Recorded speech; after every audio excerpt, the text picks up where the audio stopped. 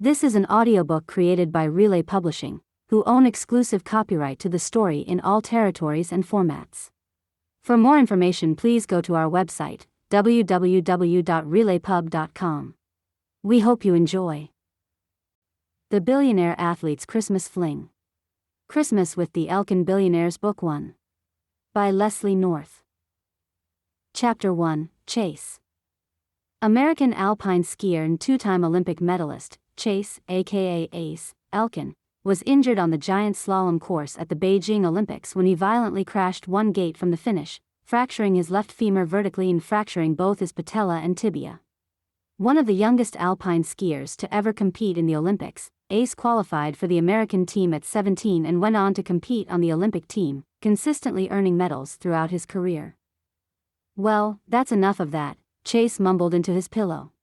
He wished the radio in his head had an off switch so he could silence the replay of every news report about his accident. They were always loudest in the mornings. Sighing, he rolled onto his back and stared up at the ceiling, wondering if he had time to take a shower. His phone beeped with an incoming text and he didn't have to look at it to know it was from his brother Jonas reminding him he had a morning appointment and to get his ass out of bed. Unable to stand the mystery, he checked when his phone beeped again. Yep. Jonas. Not bothering to reply, he rolled to his side and sat up, wincing at the stiffness in his leg. More than a year after his career-ending injury, he knew it would take time for the muscles to loosen up and the stiffness to subside, and a hot shower would definitely help. The decision made, he headed for the bathroom. He spent too long in the shower pretending he wasn't back at Elk Lodge, and as he was getting dressed, he heard his phone ring with Jonas's ringtone. He tapped the answer button. Damn it. I haven't forgotten. He didn't bother to listen to anything his brother might have said before disconnecting the call and tossing the phone on his bed. He dressed quickly, hoping there would be coffee in the lobby so he could grab a cup before he headed upstairs. Pushing through the double doors into the lobby, he waved to Helen and Amy, who were busy checking people in, and headed over to the hot drink station that had been a staple in the lobby since his grandparents first opened the lodge more than 50 years ago. A woman was shepherding two kids as they eagerly helped themselves to what looked like more whipped cream than hot chocolate while she attempted to retrieve the can before it was emptied. "Joni, you shouldn't have that much sugar before your lesson.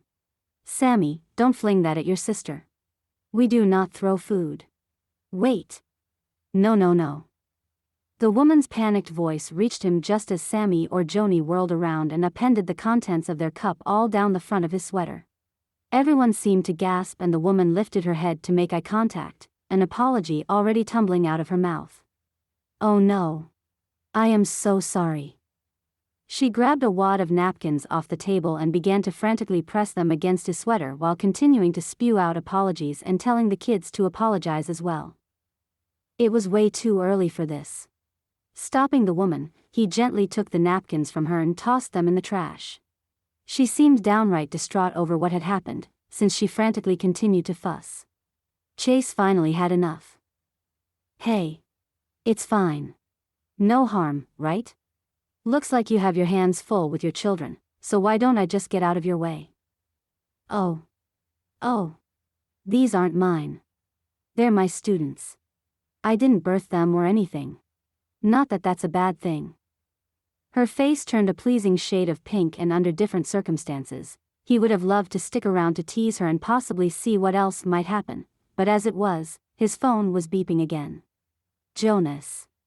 It had to be him. "Well, I'll leave you to your non-birth children." Chase's phone beeped and he looked at the drink station, the whole area now covered in hot chocolate and whatever else was in those cups, and sighed. He diverted his path to swing by the reception desk, pulling his sweater off over his head as he walked. "I'm late for a meeting with Jonas, or I wouldn't do this," he said to Amy. "Could you send this out to be cleaned for me?" "No problem, Chase." She turned and poured him a cup of coffee from the receptionist's personal coffee maker. "Still take it light?" "Yes, ma'am, and thank you."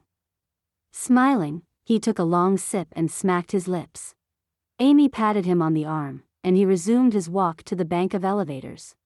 When the elevator car chimed, he stepped on and pressed and held the door open button as he watched the woman finally manage to wrangle the kids and herd them toward the side exit that would take them to the ski rentals.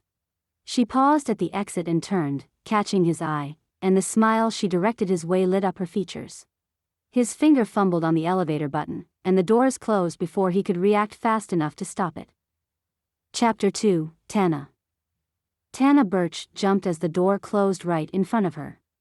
She'd been so intent on staring at the haughty Sammy had bumped into that she hadn't realized how close to the door she was standing until it almost smacked her in the face. He looked familiar, but she couldn't place him. In the short time she'd worked here, she'd run into a few celebs, so maybe that was why. "Give it to me. Miss Tana." "Sammy took my hot chocolate." Whirling around, Tana reached for the cup that Sammy had stolen from Joni, but he bounced out of the way and finished off the drink with a grin. Frowning, Tana held her hand out for the cup, but the little boy merely dropped it on the ground and continued to torment his younger sister, which resulted in Joni letting out a high-pitched scream that could easily cause an avalanche. "Time to stop this right now." She crossed her arms and tilted her hip up as she stared at both kids without saying anything. These two had been an absolute thorn in her side from the moment they arrived here, often not listening and talking while she was attempting to teach them how to ski. Their parents had dropped the kids off with her early and then vanished inside, probably to enjoy a quiet breakfast without the squabbling pair. She couldn't blame them, but at the same time, she was a ski instructor and not a babysitter. With a huff, she sat down on the bench and began to loosen up the buckles on her boots. Finishing the right boot, she shifted to the left, but before she could finish, 2 sets of feet appeared in her vision. "Miss Tana?" Sammy asked. "I thought we were getting lessons today." With her head down, Tana smiled before pasting on a more serious expression. Lifting her head, she frowned at them. "Well, we were, but it seems that you'd much prefer to tease your sister than ski today, so I decided to take my boots off. Was I wrong?" She stared at the older boy, who couldn't have been more than 8, as he shuffled uncomfortably in front of her. "No." His answer came out more of a whine. Joni, who was 5, crossed her arms and frowned at her brother. "Mama's gonna be mad at you if Miss Tana doesn't teach us. She doesn't want us skiing without lessons. You know what happened last time." Well, this was info she needed. What happened last time?" "Sammy tried to do it on his own and ended up falling down and breaking his arm before we got to go on the bunny slope. Dada had to take him to the doctor and then we had to go home because he had a cast that covered his whole arm. He promised he'd behave this year." She frowned at her brother, who was now looking decidedly uncomfortable. "Oh, Sammy. That's dangerous, as you found out." Tana sat back and put on her best thoughtful expression. "How about this?" She paused, waiting to make sure she had their full attention. "How about you pick up that cup you tossed on the ground and put it in the trash over there where it belongs? Then, once the others arrive, I'll teach all of you how to ski down the bunny slope. Deal?" Joni was already nodding her head and making small noises to get her brother to agree. Tana was worried that they'd end up in a standoff and he'd refuse. He surprised her when he picked up the cup and tossed it in the trash can before agreeing to the deal. "Good choice, Sammy." As Tana tightened the buckles on her boots, she could hear the excited chatter of her other students headed their way. "Now, come on, let's go meet the others and get our skis on." Tana stood tall on her skis at the top of the bunny slope, her students now all arrayed around her in a ragged semicircle. The clear, sunny morning made everything look like an ad in an adventure magazine. The bunny slope might not be an adventure to her, but it sure was for the kids in the beginner group for the 5 to 8-year-olds. "Okay," she called, watching 5 pairs of eyes behind goggles in a rainbow of colors snap up to meet hers. Green, red, pink, blue, purple. It was a sight to see against the white snow. "Let's remember to do big curves on the way down," she said, demonstrating by moving her hips side to side. "If you want to slow down, what do you do?" "Make a pizza."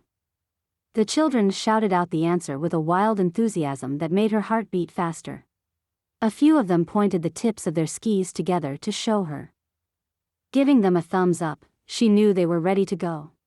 That's right. Let's head out. Tana waited for the gaggle of children to get level with her before she tipped forward and pushed off with her poles. They were catching on quick, but not too quick. One of the girls shot out ahead of the pack and Tana reacted without thinking. She straightened her skis and sped down the hill. It was a very long hill, the longest bunny slope she'd ever seen, but the first lesson she tried to teach the kids was to stay in control. She came up alongside Sadie, who didn't look uncomfortable in the least. Her poles were pointed straight back, and with a perfect bend in her knees, the girl continued down the hill. "You're doing awesome, Sadie," Tana called. "Now show me your side-to-sides." She took a deep breath to calm herself. "If you ever race, you'll have to know how to do the slalom. Side to side." It worked. The little girl slowed her pace and made a wide loop to the left. Tana stopped and looked back up the hill. The other 4 kids in the group were cautiously making their way down through the snow. Plenty of proper pizza stances. It had been, all in all, a good lesson. Joni, as the youngest in the group, was moving the slowest, and Tana was surprised when Sammy slowed down to ski next to his sister. She waited for them in the middle of the hill where she could also keep an eye on Sadie. Man, she'd lucked out. Taking the ski instructor gig at Elk Lodge had put her right where she needed to be to make a better life for her daughter. And she didn't mind the work, another bonus. She liked the kids and most of their parents, the pay was decent, and the hours were good. But Tana wanted more. And this winter, she just might get it. Elk Lodge was hiring a new ski program director, and Tana had put her name in for consideration.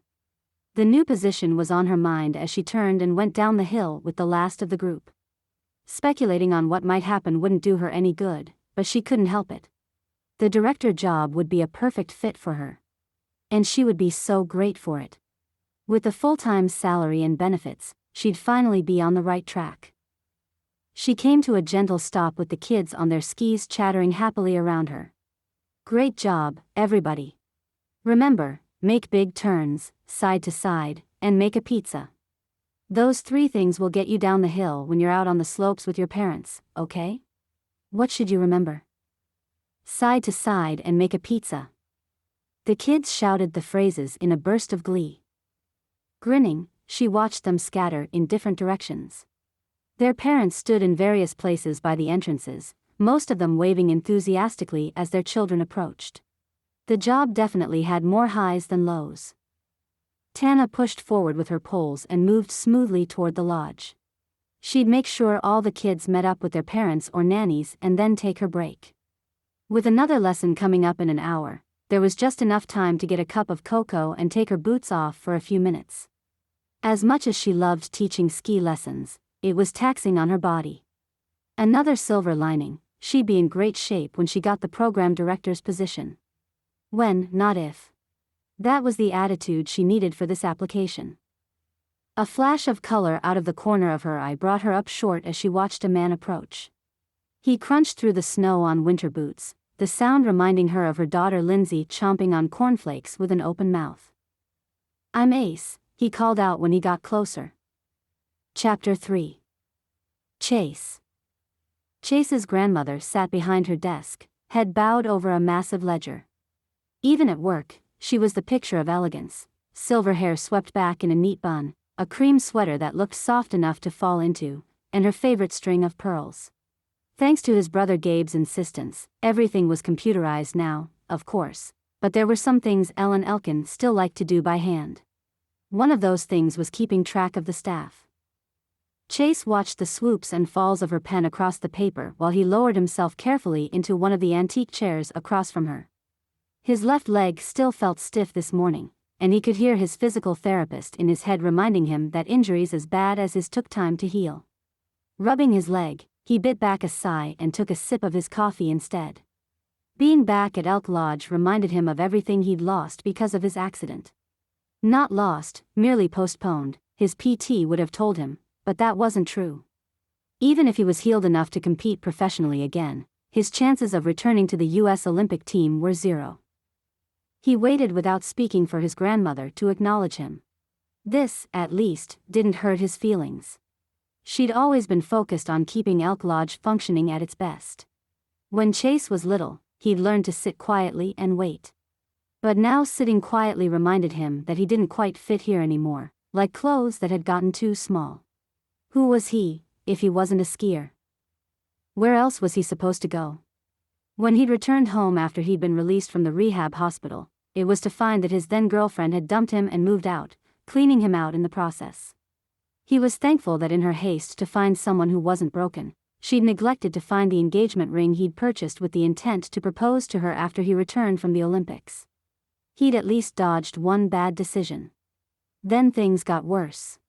With the bottom having fallen out of his skiing career, the brands that had contracted with him for celebrity endorsement began canceling their contracts. One by one, and without apology, they disappeared. The final straw was when his agent informed him they would no longer represent him. It was never about the money. Thanks to his parents, he and his brothers were left with more money than they could ever spend in a dozen lifetimes. No, it was more about how the door that had always been open was now welded shut. Ace Elkin was dead and he was just Chase. So, when he was ordered home for Thanksgiving, he came. Jonas was already here, since he took care of the day-to-day running of the resort, but his middle brother Gabe claimed a work emergency. Chase suspected it wasn't much of an emergency, but who could say? Gabe had started a software company as part of a school project in his sophomore year and it had taken off.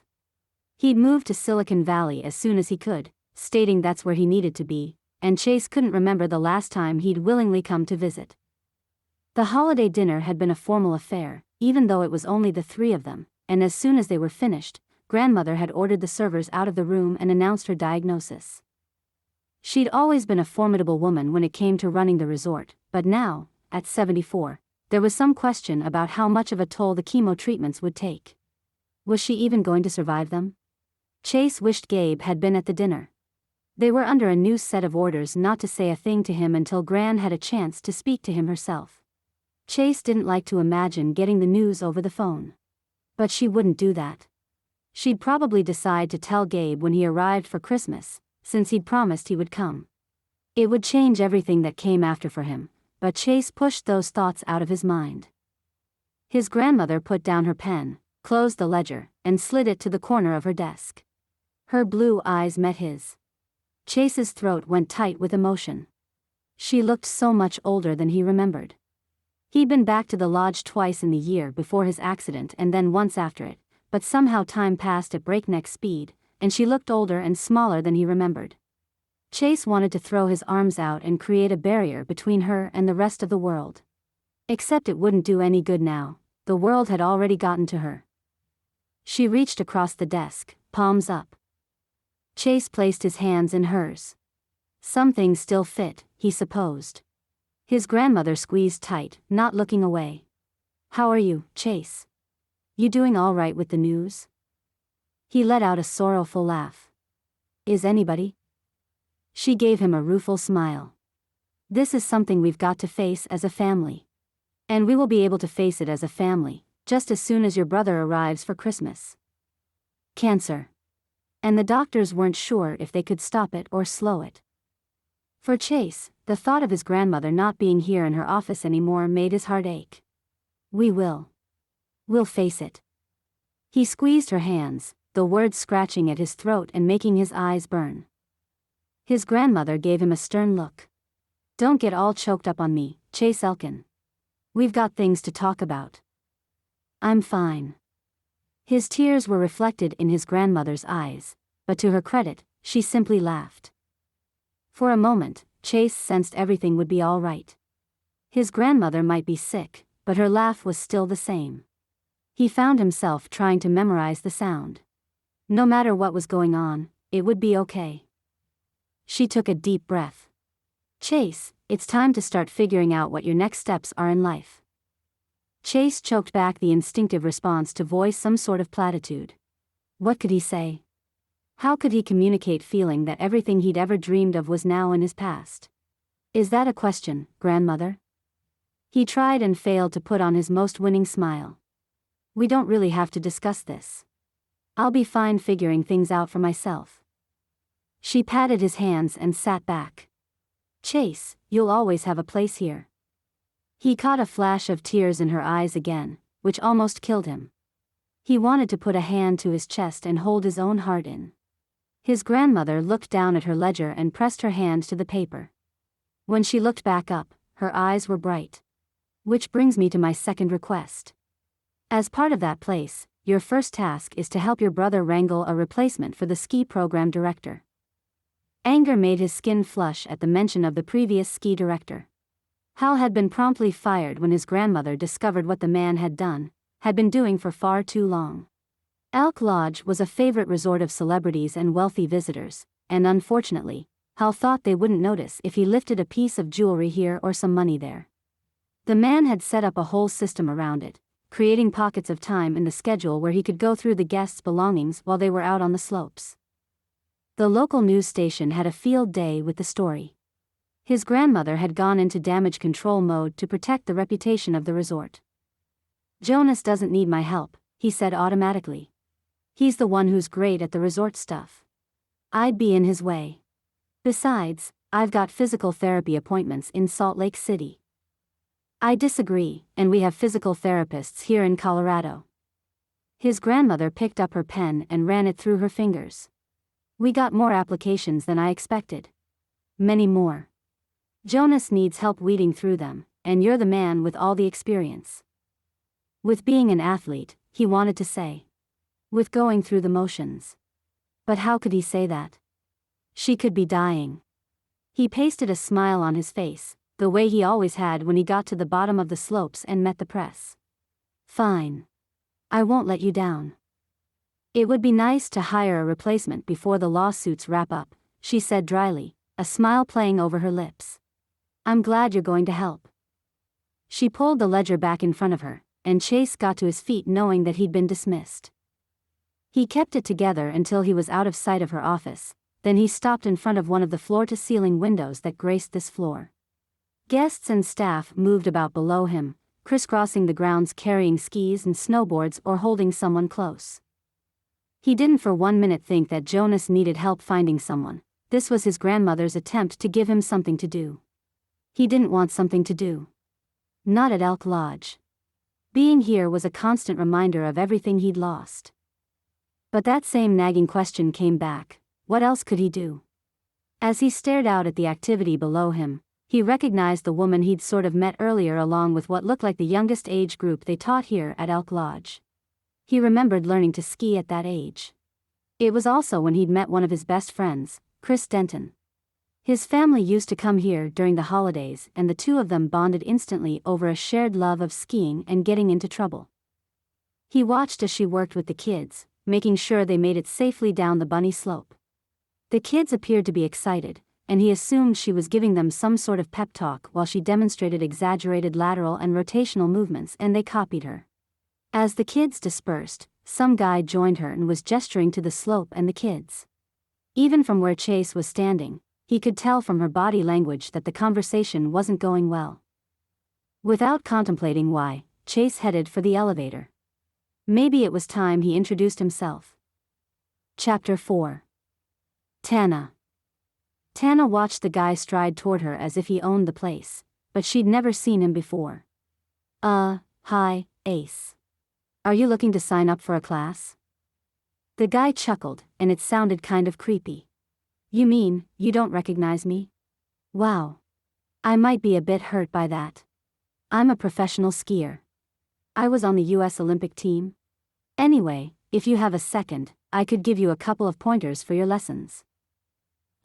No. Tana did not have a second to listen to advice on how to do her job from some random guy with sandy curls peeking out from underneath a fitted beanie. Especially one named Ace. Stunned, it took her a bit to figure out a reply without being rude. "Kids like that girl who headed out in front of you. It's better to take her down for a few solo runs before class if you can fit it in. Kids with that kind of courage can get away from you. Don't want that. And I'd practice a few more turns with the rest of the group up top, while you still have time left on the slope." A few of them didn't look too confident when they got down to the bottom. Build their trust in themselves first. Apparently she'd taken too long in her denial. Tana couldn't believe how ridiculous his speech had become. She lifted her goggles over her head, then pushed back her hood with her free hand, staring at him. Glaring at him. I wasn't asking, mister. If you don't mind, I need to ensure all of my students are back with their families. Her answer served double duty. Putting him in his place and getting rid of him. She was not a fan of this man, whoever he was. His mouth dropped open in shock, as if no one ever dared talk back. Who did he think he was anyway? Before he could respond, someone else interrupted them. Hey! Tana turned to see the guy from earlier that day walking toward them. He had a limp and looked as if the pace he was walking was painful. But he had an easy smile and she couldn't help but notice the full perfection of his lips. That, with oddly compelling blue eyes, ignited her curiosity. It felt like sitting a foot from the fire in the lodge. The heat only increased the closer he got. She also couldn't help noticing that he was only wearing a long-sleeved shirt. Wasn't he cold? I'm sorry to interrupt. I wanted to introduce myself properly after this morning's run-in. He glanced at the other guy. I'm Ace. I apologize if I was rude before. Oh, Tana said, looking back and forth between the two guys.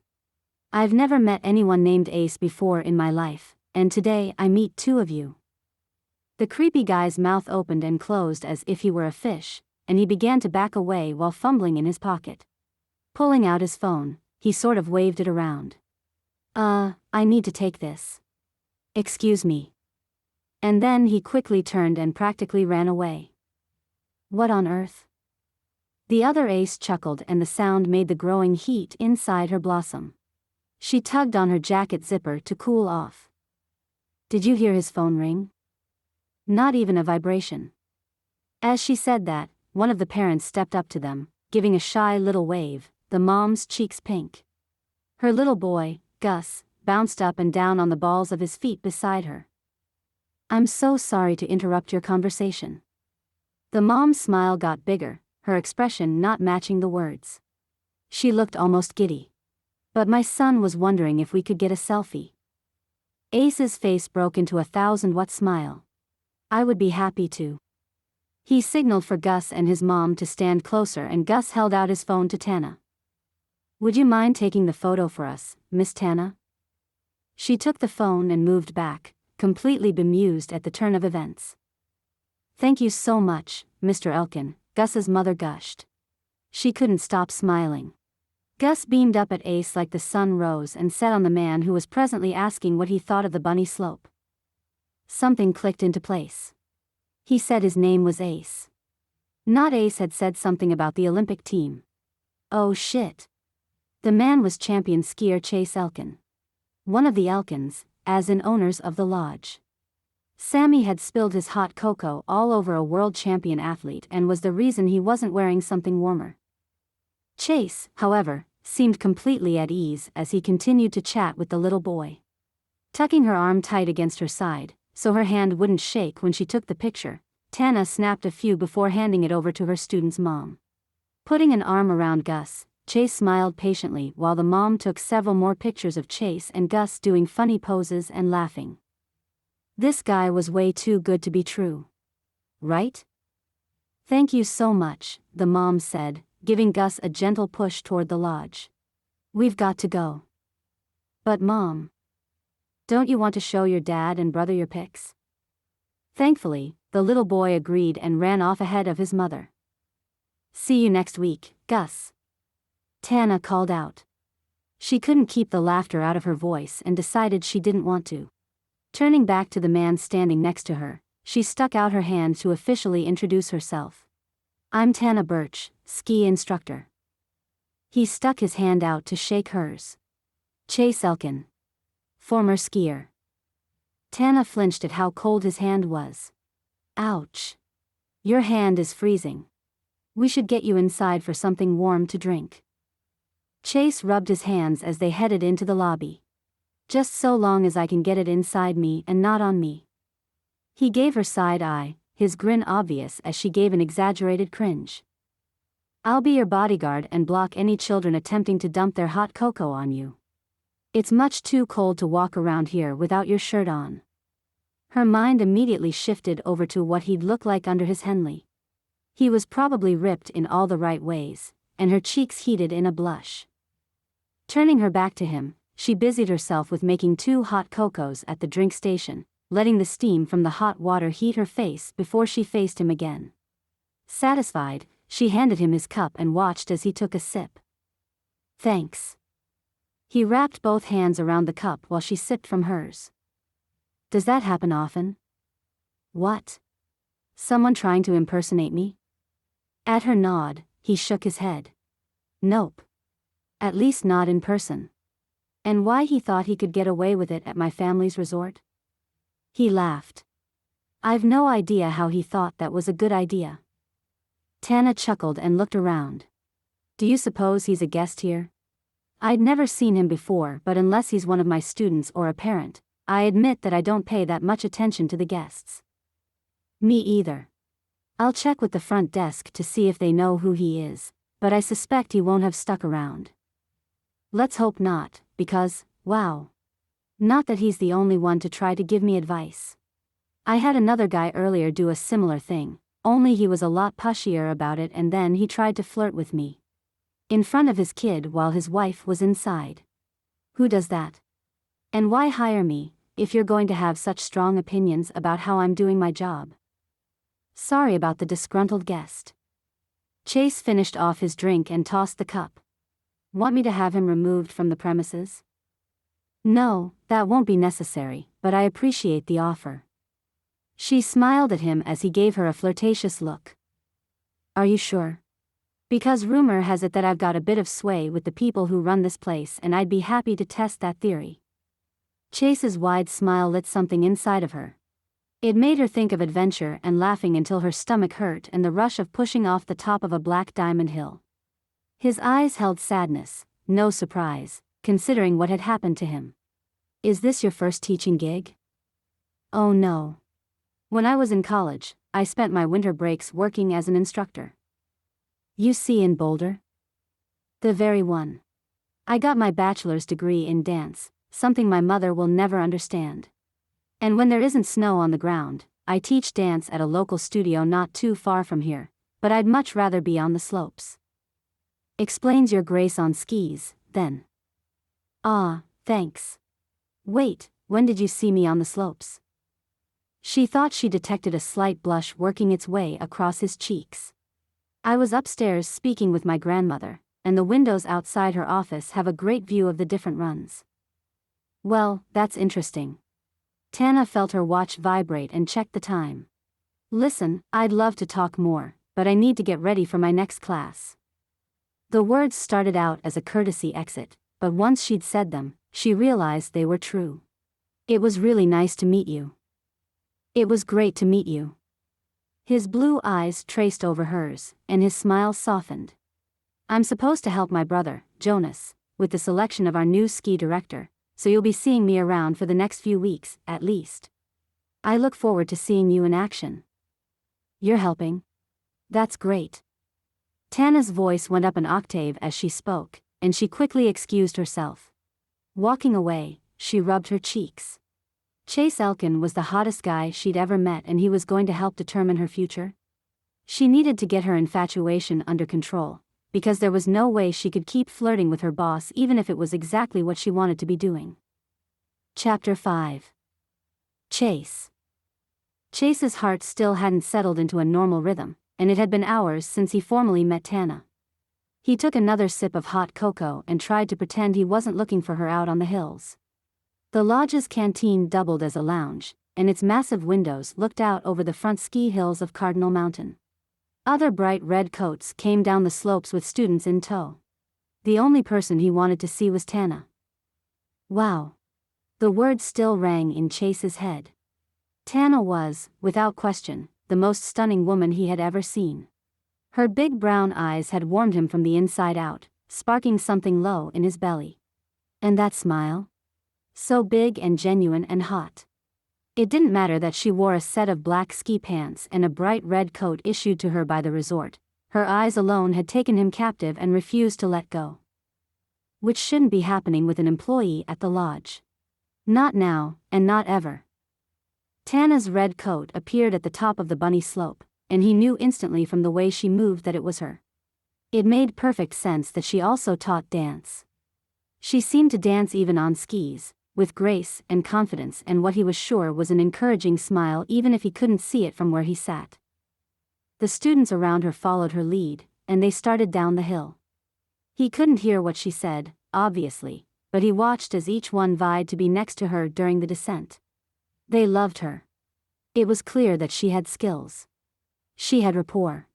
And clearly, she made people feel supported. All good skills Elk Lodge's new ski program director would need. Not that he had any say with the internal applicants, but if she hadn't applied, he might suggest it. Glancing at his watch, he realized this would be the last run down the hill. If he was going to get a chance to talk to her again today, this would be the time. So as much as he wanted to watch her ski down just for the sheer beauty of it, he got up from his seat and returned his mug. Chase found her a few minutes later at the bottom of the hill. She stopped to talk to a couple of parents, then proceeded to hand in her equipment to the attendant at the ski rental building. The employees at the lodge didn't have to haul skis and equipment back and forth like some of the other resorts Chase had been to. His grandmother believed in making people's lives better, and it showed in some of the value-added benefits she provided, which included housing for those who didn't want to make the commute up and down the mountain each workday, free meals in the canteen, and free use of the slopes in their downtime. As it stood, he couldn't ski, and watching the people come down the mountains hurt deep inside. Burning jealousy didn't help either. He missed the freedom that came with flying down a hill faster than he was allowed to drive on any highway in the U.S. Tana turned, and their eyes met across the churned-up snow. Her dark eyes lit up at the sight of him, her eyebrows lifting.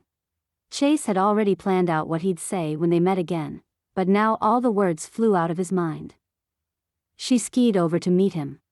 Chase had the strange urge to ask her out on a date. Tana lifted a hand and smoothed down the braid peeking out from under her hat, bringing it around to the front of her coat. "Hey, Chase." Her voice was so much warmer than it had been when they first met. How was the timing on those last runs? He wanted to deny he'd been watching, but lying wasn't his thing. "You looked great out there." "I mean, the timing looked great. The students seemed to enjoy the lessons." She gave a shrug, her eyes sparkling. "I bring my best to the slopes. The way you always did." Tana flinched as she finished the sentence. The dull ache in his left leg flared in recognition, knowing what she meant. The comment stung. "It was my life, I gave it everything I had." "Sorry. I shouldn't have brought that up."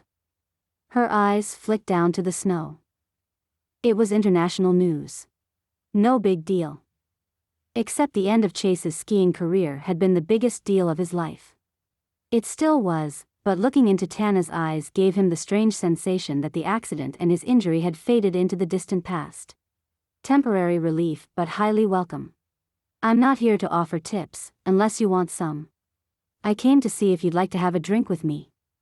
It would only be once, and he wanted to know more about her. "Maybe we could talk more." Tana frowned, and for the first time, he noticed the thin scar that cut across one of her cheeks. "A hot tea sounds great." He heard the rejection in her voice, although it was cloaked with kindness. "But I really can't.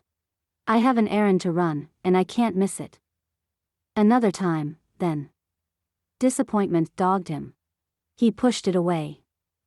"Another time," she agreed, her gaze lingering on his face for a heartbeat longer than was strictly necessary. The cold, clear day didn't feel so cold after all. Chase headed back to his private residence, intent on solitude, a beer, and dinner. In that order. He didn't live in the lodge the way his grandmother did.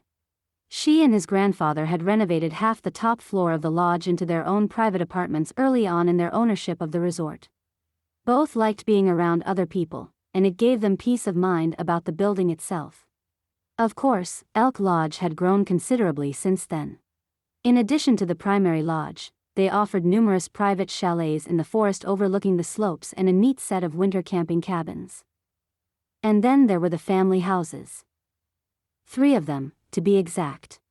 1 for each brother if they chose to live there.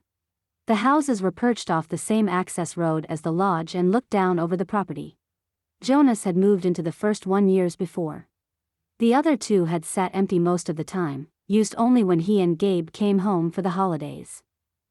Chase decided to cut across the parking lot, hoping to miss seeing anyone he knew. The convenient shortcut back to his house was one he'd used a lot lately, even if it did take him past staff intent on decorating everything at the resort to within an inch of its life. Years ago, his grandmother had issued the edict that there would be no decorating for Christmas until after Thanksgiving, which meant Elk Lodge quickly transitioned into something out of a Hallmark movie immediately following the turkey coma. The trees lining the parking lot now boasted swaths of twinkling lights, all in the same classy white, along with oversized ornaments. They'd gone so far as to wrap garland and metallic ribbon around a bower at the edge of the parking lot, the same one Chase had to cross under to get to the path leading to his front door. He would prefer to skip it, but sometimes in life a man had to confront Christmas decorations where he didn't want to see them. Given everything that had happened this year, instead of feeling nostalgic over the holidays, he was hoping to forget about it.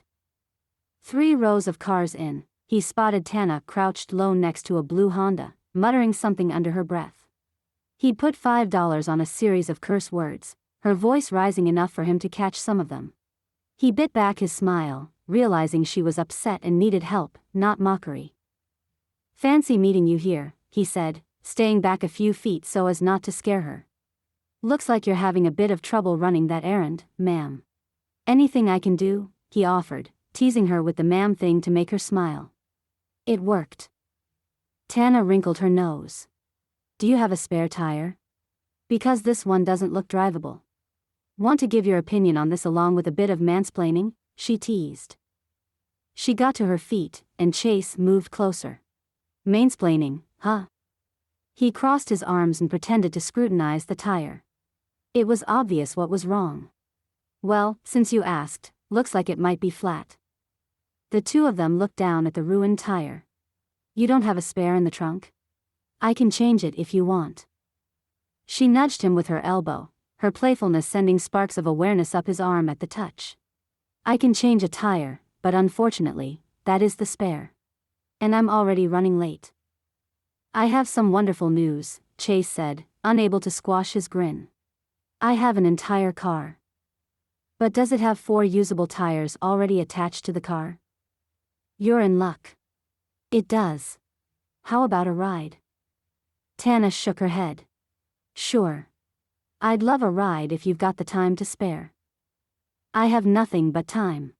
This way, my car's parked at my place, which isn't far from here." Chase led the way, ignoring the way his leg protested the quick pace. He might not be a professional skier anymore, but he wasn't going to let a little pain slow him down when it came to helping Tana.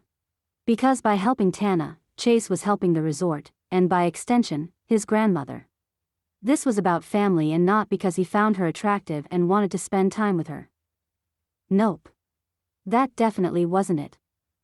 They cut along a snow-covered path that led them through a narrow stand of trees and ended at his driveway. Chase pulled his keys from the pocket and hit the fob button to open the garage. A second button started the car. Tana nodded approvingly. "Nice setup." "What? You don't have remote start?" He winked. She laughed as they climbed into his Audi, a car he'd bought shortly before the accident. "I wish. Maybe if things go well for me this year, I'll save up for a new car. Or I could just get a ride from you every so often.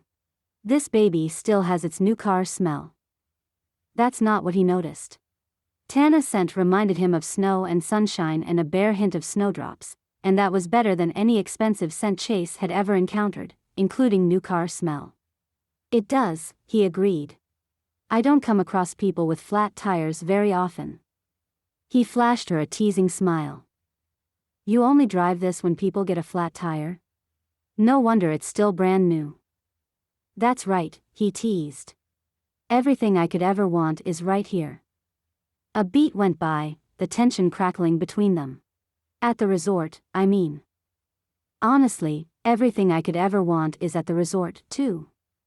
Tana sounded a little wistful. Chase's mind raced ahead, out of control. Was she talking about him? No way. Couldn't be. And even if she was, it would be a mistake for them both. His grandmother would kill him if he was caught trying to seduce an employee. Nice slopes. A good job. Adoring fans. A guy who's confident enough to walk up to me in the middle of my day and save me from mansplainers. Ah, good. I was hoping you were into that. Tana laughed. So, you did notice the big crowd around me today. Granted, most barely came to my waist. Oh, wait, that's because everyone I saw today was under the age of 10.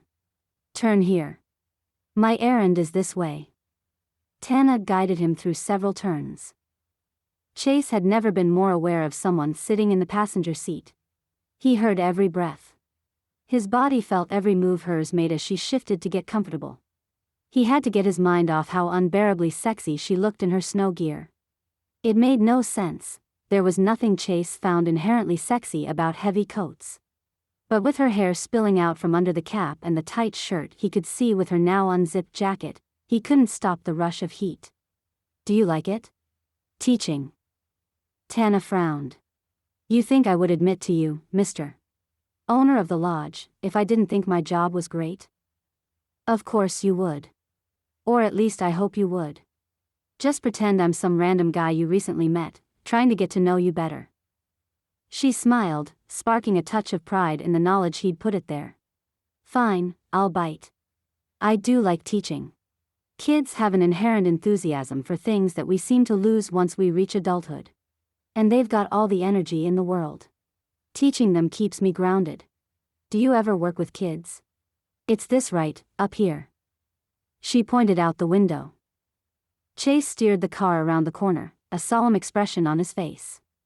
Not if I can avoid it. He shrugged. Don't get me wrong. Kids are great, but I generally relate better to adults. He expected a laugh, or for her to tease him, but Tana was looking out the window. Maybe she hadn't liked the joke. Chase swallowed down a bolt of nervousness.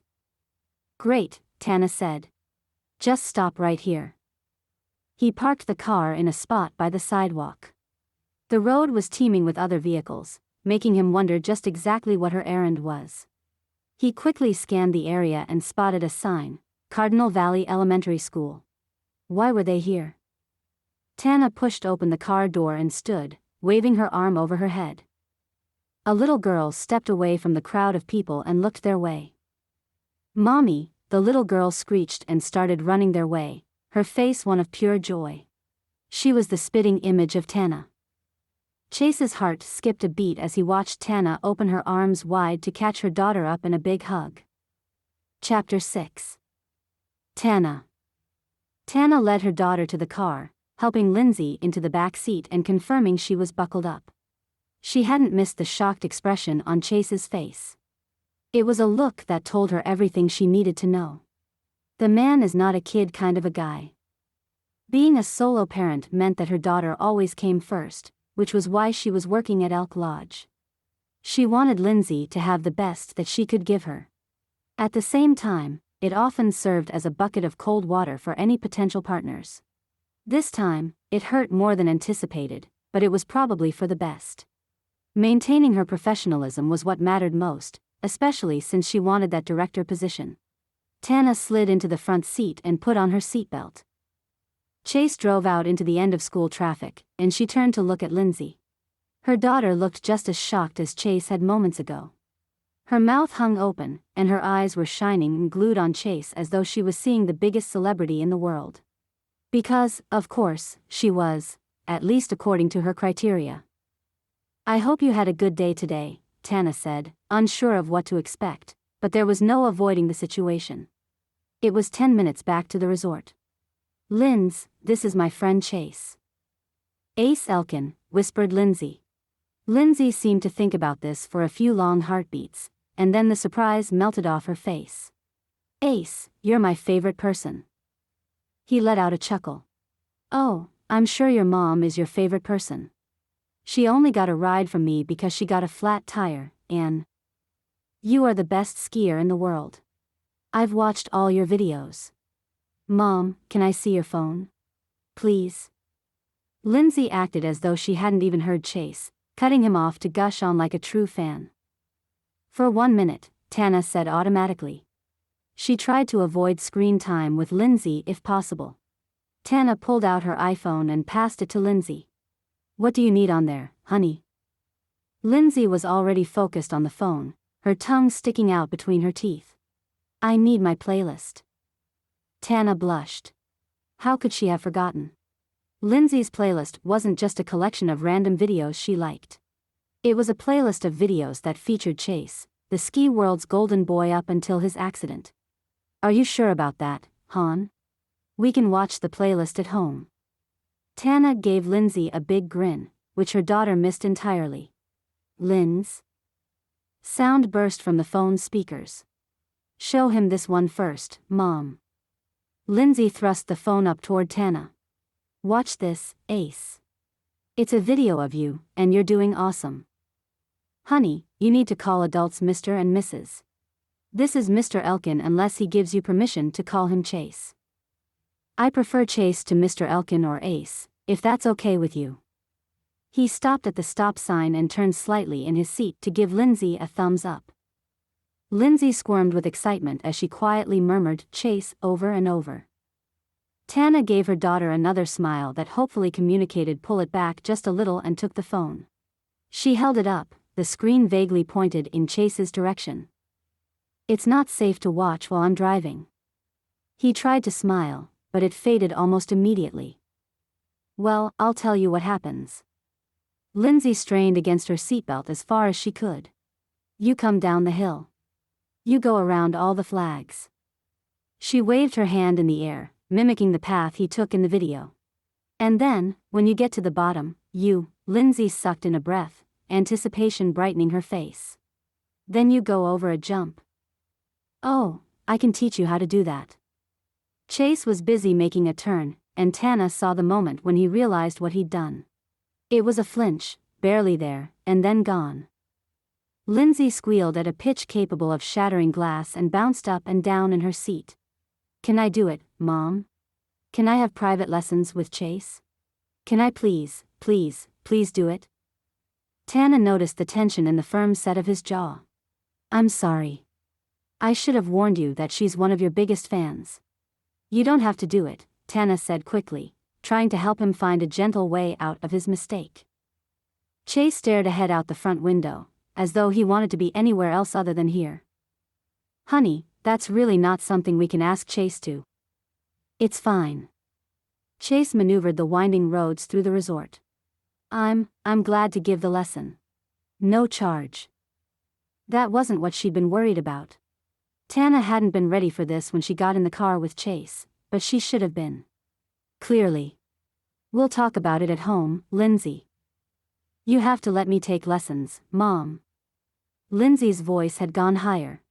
Chase is the best skier on the whole planet. I know, honey. The ride had been going so well. How could she not have seen this coming? We're in employee cottage number 2 off the Eastern Road. Tana had never been more relieved in her life than when Chase pulled up in front of the little cottage on the edge of the resort property where she and Lindsay lived. I'll think about it, okay? Tell Chase thanks for the ride. Thanks for the ride. Lindsay chirped. She grabbed her backpack off the seat next to her and hopped out of the car. Tana got out too, but not in time to stop Lindsay from poking her head back in. You want to come in, Chase? I bet my mom has enough snacks. Oh, that's all right. I've got some things to take care of over at the lodge. I'll see you around, Lindsay. Tana didn't know if he was trying to look calm or not, but he was failing. You too, Tana. Thanks again for the ride. You really bailed me out. A smile flickered across his face. I'm not done yet. I'll see about the flat tire, okay? Tana wanted to argue. Chase had already done plenty, but in reality, his help was appreciated, so she agreed. She closed the car door definitively and took Lindsay's hand. Her daughter insisted they wait on the sidewalk to wave goodbye as Chase drove off. He raised his hand and waved back in front of the rearview mirror.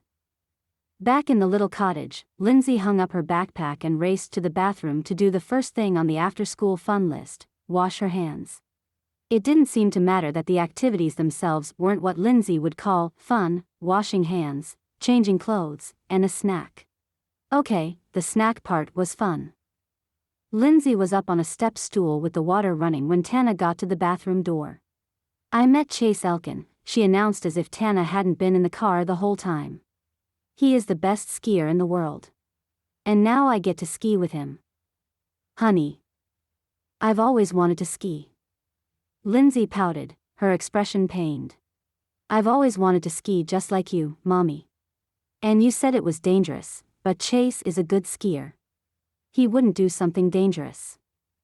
Tana bit back the urge to remind Lindsay about the fact that Chase's skiing career had been ruined by an injury.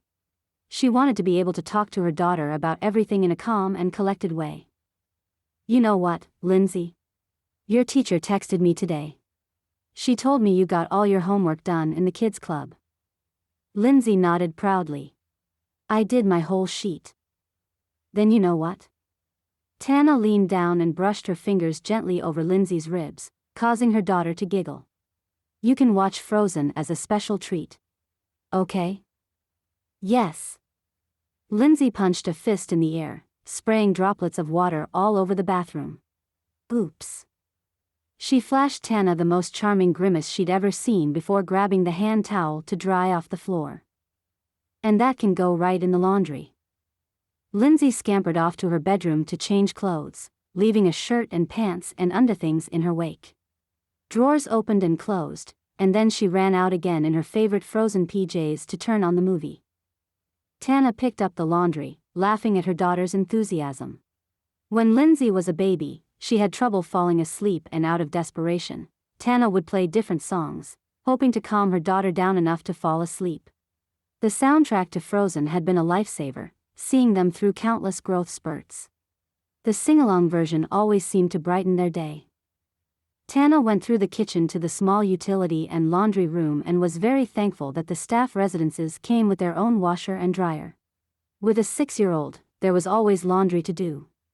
Lindsay seemed to generate dirty clothes even when she was in school, which should have been impossible. And yet, the opening notes of the first song from Frozen filled the cottage, and Tana loaded the clothes into the washer. In the privacy of the laundry room, she tipped her head back and let the emotions of the day wash over her. Irritation. Embarrassment. More irritation. A surprisingly lovely few minutes. And then, awkwardness. Tana closed the washer lid. Chase was sinfully hot. He had the most intriguing eyes she'd ever seen on a man, and she wanted to run her fingers through his hair while he left beard burns on the inside of her thighs. Down girl. No matter how hot Chase was, and he was very attractive, the way he'd reacted when he realized she had a daughter was telling. Tana reminded herself that dating men who couldn't handle the fact that she had a daughter would never work out. No matter how gorgeous they were. That didn't mean she had to deny his hotness. She simply didn't need to act on it. Couldn't act on it. Not ever. She took a deep breath and hit the button on the washer to start the load. After dinner, they'd have the talk. The one where she explained to Lindsay why she couldn't take ski lessons from Chase. The thought of disappointing her daughter made Tana's heart ache, but it was the right thing to do. It would be best for all of them if she nipped whatever sparks there were between herself and Chase in the bud. That also meant keeping Lindsay away from him. Tana swallowed an aching lump in her throat. Lindsay hadn't been this excited about anything since they'd moved to Elk Lodge. Tana's most deep-seated instinct was to keep her daughter safe, and she worried about the toll learning to ski would take on her body. Lindsay would not be happy to hear it, but the answer would have to be no. Tana had to make the tough choices now so they could be healthy in the long run. And keep both of their hearts intact. Because that would be worse, wouldn't it? If Lindsay and Chase developed a friendship, it wouldn't be a big leap for her to start getting ideas. Daddy ideas. And the next thing Tana knew, she'd be having to explain why Chase wasn't going to come live with them. Been there, done that, and as painful as the breakups had been for her, they were even harder for Lindsay. It was better to have the uncomfortable conversation now instead of an agonizing one later. The washer finished filling, and the wash cycle kicked into high gear. Tana had been standing there long enough for, let it go, to start playing in the living room. Lindsay sang along with it, her voice high and clear. She had a natural talent. Maybe tonight wasn't a good night to break the news. There would be plenty of time tomorrow. For now, she wanted to listen to her daughter sing and share in the joy Lindsay brought to life. Chapter 7. Tana.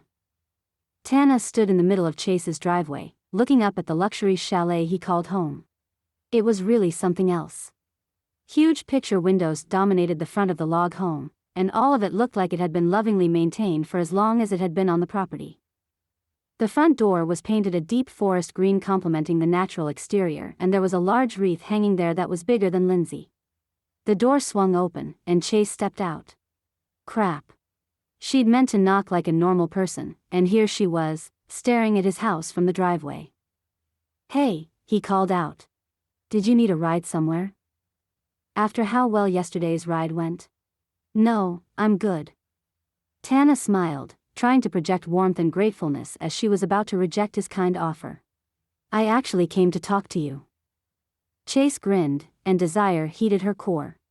She'd already been warm from her ski lesson and the walk to Chase's house, but now she felt like she'd curled up in front of a crackling fire.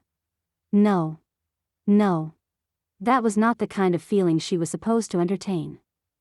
Chase stepped out onto the porch and held open the door. "Well, come on in then. Heat's getting out." He winked. The teasing gesture felt so natural Tana had to swallow a belly laugh. She hurried onto the porch and went inside, Chase right behind her. The high-ceilinged foyer was bright with natural light streaming down from a skylight. Tana caught a glimpse of the interior beyond, a wide-open living room with floor-to-ceiling windows and a leather couch that looked so soft it practically begged her to take a nap.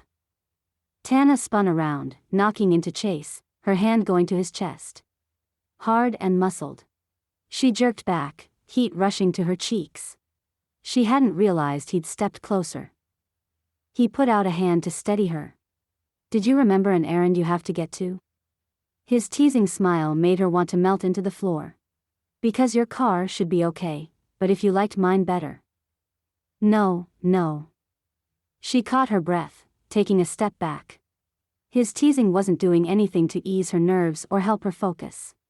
"I came to talk to you about your offer to give Lindsay ski lessons."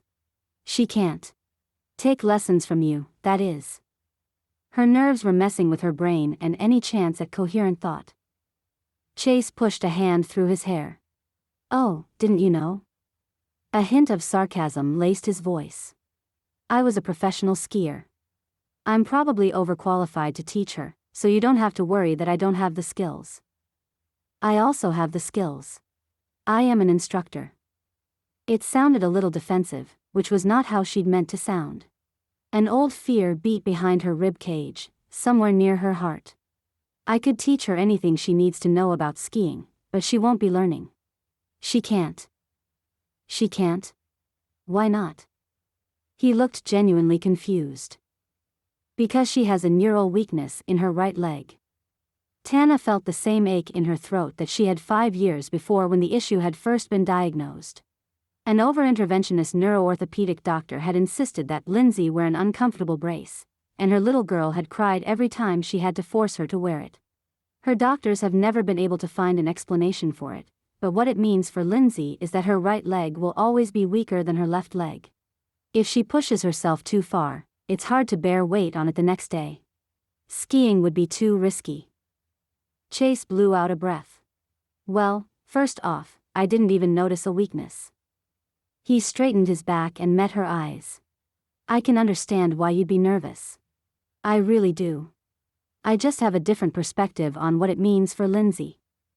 Tana's mouth went dry. "I know my daughter better than you." She cleared her throat and pressed on, determined to at least hear him out. "I'd love to hear it if you have the time." "I've got my own injury." Chase shrugged, gesturing to his left leg.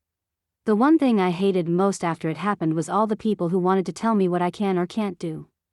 I had more than enough people telling me I'd never win a competition again, and not enough people trying to encourage me to move forward. They acted like winning was all that mattered. It seems to me that all Lindsay hears is what she can't do." "Guilty." How would you know that? Because of how excited she is to take ski lessons, and yet, she's never skied. She's living at a world-class ski resort, and her mom hits the slopes every day. And she's only allowed to watch. Tough thing to accept for a kid without an opportunity to try and see for herself. That's not what I'm doing. Skiing is my work. Really? So, that smile I see on your face when you're out there with your students is fake? He rubbed the side of his head, making his hair stand up like he had bedhead, and Tana fisted her hands to keep from reaching up to straighten it out. From my perspective, she and I have some of the same issues. I think the lessons would be good for her. Let her spread her wings a little bit and at least try to see what she can handle. You can't keep her in a cocoon all her life, never letting her experience the thrill of victory, no matter how small.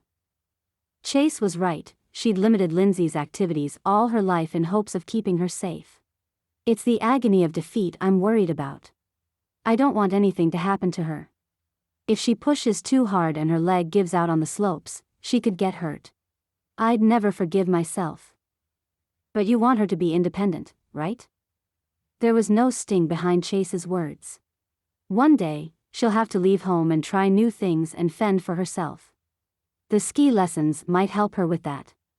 In fact, they will help her with that. It's my personal guarantee. She'd come here to say no, to turn down the offer and disconnect from Chase. But now, Tana found herself battling the urge to lean against him, wanting to press her forehead to his chest and breathe. Few runs. She'd been caught up thinking about what she wanted to do with Chase, that she'd missed what he said. What? What about a trial run? The corner of Chase's mouth turned up in a smile. You let her take a few lessons with me, and if it doesn't work out, we can stop. I'll keep a close eye on her and watch for any issues, I promise. But if it does work out, then she's learning from the very best. Aside from you, obviously. You're great with the kids. Nice try. I must say, you're very convincing, Tana said, as she mulled over his words. She was seriously considering taking him up on the offer. Hey, I meant what I said. But I do think it's easier for someone to take lessons from a person they don't know. That's just my experience. Chase looked down at his watch, then back up at Tana. How about we meet up on Sunday, or whatever your next day off is? You can stick around and watch to make sure Lindsay's doing okay. Deal? Chase stuck out his hand. To her utter astonishment, she took his hand and shook it. Deal. Her own reservations clamored for attention, but for once, she wanted to give Lindsay a chance to do something she'd always wanted to do. Ski. Thank you. Tana squared her shoulders and brushed past Chase, heading for the door. I've got to get back for my next lesson. But I'll see you tomorrow. We'll see you tomorrow. Let me get the door for you.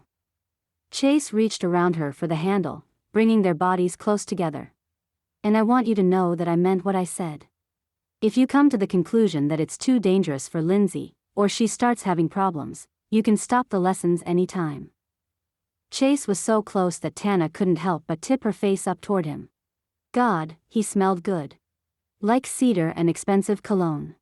She could appreciate the blue of his eyes streaked with silver. Eyes that were currently fastened on her lips. A shiver of pleasure moved through her. His gaze drifted back to hers. Tana forgot how to breathe, the hunger in his eyes the only thing that existed at that moment. She took a tiny step forward, and all the sound reasoning not to do what she was thinking, disappeared. Chase leaned in, closing the distance between them. I want to kiss you. Do you trust me? She was so close, but at the last moment, she panicked. I don't know, she whispered and took a big step back. I'd need to think about that, too. Tana whirled away and fled, leaving him standing there. She didn't dare turn around, or her resolve to leave might vanish. Chapter 8. Tana. The Lost and Found at Elk Lodge was a fantastic place for Tana to score the much-needed ski jacket for Lindsay on such short notice. Company policy allowed employees to sort through the after 60-day box before the items were donated to a local charity, and she intended to take advantage of the rule. The actual container was a massive chest carved from birch. Tana liked to run her fingers over the decorations on the front of it, something she discovered during her first week working for the Elkin family. Lots of well-to-do families vacationed at Elk Lodge, and inevitably they left some of their clothes behind. Linda, the secretary, poked her head into the room. "Hey, Tana. Hope you find something good because that box is overrun with stuff. I've got to run upstairs. Just don't grab anything with the name Emily on it. She loses things so often that we try to set them aside for the next visit, and her mother hasn't been in to check yet." "I'll make sure. Talk to you later." Tana started to dig through the chest, piece by piece, searching for the perfect coat. Bingo. She pulled out a purple jacket that looked brand new and would fit Lindsay. "Did one of your students lose something?" Chase's voice sent a shockwave of embarrassment through her. Tana's cheeks blazed, and she yanked the jacket guiltily to her chest.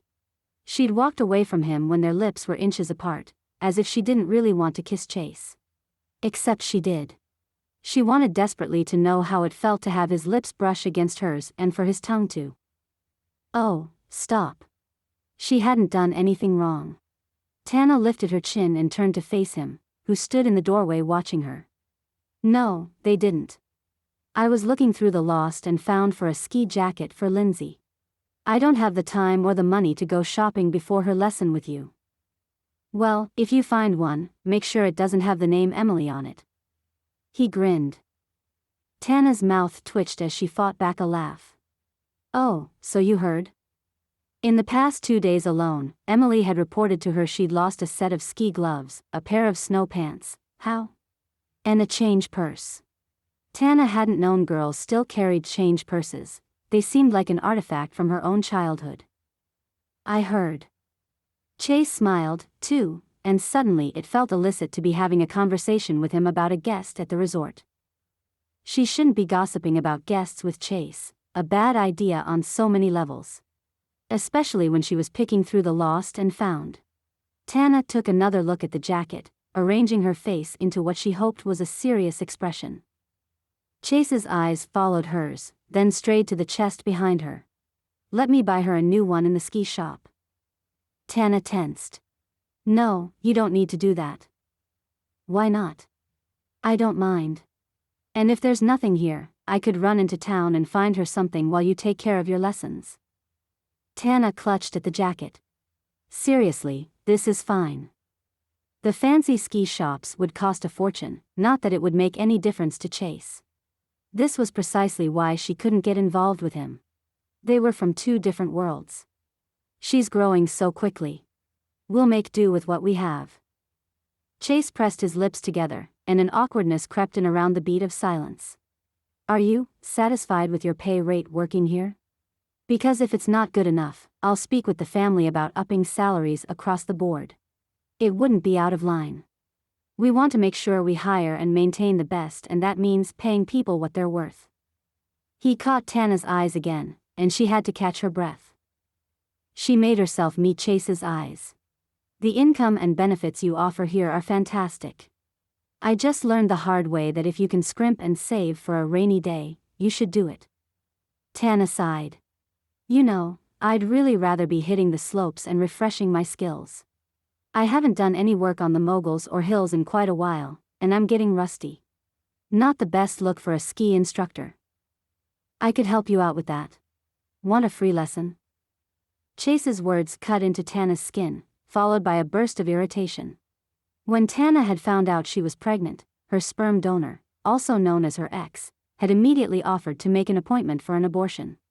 From that moment on, Tana was determined to provide for her daughter, and she had. She wore that success like a badge of honor. Chase didn't know any of this, but that didn't stop her defensive feelings or her angry response that Chase, a hot former ski champion wearing shoes that cost more than her whole outfit, was helping her dig for a used ski jacket and offering her free skiing lessons. Tana hadn't asked for any help, not from Chase, and not from anybody here. She was fine on her own. She had to be. "I didn't ask for a lesson, but if I wanted one, I'd pay for it," she said, her voice verging on a snap, as she became defensive. "Just like I could afford new clothes if I wanted them. I'm just saving every penny I can for Lindsay." Emergencies happen all the time, and if we make it through okay, that money will go toward her college. Tana's face heated. This shouldn't be such a big deal. Except it was. Because depending on someone else never worked out. Something always happened. Chase straightened, tipping a handful of clothes back into the chest. You know, he said gently, I wasn't offering you lessons as charity. My work for the afternoon can wait a while, that's all I meant. Besides, it's not like I can ski with you, just dole out advice. Tana swallowed a tight lump in her throat. She'd been fighting for a long time to make a good life for herself and for Lindsay. It hadn't always been easy. What was it about Chase that made her feel so defensive about not having a lot of money? She worked with rich people every day. She didn't have time to figure it out now, especially not with him looking so attractive as he stared intently at her waiting for an answer. Something unlocked in her chest, way down deep. One run down the hills while Lindsay was in school. What was the harm? And if it helped Chase reconnect with the sport he loved so much, all the better.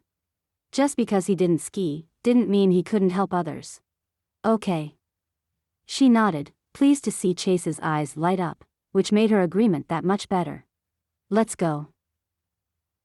45 minutes later, Tana came to a stop at the bottom of Elk Lodge's most challenging run, where Chase waited for her wearing a sturdy pair of snow boots. He might have an injured leg, but he still looked incredible in his snow gear, like a model who had stepped off the pages of Ski magazine. That made sense, Chase had been a model in Ski magazine. A face like his made every woman in the world want to buy magazines with him on the cover. You're cutting it a little too close on the moguls, but your balance is killer. Chase ran through a couple of other pointers, real pointers, and Tana lifted her goggles away from her eyes to look at him. It felt so sexy, having him assess her like this. Tana couldn't quite catch her breath, and it wasn't from the trip down the mountain. Keep an eye on the straightaways, and you could be a champion. I'm not going to be a champion, but thanks for the kind words, she said, and she meant it. Disappointment needled at her. She hadn't wanted a free lesson in the first place, and now she didn't want it to end. Thank you, we should do this again sometime, she said, stepping closer to give him a kiss on the cheek by way of thanks. Chase turned his head, and her lips landed on his mouth instead. I agree, but I also think we should do something else now. He grinned, his eyes twinkling. How about a drink? The man was incorrigible, but it made her heart dance a merry tune. 20 minutes later, they slipped into a booth at the back of the Alpine-themed bar, where the menus were held in a holder shaped like the main lodge. The vintage Christmas decorations complemented the theme, making her feel as if they were in some sort of Christmas movie.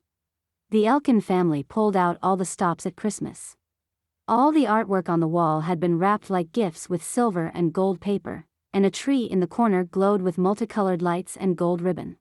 All of it went together seamlessly, but then it should. Linda had told her they always hired a decorator. Tana took a sip of her beer, trying to decide what to talk about. Has Lindsay always wanted to ski, or is this a relatively new thing? Chase made the decision easy. He wanted to talk about her daughter. One of Tana's favorite subjects. Definitely not new. She's wanted to ski ever since she learned to walk. Tana cradled her glass in her palms and leaned in closer. Not just an average skier, a great skier. Like you, in case you couldn't tell. I can tell. They both laughed. Tana felt comfortable enough to ask the question on her mind. Is it hard? Not being able to ski anymore, I mean. Chase's gaze grew distant. Yes. This past year has been rough, and then coming back here, his voice trailed off and he stared into his ale. It's been a struggle, but at the same time, it's made me slow down and take stock of my life.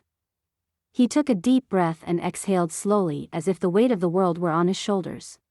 I have thought about leaving Elk Lodge. Moving away and going somewhere that doesn't remind me of what I've lost.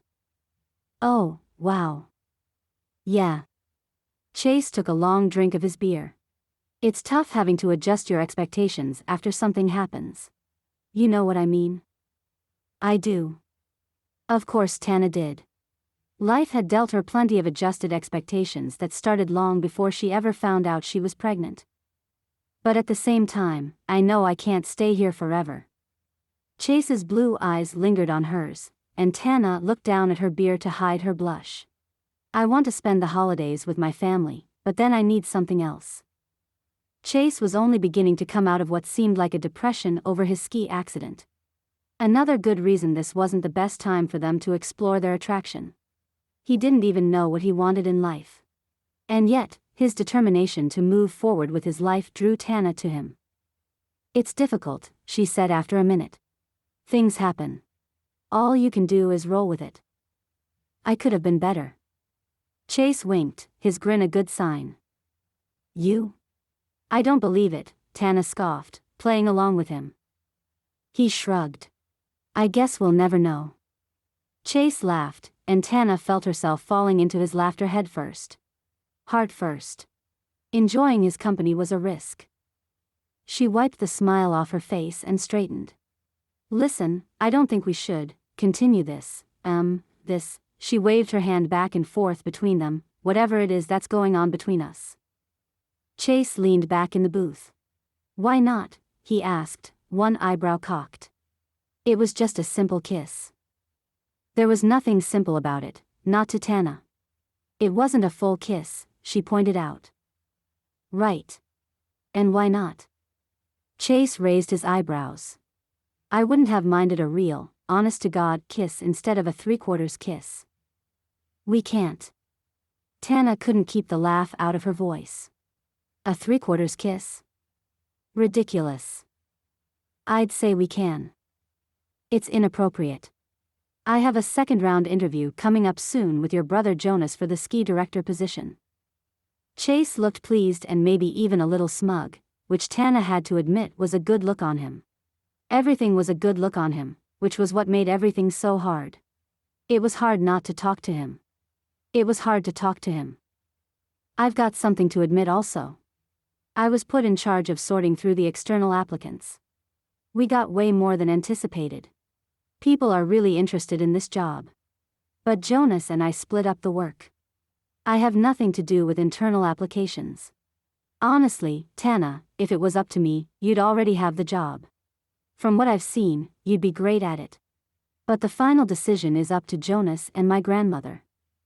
Right, of course it is. But wouldn't people wonder if I got the job after we'd been talking? Chase shrugged. If I must choose between talking to you or vetting applicants, I choose talking to you. Jonas can handle it on his own. Tana looked at him, the backdrop of snow-covered hills and gorgeous pine trees perfect for him. Chase was not making things easy. Flirting with him could only be a temporary thing, especially since he was talking about leaving. But flirting with him could also be a permanent mistake.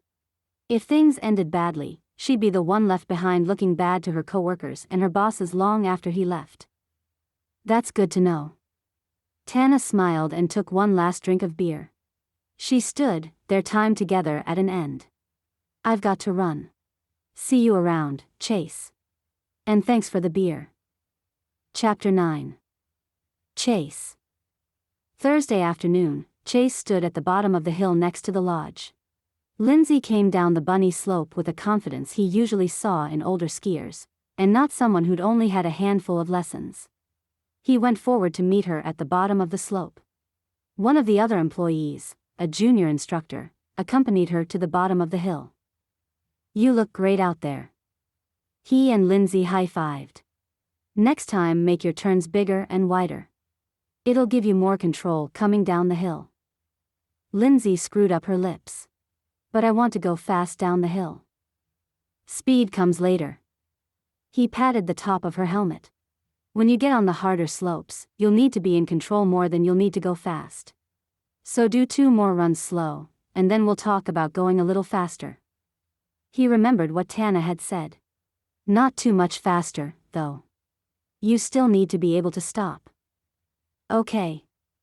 Lindsay skied off toward the chairlift, the back of her new fluorescent pink jacket bright in the sun. Unable to resist, he'd bought one at the resort ski shop and delivered it in person. Tana had reluctantly allowed her daughter to accept the gift, but it wasn't like he'd given her the heads up so she could say no. Best of all, Lindsay's lessons were going quite well. She'd taken to the skis easily. He only wished he could go with her. Frustration flashed across his chest, watching Lindsay head up the hill with the junior teacher. Memories tormented him, knowing as he watched the skiers face the challenges of the slopes that they were moments of sheer joy he'd never get back. The exhilaration of the wind rushing his face. Chase didn't belong at Elk Lodge the way he had as a kid. That part of his life was over. And the other truth, lurking in the back of his mind, was that dreams like the one he'd had inevitably led to heartbreak. They always did, even simple dreams. Like the one of his parents around to see him grow up. That hadn't worked out either, the crushing pain of their deaths still haunted him. As Lindsay went back to the top, Tana came down the front of the slope with a little girl at her side, the two of them matching movements. An old familiar excitement coursed through him, watching Tana ski. The two of them slowed down at the end of the slope and raised their arms into the air. The girl beamed, so proud of herself. He'd been right to recommend private lessons with Tana to the girl's family. While the little girl was doing okay with the group lessons, she was easily distracted, and from what he could see, she was flourishing with one-on-one instruction. Definitely a win-win for all of them. Tana would be the beneficiary of their generous tips, and their daughter would get the attention she needed with private ski lessons. Chase had to wonder if the only reason the Cadwells came to Elk Lodge was to flaunt all their new possessions, like the diamond tennis bracelet the father had bought the girl. Chase could buy expensive things, too, but sticking them in people's faces like it was nothing was an arrogance he couldn't stand. Real wealth didn't need to show itself off. Chase hadn't seen the jacket as an over-the-top gift, but perhaps to Tana, it had been. He'd do well to keep that in mind going forward. Lindsay came down the hill making smooth wide turns as Tana headed up the hill for one last run. Coming to a stop next to Chase, she too turned to watch her mother as she began her descent down with the little girl. "There's my mom," Lindsay said, pointing in Tana's direction. "She's a really good skier." "I agree. And clearly, you take after her." Lindsay beamed at the praise. "Thanks. Someday, I'm going to be just like her." "And you," Lindsay added, before rushing to meet her mother. "Hey, Han." Tana stepped out of her skis and threw her arms around Lindsay. "How did it go?" she asked, glancing up at him. "She nailed it." Lindsay had a fearlessness that reminded him of himself at her age. "Megan." Lindsay thrust a hand in the air and waved to a friend nearby. The young girl ran to meet up with Lindsay like they hadn't seen each other in forever. Before long, two other friends joined them, followed by their parents. Within a minute, the parents had all agreed to take the girls to the bonfire ring, where a fire was perpetually lit during the winter season. Staff members were stationed there all day with hot chocolate and marshmallows to roast, and it was a favorite activity of the families at the resort. Chase nodded his head in Lindsay's direction. "Want to put the skis away?" Tana took in the scene, eyes bright. "Looks like I've got a few minutes." She started toward the ski rental building, but Chase stopped her. "We'll go around back and put up your skis in the employee section ourselves. Looks like they are busy with the after-lunch rush." The section in the back, known as the shed, housed rows of equipment belonging to the family and the ski instructors. They could all stash their gear here, rather than hauling it back and forth from home every day. Chase reached the double doors first and pulled one open, allowing Tana to enter. Her arm brushed across the front of his chest. "Oh, excuse me," Tana said, as he stepped in behind her. "No problem. There's not a ton of room back here." The narrow hallway was lined with racks for skis and poles, the boots stowed beneath. Tana found an empty spot on the wall just as he spotted one on the opposite side where he could put Lindsay's equipment. They maneuvered around each other in a careful dance, trying to put up the equipment without knocking into each other. When he was finished, he found Tana standing in his path. They hadn't spent much time together the past few days, and he had a suspicion she was avoiding him. He missed her and wanted to spend time with her. And here she was. "Need something?" "I just wanted to say," while we had a minute, Tana pulled her hat off, flicking her dark hair away from her face. Chase's heart stuttered. "Gorgeous. Thanks for working with Lindsay. Her teacher called yesterday to tell me how she's been telling stories about her time with you." Evidently, she has all the kids enthralled with stories about how great you are." She laughed a little, and he wanted to capture the sound in a bottle and keep it forever. He thought of the almost kiss and the thank you kiss, her lips a breath away from his. This time he wanted more. Chase took a step closer to Tana. She was irresistible, and the hallway was narrow. He wanted the distance between them to get smaller and smaller until it was nothing at all. "You're welcome. You both looked so happy out there, and that's all the reward I need. It's clear you and Lindsay love skiing." "We do." "I do," she said softly. "Honestly, Tana, that's what I find so amazing about you. You're all in on everything. Your love for your daughter is it's like nothing I've ever seen. You tackle everything head on." His voice had gone gruff, and there was nothing he could do to stop it. Out in front, the employees' voices rose and fell, but all Chase cared about was Tana. Inches apart, the tension between them was thick, their heated gaze making him forget how hot it was in the cramped space in their winter jackets. Tana's breath came light and fast. "Chase." The whisper of her words landed against his lips. "Are you going to kiss me, or not?" Chase felt like she'd opened the gate at the top of a mountain run and set him free to soar over the hills. He went in for the kiss the way he'd attacked 1,000 ski runs in his life, hard, fast, and focused. Tana's lips were cold, but her tongue was hot where it battled his. He kissed her deeply, exploring her like he might not get another chance. He put an arm around her waist and backed her into the ski racks.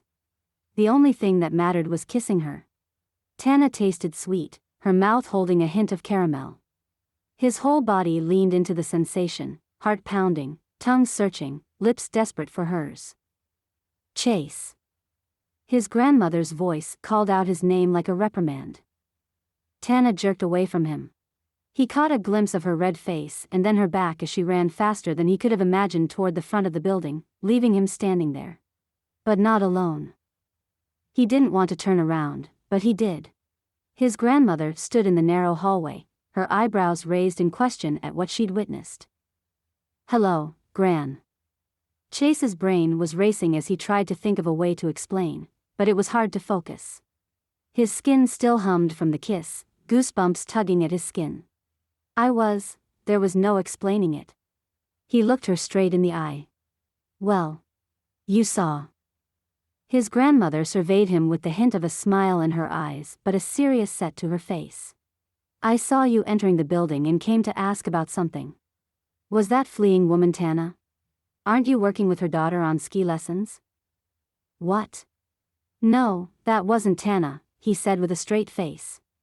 Chase knew how important this job was to her and didn't want to risk her position, even though he wanted more. Much more. "And I've taken her daughter out for a couple of sessions. Not a big deal. It's actually been fun." His grandmother frowned at him, then reached out and smacked his arm. "Don't you go making trouble for people, Chase." He raised his hands in the air, ready to say that he wasn't, but his grandmother sighed. A wistfulness came into her eyes, and when she looked back at Chase, he thought he caught a few tears gathered there. She blinked them away. Maybe he'd imagined them after all. "I'm not going to." The last thing he wanted was to upset her, given everything she was dealing with. He did not want her to worry about the resort. But he also couldn't pretend it wasn't Tana. "I like her, but that won't happen again. Life is short. Just be smart and maintain appropriate boundaries." He'd wanted to reassure her, but somehow he hadn't found the right words. Instead, his grandmother had taken the lead, just like when he was a young boy and being called out for some wrongdoing. All his emotions twisted up with one another, becoming indistinguishable.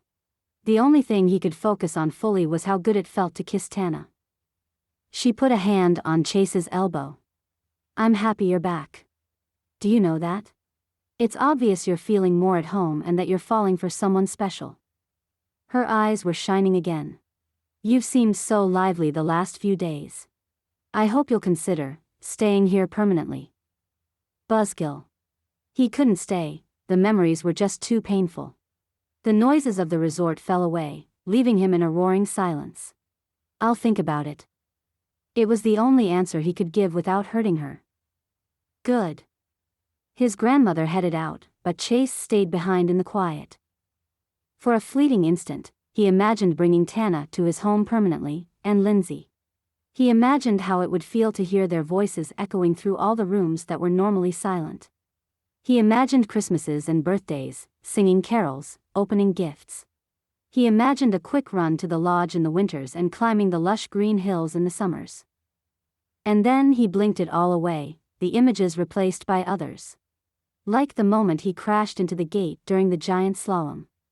The agonizing pain that pierced his leg and knee, and the realization that not only was his career over, but he'd never ski professionally again. He'd known it was bad then, and he knew it now, too. Elk Lodge held too many memories, and living here was not an option. Chapter 10. Tana. Tana couldn't get the kiss out of her head. She hadn't been kissed like that in a long time, if ever. And as she went through her lessons the next day, it had crept into all the quiet moments. Her skis cut against the snow and wind whooshed over her ears, setting her at ease. The familiar motions freed her mind to think of other, more exciting things. Like Chase's lips on hers, firm and wanting. Like how close their bodies had been, separated only by a few bulky layers of snow gear. The hard ridge of the skis against her back when he pressed her up against the rack. Tana had worked in a lot of places that involved equipment racks over the course of her life, but nothing so sexy had ever happened near one. Nothing that sexy had ever happened, period, and it was because Chase himself was over the top attractive. The breeze seemed hot against her cheeks when she thought of him. If she kept this up, she'd have to press her face into a snowbank to cool down.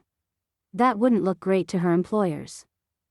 One thing already didn't look great to them: getting caught kissing Chase in the shed in the first place. And by his grandmother.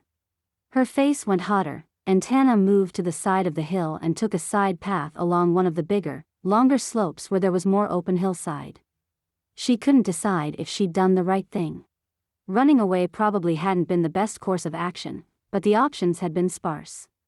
Talking to Elkin didn't seem possible in the moment, but if she'd really wanted to prove herself worthy of a promotion, she should have. What? Shaken her hand? Put on a bright smile and pretended the kiss had never happened? But she'd liked that kiss. She'd liked it a lot, even though she was up for a promotion and Chase was the last man she should be kissing.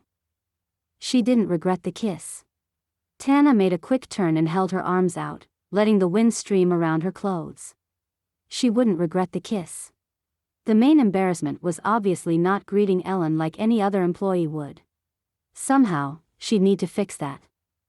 But for now, Tana was more concerned about her aching muscles. Perhaps it was her lack of concentration, or just a careless skier, but either way, the fall she'd taken today during a lesson left her sore. One of the kids had cut her off from a strange angle, and her body hadn't reacted the way she wanted. She'd gone off the edge of a gentle jump and landed on her side, one ski underneath her. Her back was probably going to be bruised. A hot bath sounded heavenly. Tana headed toward the parking lot. She spotted Chase just ahead, headed toward the path that led to his house. More like limping his way along. Something was wrong. "Hey," she called out, her body lighting up at the memory of the kiss, as she tried to catch up to him, a move hindered by her aching back. "You okay?" she asked, joining him. Chase grimaced. "I spent all morning working through applications, and afterward I had physical therapy. It makes things worse before it gets better." He shrugged as if it were no big deal. But Tana knew it was. "We have something in common then. Except instead of physical therapy, I fell on the slopes. It's going to get worse before it gets better." She forced a smile on her face.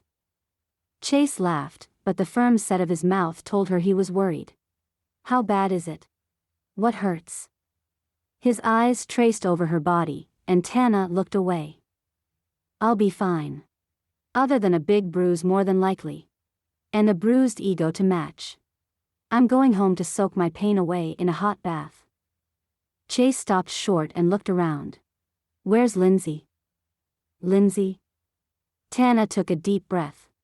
"She's staying with a friend tonight, and working on a school project, so I'm free." "Free? That sounded like she was asking him for a date. Chase stopped walking. I mean, don't go home then. Come to my place. I've got a hot tub, it'll be way better for your back. His easy grin made her want to say yes. Are you sure that's a good idea? After what happened in the shed? Sure it is. Chase held his hands up. Look, I'm sorry that my grandmother walked in on us. I wish she hadn't. But I don't feel bad about kissing you. We didn't do anything wrong. Are you sure about that? Chase gave her a look. Of course I'm sure. I wanted to kiss you, Tana. I've been wanting to kiss you ever since the three-quarters kiss. The corner of his mouth lifted, and she was taken yet again by how good he looked when he was happy, or at least when he was smiling. And from the way you kissed back, you wanted it, too. I did, she admitted. But I'm still not convinced that we didn't break some long-standing rule. You're a part of the Elkin family. I am. Chase put on a serious tone. And in the Elkin family, we only kiss princesses and duchesses, women of the highest royal standing. Don't tease. Even though I like it when you tease. We can't keep up all the kissing. Chase met her gaze, keeping his serious expression in place. It only made Tana want to laugh more. We don't have to kiss in the hot tub if that's what you're saying. We're not going to kiss in the hot tub. Right. But you have to admit, it would feel great on those muscles. Which? The kissing or the hot tub? She grinned at him and then caught her breath when he leaned in close to her. I've been told that my kissing is downright magical, but I've never cured anyone of injuries. I'm willing to try, though. You know, for science. Tana blushed as her thoughts took a naughtier turn. No. Given her working situation and the attraction between them, it would be too dangerous. It was one thing to make out with Chase in the ski shed. Quite another to casually accept an invitation to strip down and get relaxed in his private hot tub, away from prying eyes. Sure, Tana choked out, surprising herself with her response. But I do need to go home first to get my bathing suit. I can't very well go naked, now can I?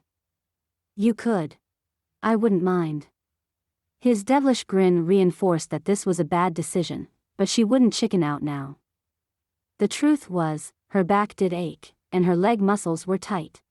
She had a full roster of classes tomorrow and needed to be at her best. A hot tub sounded perfect.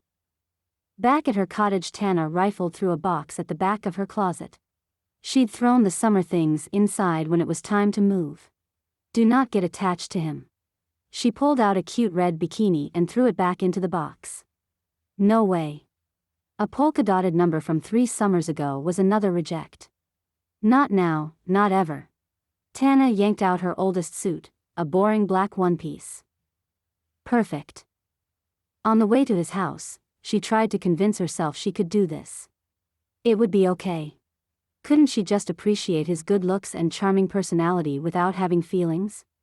Note to self, no feelings.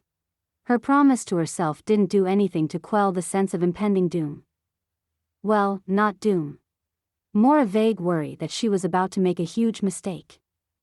Chase opened the door before she could knock, only wearing a pair of blue swim trunks. Tana's heart did a smooth flip.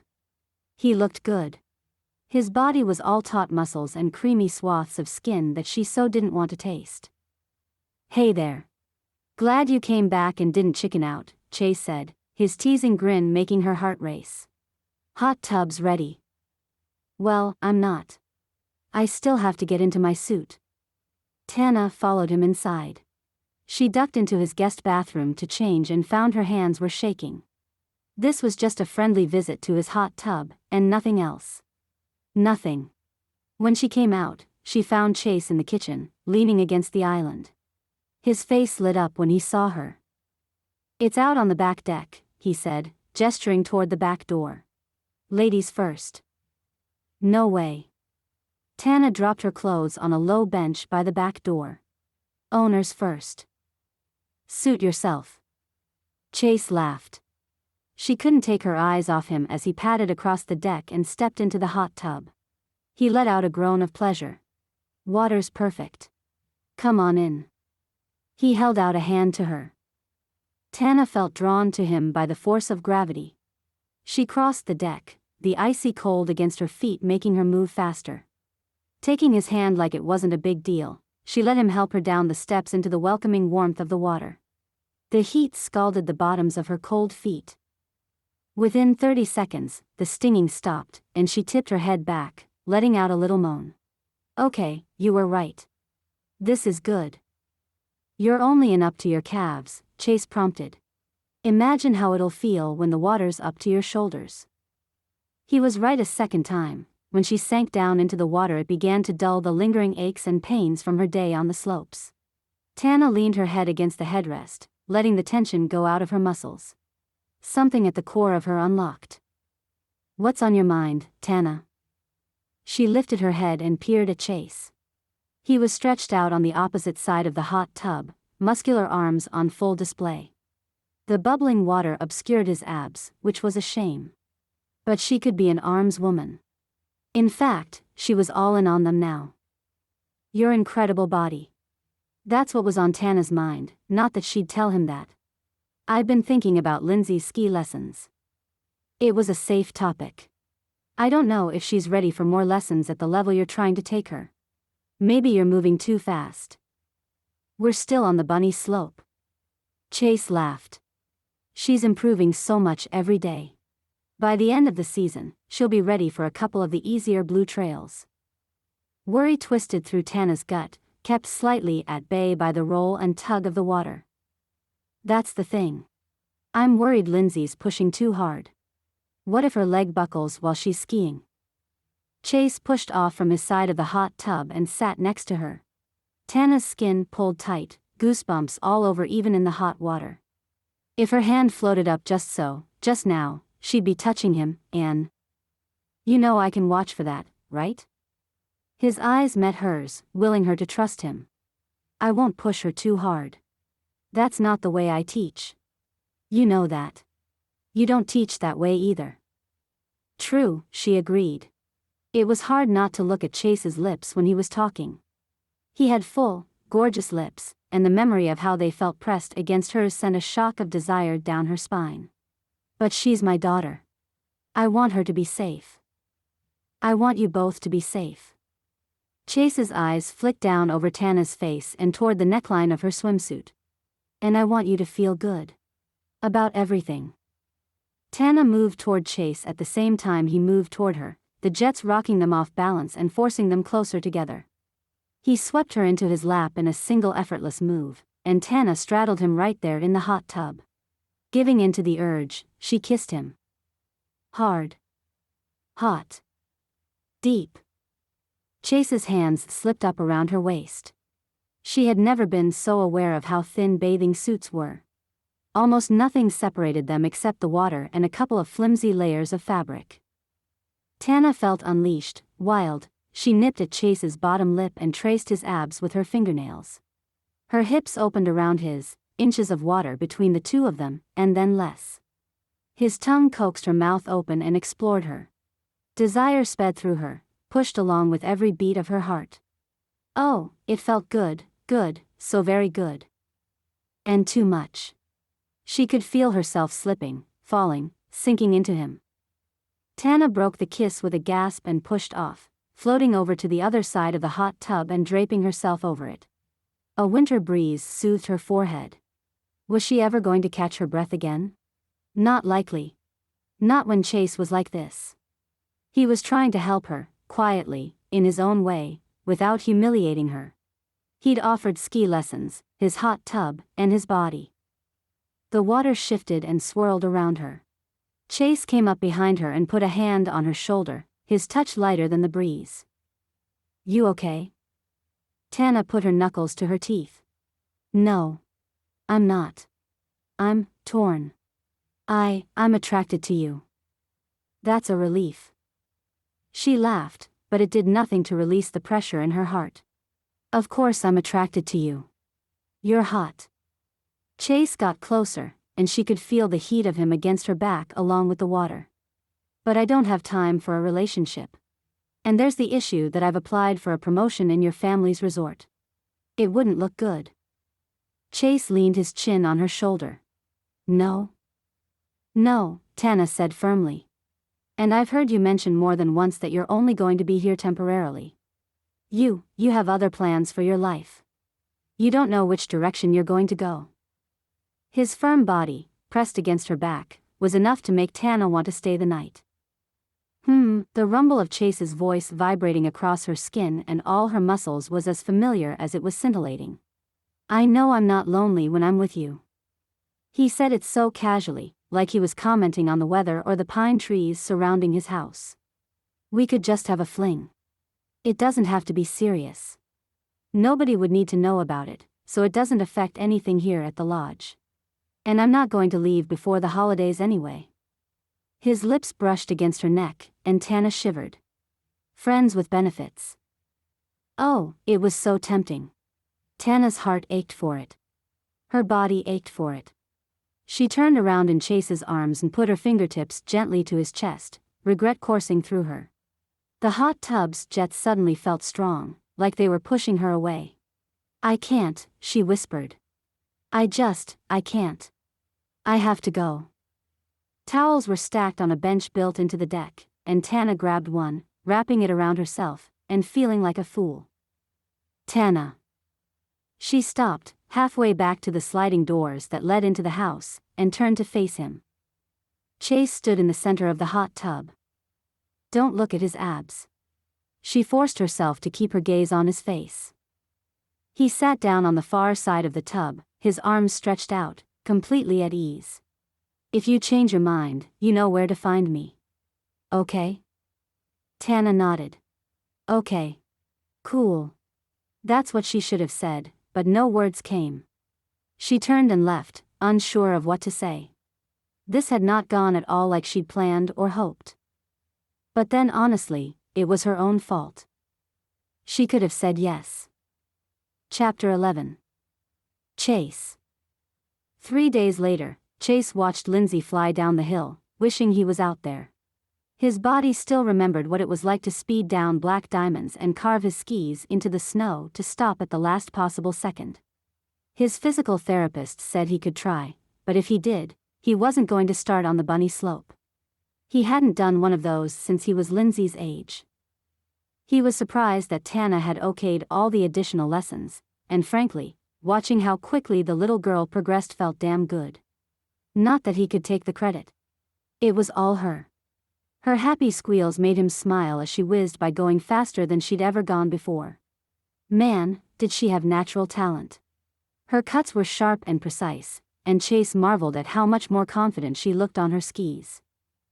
I'm going on the jump, she shouted, then turned her focus back down the hill. The jump was a very mild one at the bottom of the bunny hill. Wait. But it was too late. Lindsay was already on the approach. She caught a little bit of air and came down with her face screwed up in concentration. And landed. She landed. She'd done it. Yes. He was surprised at how loud he was cheering, but that was fine. Lindsay was whooping too. Joy suffused him, making everything seem like it was in new and vivid color. You got it. You got it. Lindsay skied over to him, hands held high, and they clashed their ski poles together. Mom, she shouted. Mom, look what I can do. Lindsay went past Chase in a blur. Tana had come out of the lodge in her ski boots and was waving at Lindsay. What did you do? I went over the jump. Seeing Tana sent Chase mentally right back to the hot tub and the roll of her hips in his hands. The slide of her bathing suit against his chest, the way her mouth yielded to his. He shook himself out of memory lane. Lessons were not for fantasizing about Tana. Period. He came to a stop beside the mother and daughter pair in mid-conversation. Tana frowned. Do it again? I have to show you. Can I, Chase? That's up to your mom. He'd seen the worry in Tana's eyes in the hot tub when she'd talked to him about Lindsay's leg. So far, it hadn't made a difference. Really, Tana, she handled the little bump beautifully. All on her own. Maybe it's time for her to test her limits. I don't know, Linz. Tana's eyes flashed in irritation as she glanced at him before turning her focus back to her daughter. "How's your leg feeling?" Lindsay made a face. "It's fine, Mom." "One run," Tana said. "One slow run, and then we're going home." "Okay," Chase and Lindsay said at the same time, laughing. Chase cleared his throat and pushed off as Lindsay headed for the chairlift.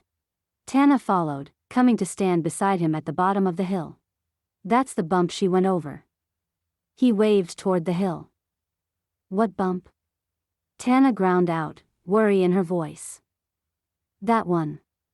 Chase jabbed a finger at it, but she was looking in the wrong direction. He raised a hand to her cheek and gently turned her head another inch or two. "It's barely a bump. Easy to miss." "Whatever. It may be small, but it's a jump," Tana said. "I couldn't have pictured her skiing days ago, much less doing jumps.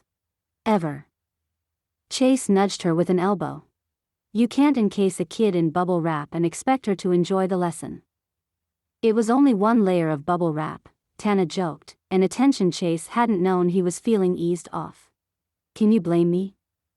The two of them watched Lindsay get off the chairlift at the top of the bunny hill. She waved, the motion big and free, then started down the hill. "Did you tell her to go on the jump?" Tana's eyes were trained on her daughter, who was picking up speed toward the top of the hill. Still in control. Still confident. "No. Lindsay did it all by herself." Tana glanced at him out of the corner of her eye. "Seems risky." "Well, I brought extra bubble wrap." Lindsay barreled down the bunny hill at top speed, heading down the side where fewer skiers were in her way. With her helmet and goggles on, Chase couldn't see her face from this distance. But he did see the way she wobbled about halfway down, then again 3/4 of the way. Anxiety clutched at his throat. He wanted to run and stop her, but he'd never get to her in time. Chase held his breath and waited. Seconds later, she approached the jump and he noticed instantly her skis weren't straight. The angle of the tiny jump fought against Lindsay's skis and she went down hard in a spray of snow, skis, and legs all tangled up. He took off running, ignoring the pulling pain in his leg, his heart in his throat. He was dimly aware of Tana running next to him. All the sounds from the ski hill faded into an ominous silence. "Get up, get up." Lindsay hadn't moved by the time they got there. "Are you okay?" "Talk to me, Lindsay," he said, fear gripping every inch of his body. Tana was near tears as she held her daughter's hand. "Lindsay, honey. Talk to Mommy." Her eyes fluttered open. "That was awesome," she whispered. "No, it wasn't." Tana's voice shook. "You took a big spill. Come on, can you get up?" They needed to move quickly, out of the way of the other skiers. "Is everything okay? Can you wiggle your toes?" He gave her a quick assessment, making sure nothing was broken before scooping Lindsay up in his arms. The path was clear. Tana's footsteps closed in on them a minute later. "Let's get her to the car." A shake in Tana's voice told him that she felt just as scared as he did. "Are you sure you're okay?" Lindsay rolled her eyes. "Mom, I'm okay. Everybody falls sometimes. Can you put me down, Chase? I want to go for another run." "No," the forceful denial came from them both. "I don't think that's a good idea. We need to get you somewhere stationary, so we can be sure you're all right," Chase added. It was also for his own peace of mind. "I am all right," Lindsay complained. "I don't have a broken leg. See? My knees are fine." She swung her heavy ski boots in Chase's arms, putting more pressure on his bad leg. "Put me down." "Relax, Linz." Tana stuck close to Chase's side, one hand on Lindsay's arm. "We're going home." "I don't want to go home. I want to stay here. Put me down." Lindsay swung her legs harder, with all her might. "Chase, I'm not done skiing." "For today, you are," he answered. He'd have to call someone to go out and pick up Lindsay's skis and poles and have them returned to the rental shed. Tana and Lindsay argued back and forth all the way to Tana's car. Chase focused on putting one foot in front of the other, while she kicked and pushed against him. The farther they got from the ski hill, the redder Lindsay's face got. Come on. I don't want to go.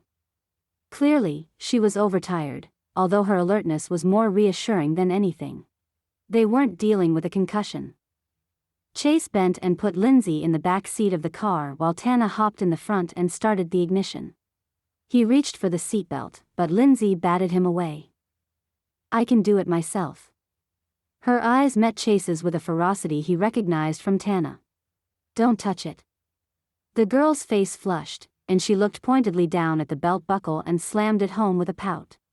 Lindsay turned away from him, staring at the other window. She lifted her ski boots and kicked the back of her mom's seat. Knock it off, Linz. Tana's voice stayed even, but he could tell she wasn't happy. And you need to apologize. Sorry, Lindsay said sullenly. All right, he answered her evenly. Was this what it felt like to be a dad? To do the right thing, even when the other person involved put up a fuss? To put someone else's safety ahead of everything else? It was a strange feeling, for sure. For as long as he could remember, he'd only worried about himself. And more recently, his grandmother. And now, Lindsay and Tana. The list was growing, and for once, he didn't seem to mind. Chase hopped into the passenger seat without a word. Her leg might not be okay, after all. Tana had warned him. Tana drove with military precision, eyes locked on the road. He couldn't gauge her emotions, and her silence was tearing him to pieces. She had every right to be mad at him. I'm sorry, Tana. Thank you. He wasn't used to this terse, clipped voice from her. If it helps, I can make sure she doesn't attempt any more jumps. Maybe. Not now. She turned off the main road and into the parking area in front of her cottage.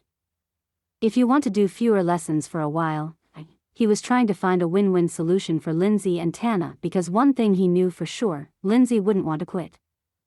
We'll talk about this later. Finality rang in her tone. There would be no shrinking from the fact that Lindsay could have been injured because of him. And there was no way to rush this conversation, he'd have to wait. Lindsay got out of the car and headed inside, not bothering to wait for help. I'm going to my room. She crossed her arms over her chest, one hip jutting out. If Chase wasn't so worried about her, it might have been funny, her small 6-year-old frame, with such attitude. Lindsay stalked away, stopping only once to look back at them. Her eyes dared them to follow. She shut the door hard, not enough to call it a slam, but loud enough to let them know how she felt. Chase didn't want her out of sight, not exactly, but he desperately needed to hash this out with Tana. He took a deep breath. Never, not once in his life, had he ever felt stakes as high as these. It was a heavy weight to carry, being someone's parent. He'd experienced a single, powerful jolt of fear out there on the ski slopes, but Tana had to deal with that kind of feeling every day. Chase struggled for the words to describe it to her, this shred of understanding he had now. Not a full understanding, of course, but something. Tana. Wait just a second, okay? Tana slipped by him, kicking off her boots as she went down the hall to check on her daughter anyway. If Tana wanted to stop ski lessons altogether, he wouldn't blame her. He stepped out of his boots and wandered across the living room, waiting. He would do whatever it took to make Tana feel better about this, even if it meant ending the lessons. Anything. Chapter 12. Tana. Your safety is the most important thing to both of us. We needed to make sure you were all right. It's important to be careful when you're skiing. Tana tried out 50 different things to say to her daughter, but none of them seemed right. She'd been telling Lindsay to be careful all her life, and maybe that was the problem. Still, the instinct to shield her daughter from all possible pain was a powerful one. It didn't want to be ignored. Tana closed Lindsay's door behind her and stepped on the jacket her daughter had thrown on the floor. Lindsay, she bent to pick up the carelessly discarded coat, and her eyes followed a trail of snow clothes, pants, helmet, thick socks, all the way to her daughter's twin-sized bed. She expected to find Lindsay glaring at her from the corner, but instead her daughter was curled up under her pink and purple comforter. Tana crossed the room and leaned over Lindsay. Sure enough, she was fast asleep, her breathing deep with exhaustion. Lindsay's leg hadn't seemed to bother her when she walked into the house and to her room. And there were no other signs that Lindsay had been injured. Tomorrow her daughter might have to deal with extreme weakness in her bad leg, but only time would tell. It wasn't anything they hadn't dealt with before. Tana's pulse slowed, relaxing. The grip of anxiety released her. In the quiet of Lindsay's room, she recalled Chase, strong and sexy, carrying the most important person in her life. He'd been so gentle with her. So unfazed by Lindsay's arguments. And he hadn't even hesitated for an instant when it was time to get into the car. He'd been by her side through it all. She took a deep breath, gathered up the rest of Lindsay's snow things, and backed quietly out of the room. Chase stood in the living area, the light from the picture window making him a manly silhouette. The line of his jaw became sharper as he watched her cross to the front closet. Her heart thudded, but it wasn't out of fear. When Lindsay's clothes were put away, Tana joined Chase at the window. From here, the barely contained sorrow on his face was evident. He'd taken off his coat and hat, and his hair was mussed in a way that made her want to run her hands through it. "I'm sorry, Tana. I know I said it before, but," Chase met her eyes. "I shouldn't have encouraged her skiing. I get it." He put a hand to his heart, and Tana saw that he did get it. He really did. "I get why you are so protective of Lindsay." Seeing her fall, Chase let out a breath. "My heart stopped. I've never been so scared, and it's because of me that." "Stop." Tana put her own hand over Chase's, there on his chest. She had to set him straight. "I'm the one who was wrong. I've been too overprotective. There's a difference between keeping a child safe and keeping them from living. I was trying to keep Lindsay from living on the off chance that she'd get a few bruises and bangs." "You sure about that?" "Because I'm to blame, too." For so long, she tried to avoid getting hurt again. The stakes were even higher now that she had Lindsay. It was one thing to get your heart broken when you were young and single, but with her daughter in the mix. "Some things are good enough to take risks for," she said softly, recognizing the truth. His eyebrows shot up, the blue of his eyes stunning her all over again. Fierce, sweet anticipation flashed over her skin. Tana had a deep sense that he understood what she was trying to tell him. It was like the last day of winter cold before spring warmth breaks, and Tana wanted to savor it. "Some risks you have to take," Chase murmured. They both reached for each other at the same time. Chase's hands went to Tana's waist, and she threw her arms around his neck, pulling him down so fast that their lips met in a sultry crash.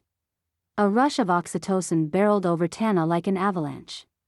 All her years of single mom worry disappeared.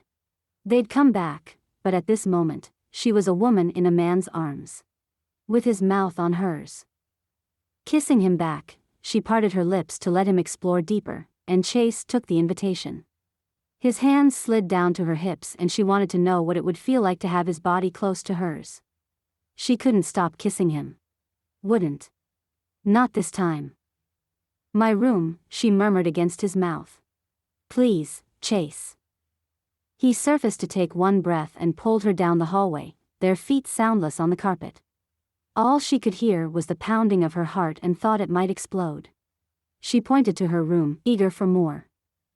In her bedroom, he backed against the door to close it. The click of the latch sounded louder than a firework, and both froze, breathing hard. Listening. Then Tana was back kissing him. She kissed the side of his neck. The line of his shirt against bare skin. She nipped at his earlobe, which made him groan. She stifled that groan with another kiss. They started stripping off their clothes, not wanting to waste another minute. Flannel shirt. Jeans. He was the most gorgeous man she had ever seen in her life, all lean, muscular, and cut. She hadn't paid attention when they were in the hot tub and the power in his stance covered it, but she'd worked in jobs like dance and skiing long enough to see the slight size difference in his legs. The scar on his left leg, which she hadn't noticed before, gave her a slight pause and she worried about hurting him. It stretched from almost to his hip down to his knee and looked like a train track. He caught her looking. It's okay. It looks worse than it feels. Promise.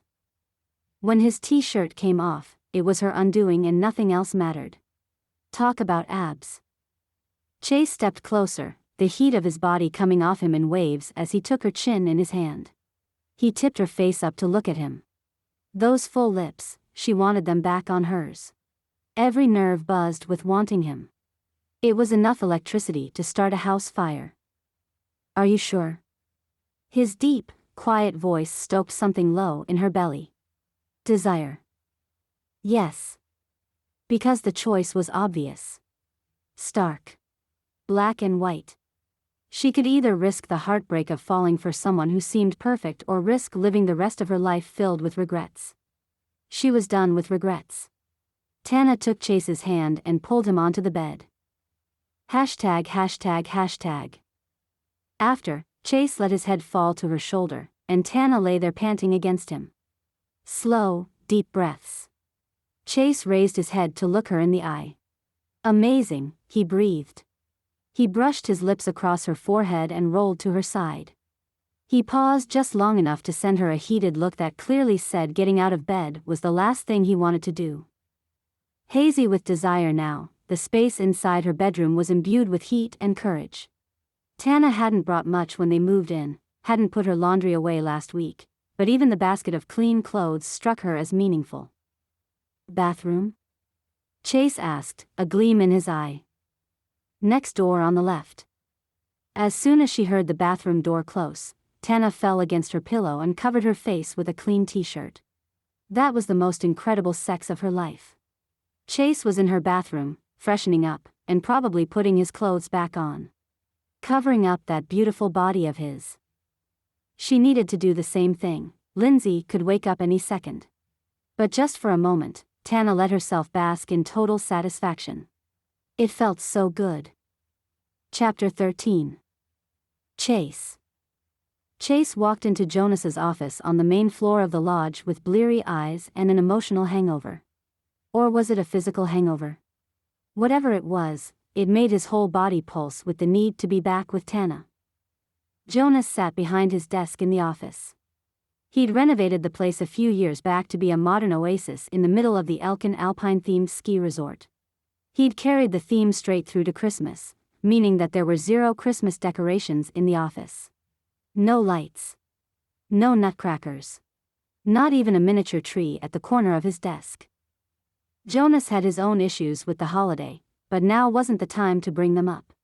After the riot of colors in the rest of the resort, Chase's eyes didn't mind the break. It just seemed a little empty compared to the lobby with its towering tree, tabletop decorations on every available flat surface, and garland draped everywhere else.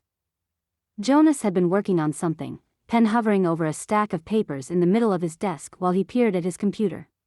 He blinked, squinted up at Chase, and flicked off his screen. You're up early. Jonas frowned. Plenty of time to shave if you cared to do so. Chase ignored the comment.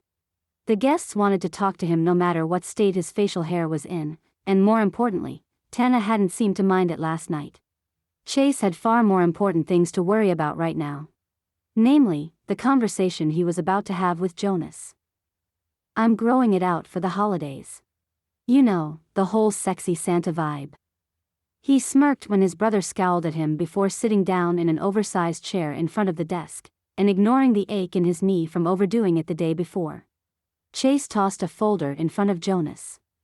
I can't help you with the hiring process anymore. Here are the best 10 outside applicants for the ski director position. Jonas glowered at the manila folder like Chase had just dropped a sack of spoiled food onto his desk. He made no move to touch it. What's your excuse for not finishing the job this time? From the set of his brother's shoulders, Chase could tell Jonas was stressed. They were all stressed. It was the holiday season, and their grandmother was ill. Guilt flared in Chase's chest. Maybe he should have put the job first, but he hadn't, and now there was no way to undo what had been done. Not that he wanted to. I can't help with the hiring because I'm involved with someone who applied. I'm here to ask for your discretion.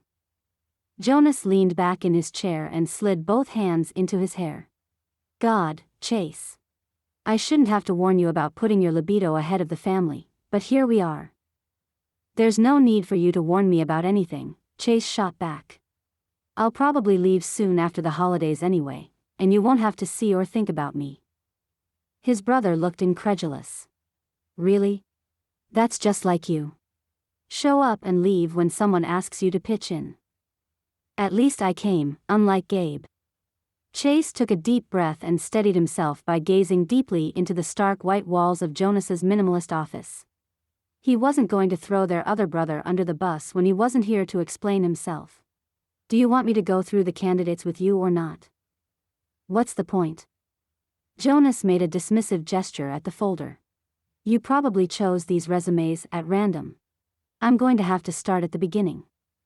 Jonas was in rare form. This felt like old jealousies between the brothers. Jonas had always envied him, and maybe it was a bit justified. While their grandparents said they didn't play favorites when it came to the brothers, maybe that was only partly true.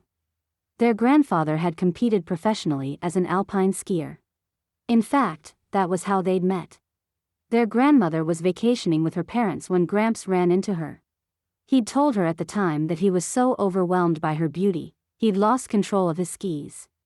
Chase had always suspected that was the reason why they were always a bit lenient with him, but at the same time, it was Jonas who would be taking over the resort. Chase wasn't about to try to play therapist with his brother.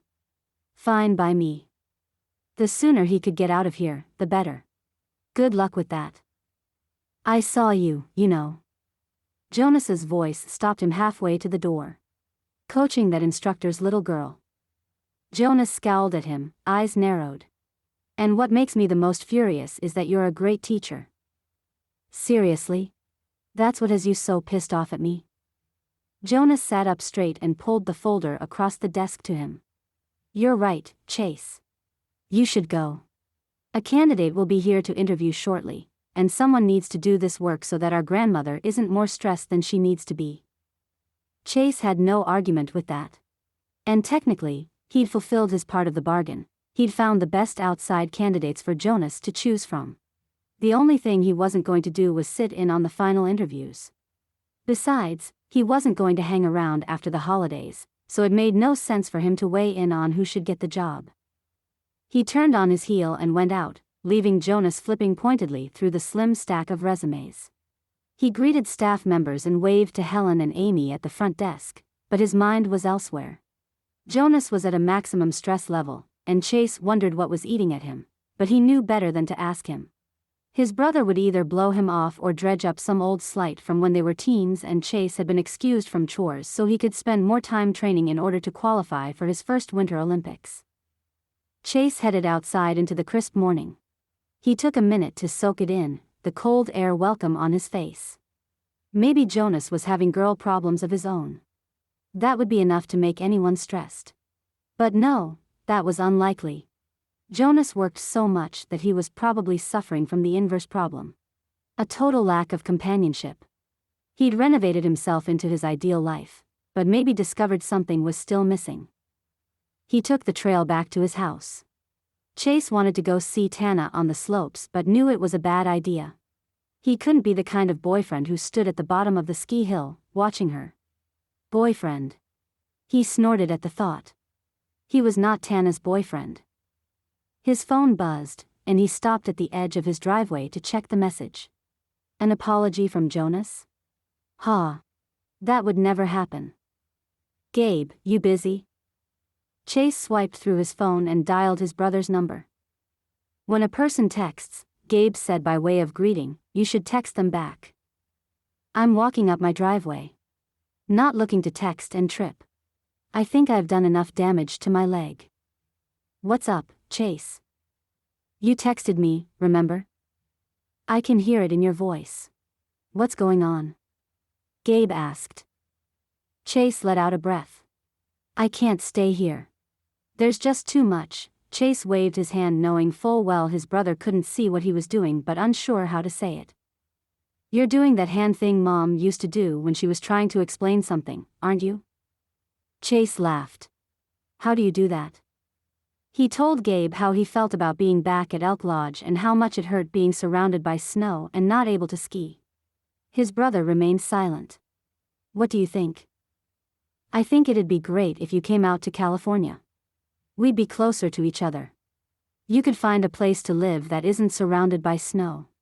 "But, wait, why are you still there, anyway? Did you miss your flight?" "Miss what flight?"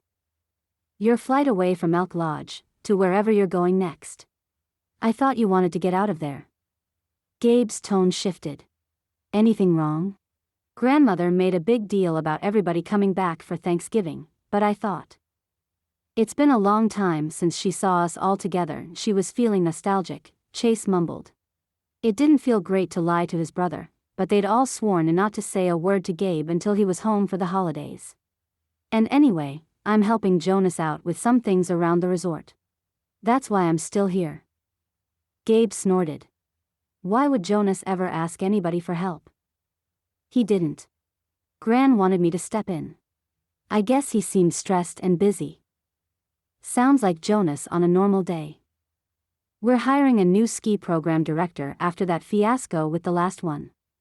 Chase wanted to be back on a regular footing in this conversation instead of feeling like he was dodging the elephant in the room. "So I'm going over the external applications. But you know what? I've been going on so long, you haven't said why you called." "You called me." "Why you texted, then? Something up?" A pause. "Oh, it's nothing." His brother's voice changed ever so slightly, but Chase caught it. Whatever he wanted to talk about wouldn't happen now, leaving him to wonder what was going on. Chase stopped short at the steps to his porch, blinking against the bright light. Maybe moving to California was an option.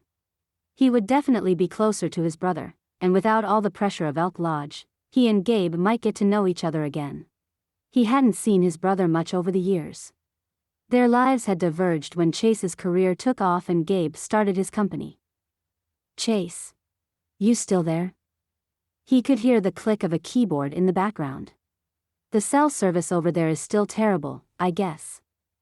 "I'm still here," he said quickly. "You're right. It would be good if we were closer." Chase, I didn't know you missed me so much." "Don't worry, I'll come back someday. Just not now. Got things to do." Chase went inside the house. "Did I say I missed you?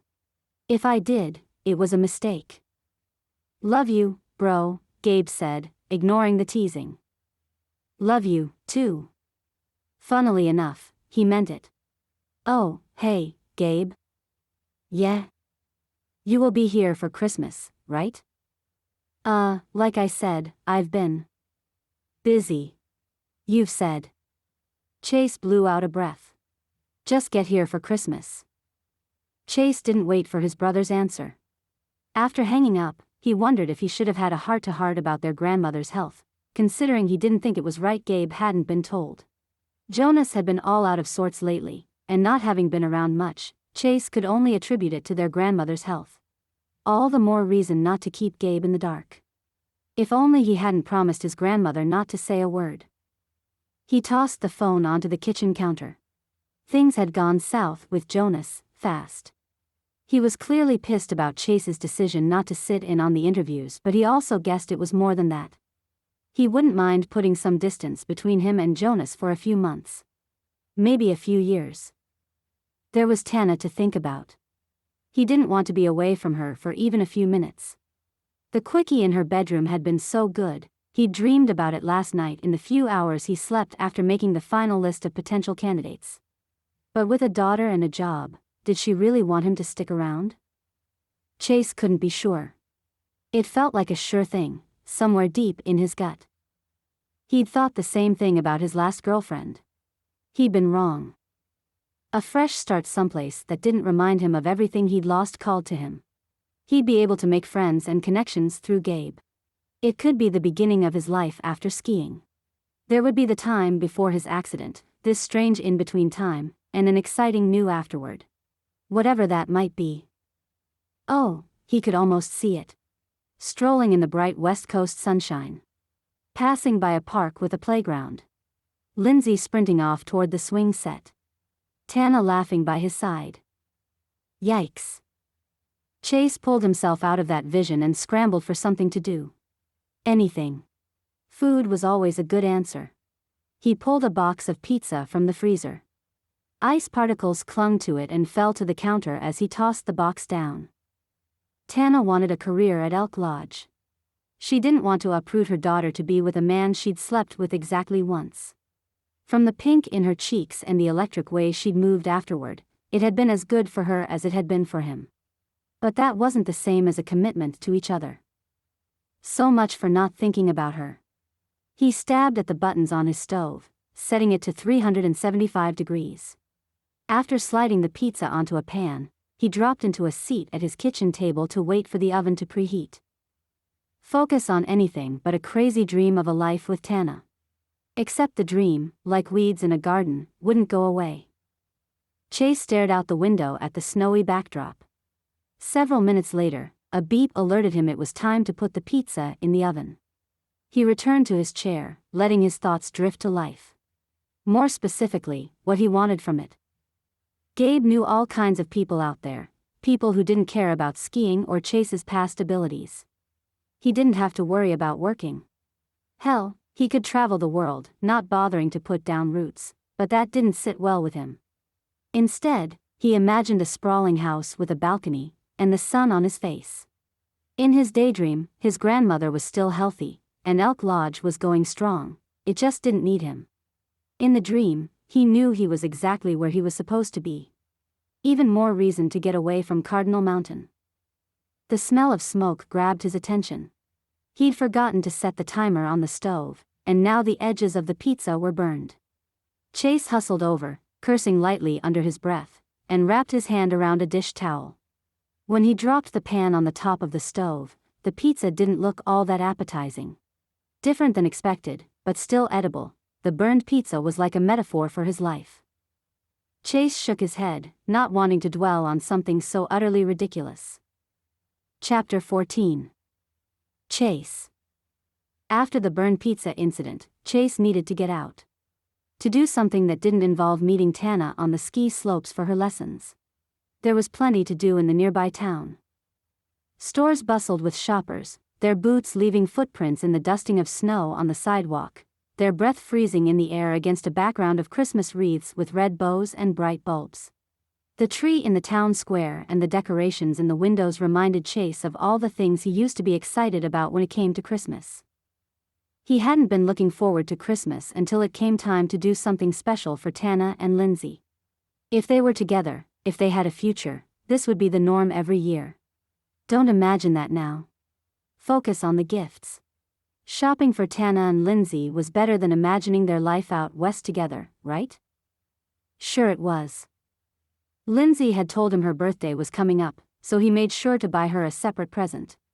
In a couple of hours, he'd exhausted his leg and his desire to shop. Chase headed back to the lodge, skipping the main road. He spotted Tana's car in front of her cottage.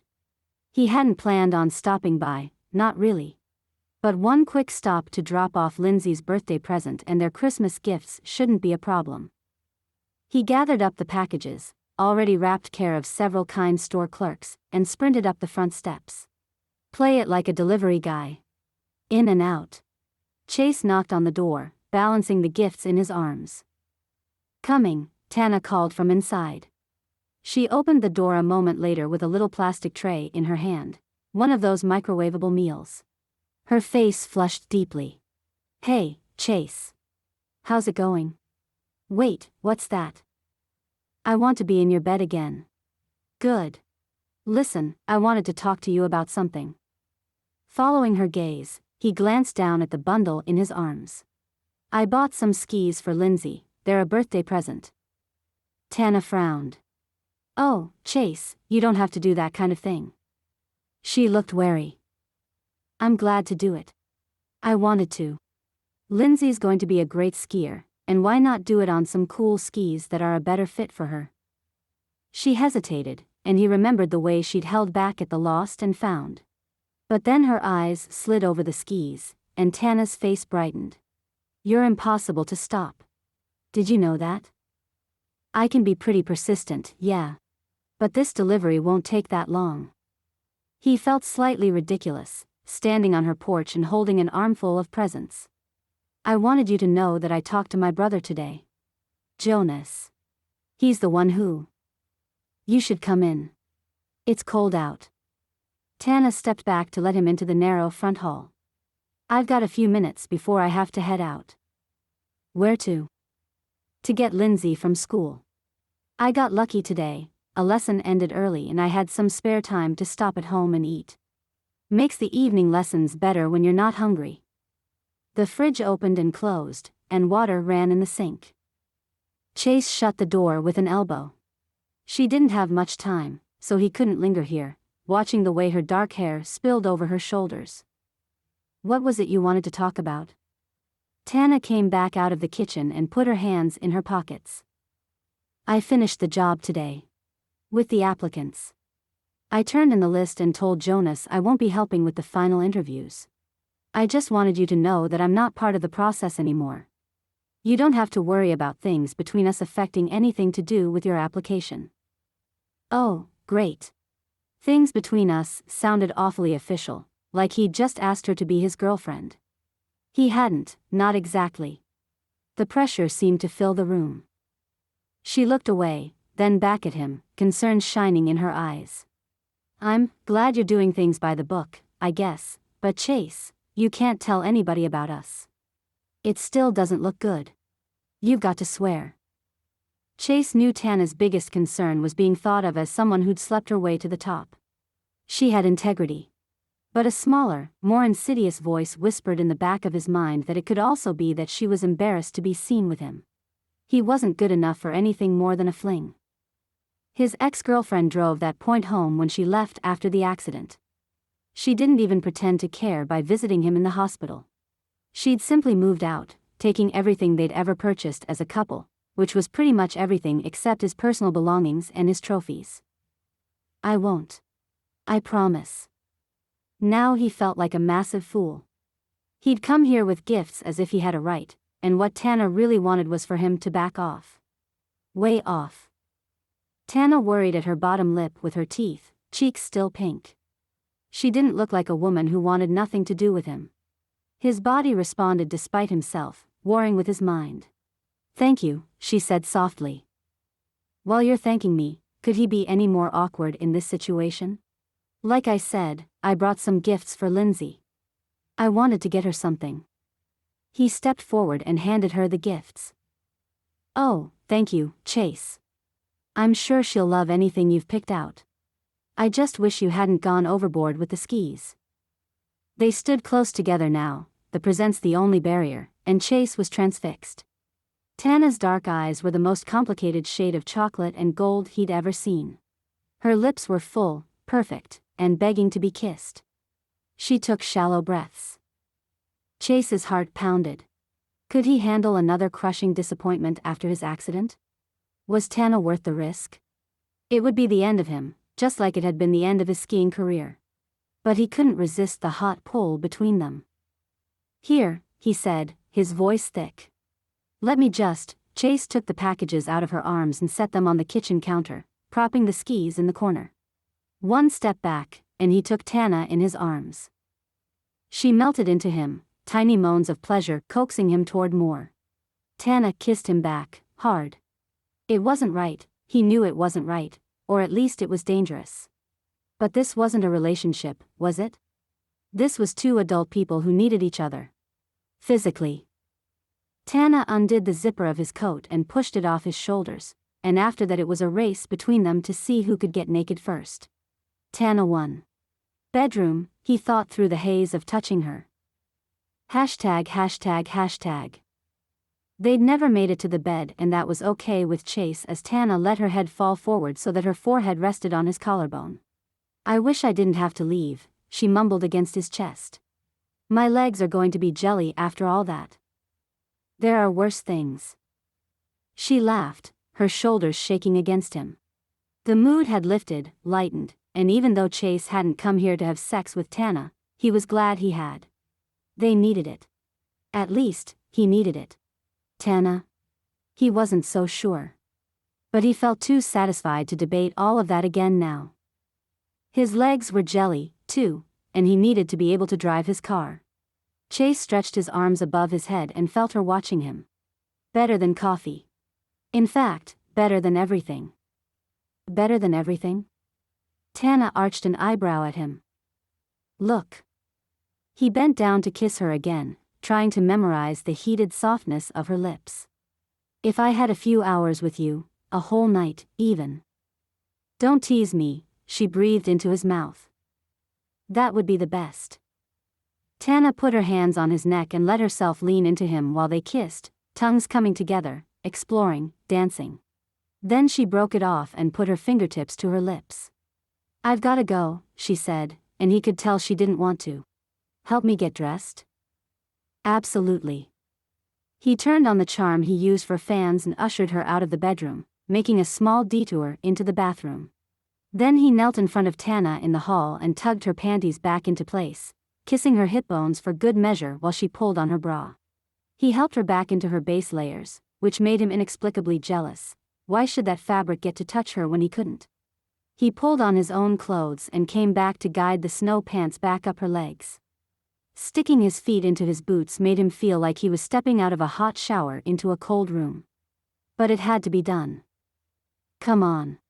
You can walk me to my car, said Tana, laughing. Happy to, ma'am. Ouch. Ma'am? Was the sex that bad? No, it was perfect. Like you, he said, going to the door and opening it wide. After you, my lady. Chapter 15. Tana. Lindsay's birthday party was a hit. Tana stood in the back room of a small local restaurant called Pizza Mike's, surrounded by 12 screeching, gleeful 6- and 7-year-olds from Lindsay's class. Pin the Tail on the Donkey had turned out to be a pretty good party game, though she'd worried about it the night before. All the girls were having a great time spinning each other around and stumbling dizzily toward the wall. Tana took a deep breath and reminded herself not to get stressed over the noise and the rush of the party. It was almost over. There was a party later at Elk Lodge for all the employees, and she couldn't have been more thrilled. Every time she thought about it, her heart pounded. An adult happy hour with actual adults. Chase was going to be there. Lindsay would be staying with her parents tonight, so Tana would have the evening to herself.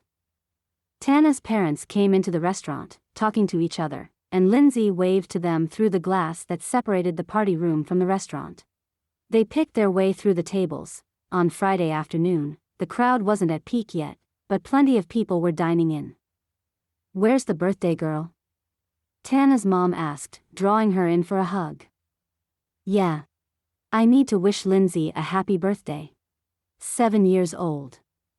Tana's dad looked all around, a smile crinkling his eyes. Tana laughed.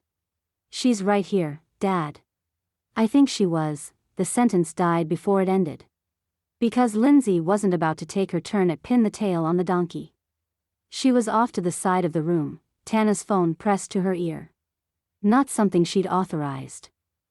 She made a beeline for her daughter, who moved the phone out in front of her. On speakerphone, no less. Who had she called? I had to tell you I love my gift. It's the best. It's awesome. Every girl needs a good pair of skis, Chase answered. Tana blushed. The skis were good. Too good. At this very moment, Chase probably looked sexy as Sin, already dressed in a dark suit in anticipation of the cocktail party later. Mouth-wateringly sexy. And he was on the phone with her daughter talking about the customized Frozen-themed skis he'd bought for her. She'd known they were skis, but custom ones? Lindsay had been doing just fine on the skis she borrowed from the resort, and Tana figured they would do until she got the promotion. Well, thank you, Lindsay said. It's my birthday party today. One of Lindsay's friends had noticed she was on the phone and came over to see who she was talking to, and then another, and the three of them were huddled around, giggling. Tana reached in and plucked the phone from her daughter's hand, then swiped madly at the screen to get it off speakerphone. She didn't love Lindsay making calls without at least asking first. Hi, Chase. Hi. The warm familiarity in his voice made her knees feel as weak as they had in bed with him the other day. "How's the party?" "Getting a little out of hand, clearly." Her face felt hotter than it ever had in her life. Tana turned toward the wall, waving the girls back to the party game. "Sorry about that. Lindsay grabbed my phone, and I'm really sorry she put you on the spot like that." "It's all right. I'm touched." He wasn't joking, his sincerity traveled all the way through the phone and squeezed her heart. "Was there anything else the two of you needed?" "No," she said. "We're good. And thank you, again, for the skis. Lindsay loves them. She can't wait to use them on the slopes. I can't wait to see her on them." Another squeeze to her heart. Chase, looking forward to Lindsay's first run on her new skis. "Am I going to see you at the employee cocktail hour?" "Need to be honest with you, Tana. You'd brighten it right up." "Oh, please." She laughed, even more embarrassed. "I'll be there once all the kids are picked up. And my parents are taking Lindsay for the weekend." A beat passed, and Tana wished she could see Chase's face. "She must be really excited," Chase said, his voice brimming with anticipation. "Birthday weekend fun?" "So much fun. And she was still doing the birthday thing. I'll see you at the lodge, okay? Soon." She hung up before he could say anything else to make her blush. The game of pin the tail on the donkey was ramping up, and Tana let them play a few more rounds before it was time to start settling down. They'd already had pizza and cake. The first parents to pick up kids filtered in a few minutes later. She'd made it through another birthday party. "Hey, Mom." Lindsay tugged at Tana's sleeve. "I forgot my suitcase at home." Tana and Lindsay waved goodbye to the last party guest, and Tana looked down at her daughter. She looked exhausted, hanging on by a thread. Tana stroked Lindsay's hair. "That's okay. It was really me who forgot it. I was concentrating on all the party stuff. We'll go back and pick it up, okay?" "Go get your things, birthday girl," Tana's dad said from behind them. "We'll take over the party cleanup." "Oh, Dad, you don't have to do that. I can." "Go," he said with a smile. "We've got things under control here." Tana drove home. If she was going to make the cocktail party, she had to change fast. She hadn't wanted to wear something too sexy to the birthday party, obviously, and now she was pressed for time. While Lindsay grabbed her suitcase from her bedroom, Tana rushed to the back of the house and pulled her best little black dress from the closet. Her only little black dress. She swept into the bathroom and reached for her makeup bag, Lindsay close on her heels with her suitcase. A little lipstick, a little blush, and she'd be good to go. Oh, and mascara. Lindsay picked up a makeup brush and dipped it into some blush powder while Tana put mascara on. "I think Chase would be a cool dad." Lindsay kept her eyes away from Tana's in the reflection. "That would be a good birthday wish, don't you think?" Tana's hand froze midway to her eyelashes. Clearly, she'd been hanging around Chase too much. She was setting Lindsay up to have unrealistic expectations. Eventually, Chase would zoom off to some new high-flying destination and leave them both. "Chase isn't my boyfriend," she said flatly. "Focus on the mascara. Don't stick it in your eye. We're work friends, honey." Lindsay pouted and pointed the brush at Tana. "You like him, though. Right?" "I do. As a friend. Nothing more." Lindsay had too much cake, too much soda, and too much fun with her friends. Her face crumpled, and she got off the step stool in front of the sink, stalking out of the room. "I want to go to Grandma's," she yelled back. "I want to go now." Tana put her mascara away, her own heart aching. It had only been a few days ago that Lindsay had taken her first steps. Hadn't it? She'd gone from a chubby baby to a top-speed toddler to an almost 7-year-old in no time at all. And Tana hadn't learned anything, apparently. Her first mistake was bringing the gift from Chase to the party. It was sure to raise questions. Her second mistake was hurting her daughter's feelings. She'd been dishonest with her, and that didn't feel good, but being honest didn't feel right either. Suddenly, Tana didn't feel like going to the cocktail party. She felt like cuddling up with Lindsay on the couch and watching Frozen. They could try to stop time for a little bit. "Mom, we have to go," Lindsay whined. Tana was pushing her luck. She went into the living room where Lindsay stood with her rolling suitcase, a picture of Elsa and Anna from Frozen on the front. "Hey." She knelt in front of her daughter and pulled her in for a hug. "I'm sorry I was short with you. I wish Chase was your dad, too. I shouldn't have been. Did you have a good birthday?" "Yeah." Lindsay rested her head on Tana's shoulder. "But I really want to go to Grandma and Grandpa's." She yawned. "I'm tired." "Then let's go meet them. Okay? Couple more car rides, then you can go to bed." Tana drove Lindsay back downtown to the pizza place.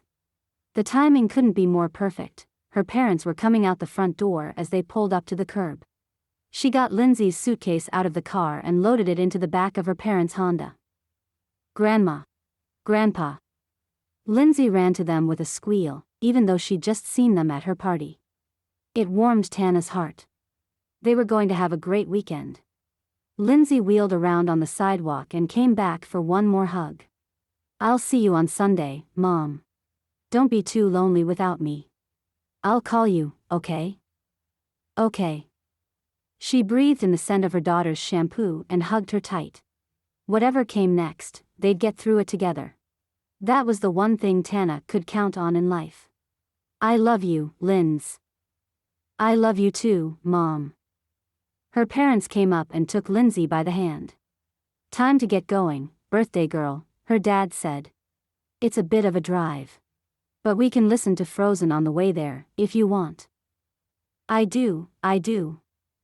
Lindsay dragged her grandparents toward the car, and Tana was left waving on the sidewalk in her little black dress.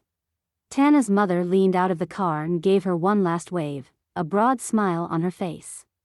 "You have fun too, my darling. Love the dress." "I will. Tomorrow maybe I'll take a nap after my lessons, get some reading in." Why was she saying this? What she really wanted to do was spend all weekend in bed with Chase. Have a good time. Call me if you need anything. "We won't need anything," sang Tana's mom. "Now get out of here. Have the time of your life." Chapter 16. Chase. Chase glanced around the room, noting all the smiling faces.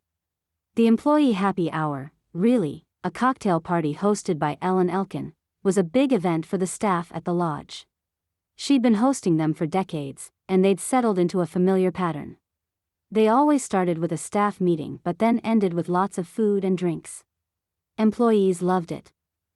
They especially loved the cocktail hours hosted at Christmas, and this one, so close to the holiday, was one of the best. A tall Christmas tree took up most of the space in one corner, soaring toward the ceiling with a rainbow of glass globes decorating the branches. A champagne fountain and a chocolate fountain graced the center of the room.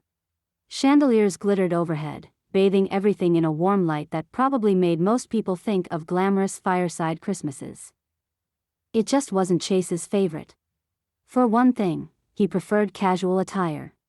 For another, inevitably spending the evening making small talk about his injury held zero appeal.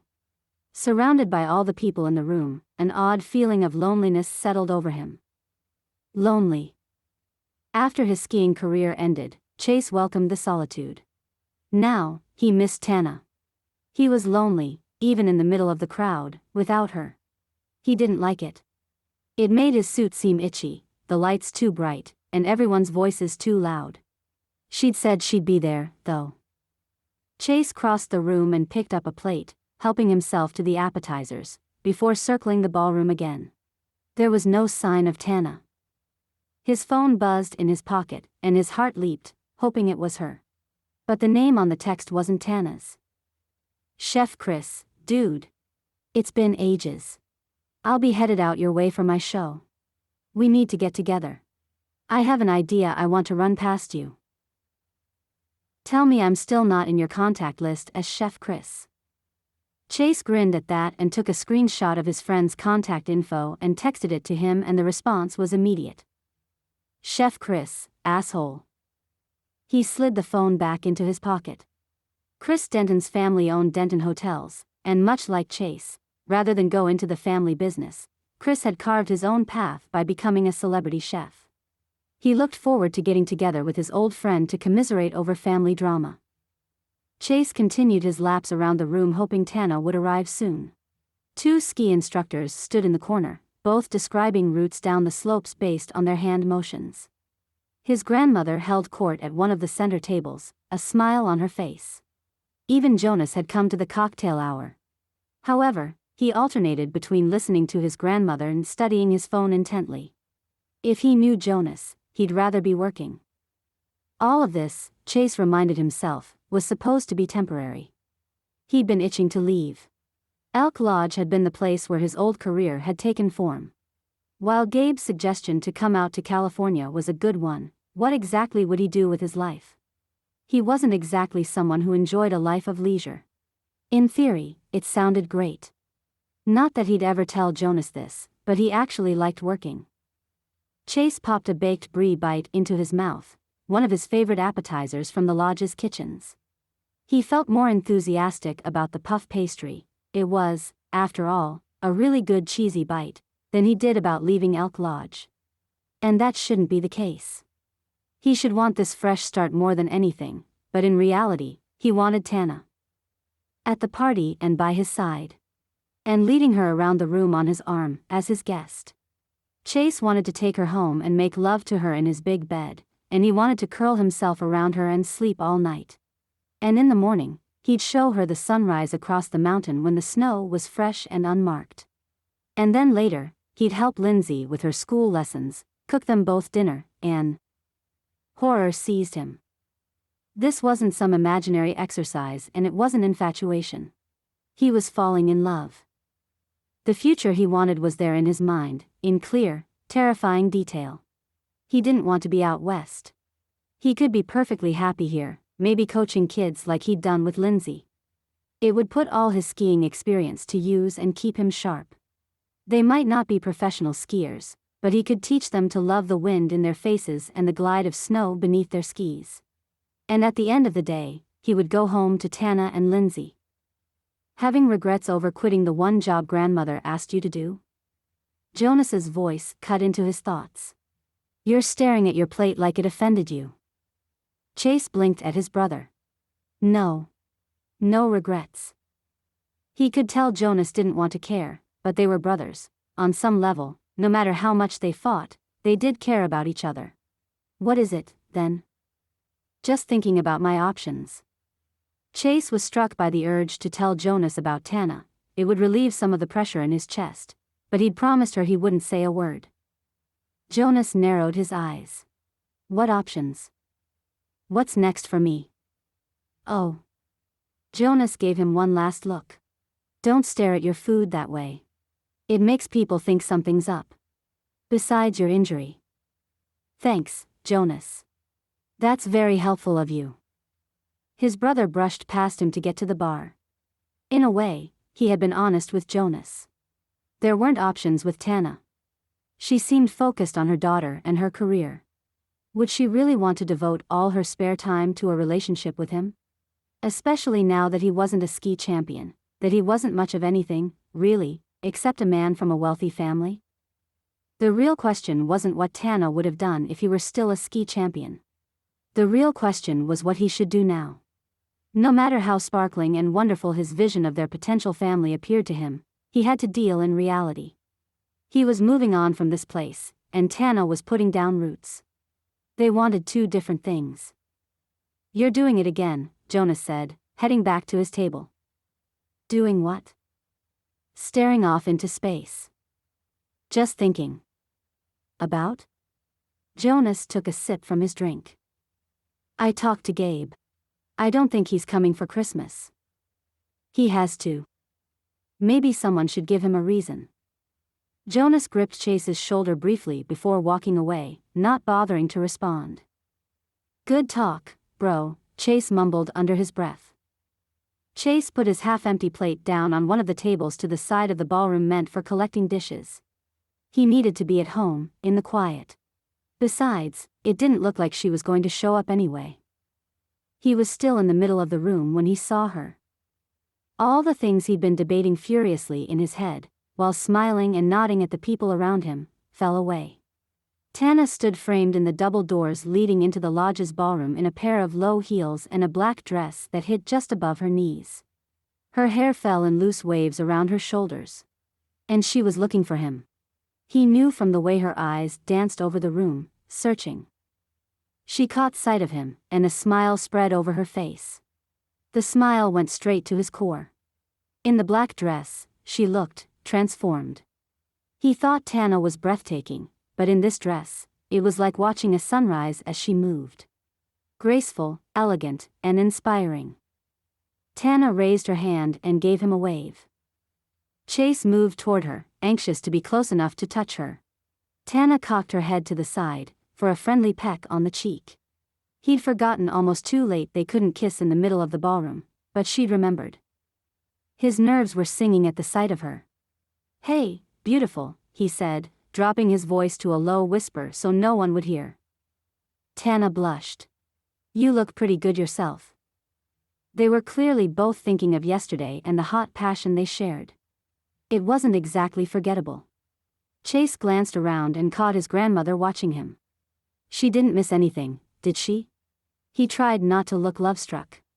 His grandmother already suspected it was Tana that day in the shed. "Hey, you two." Pete, one of the chair lift operators, approached, clapping him on the back. Saved by the bell from making a mistake in front of his grandmother and brother. "How have things been with you lately, Chase?"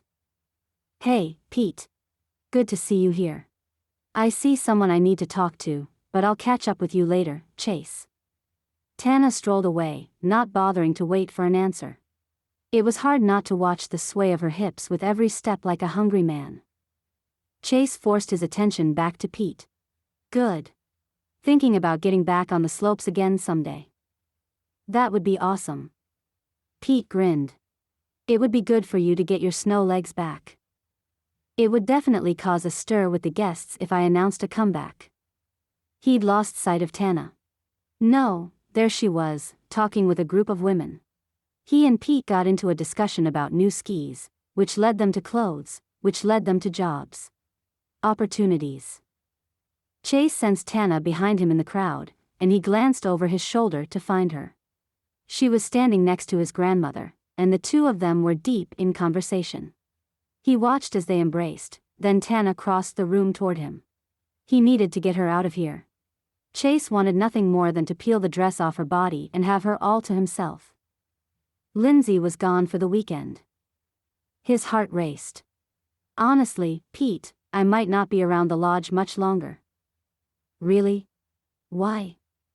Genuine concern filled Pete's expression.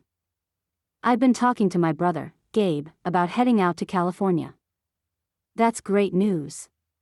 Pete nodded a little. "Isn't it? Except for the lack of snow." "Well, it does snow in California, but I admit I like the idea of year-round sunshine. Maybe I'll take up surfing." "Telling everybody about your West Coast plans?" Tana spoke from directly behind him and a chill of regret went down his spine. She patted him on the shoulder and came to stand between the two men. "A fresh start? You should take it." "You really should," Tana seconded Pete's opinion. Chase gaped at her, not liking the sound of her support of getting rid of him. Especially not after he'd been fantasizing about the two of them together and waiting all night for her to arrive. Tana smiled brightly. "What reason is there to stay here?" You're right." Chase's heart broke a little at how confident she sounded. "Tana, can I steal you for a minute? I wanted to run something by you." He shook Pete's hand, and he and Tana slipped out one of the side doors from the ballroom. "What is it, Chase? Is something wrong?" He stopped at a door halfway down the hall and opened it, then put an arm around her waist and pulled her into a windowed alcove. It looked out over the ski hills, lit up for the night by the big floodlights, snow machines on, tossing man-made snow into the air in a glittering fall. "This," he said. "This is what I wanted to run by you."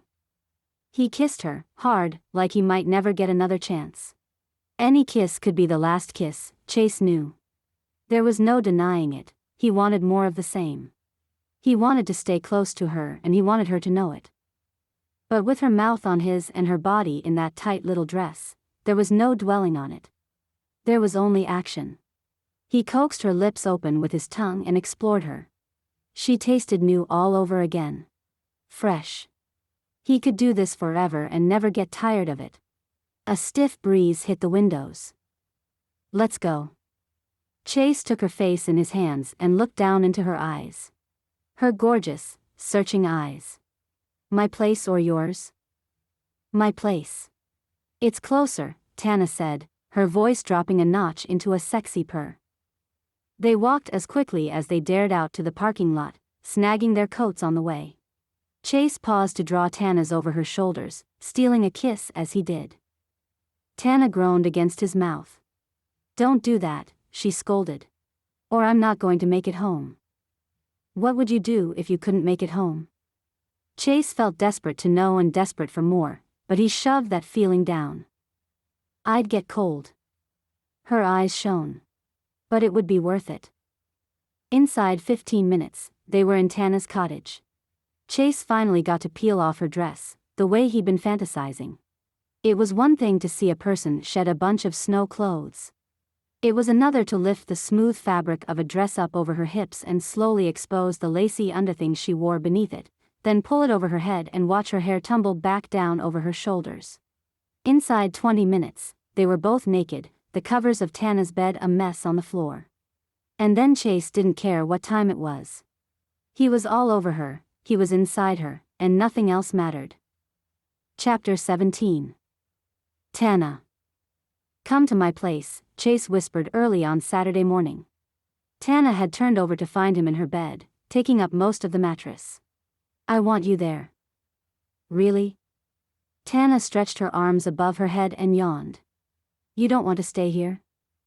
He laughed. I thought you'd like the hot tub. I like being in the hot tub with you. The one problem with Chase was that being around him excited her too much. Sleeping in wasn't an option with his hard chest against her back.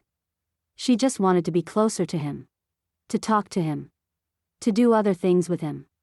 I like being in bed, too. Then let's not get out just yet. ####.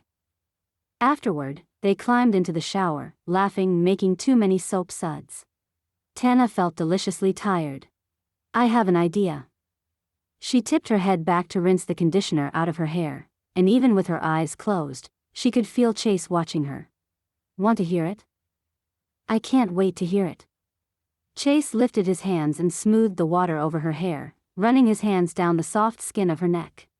He traced her collarbone. I want to, she took a deep breath.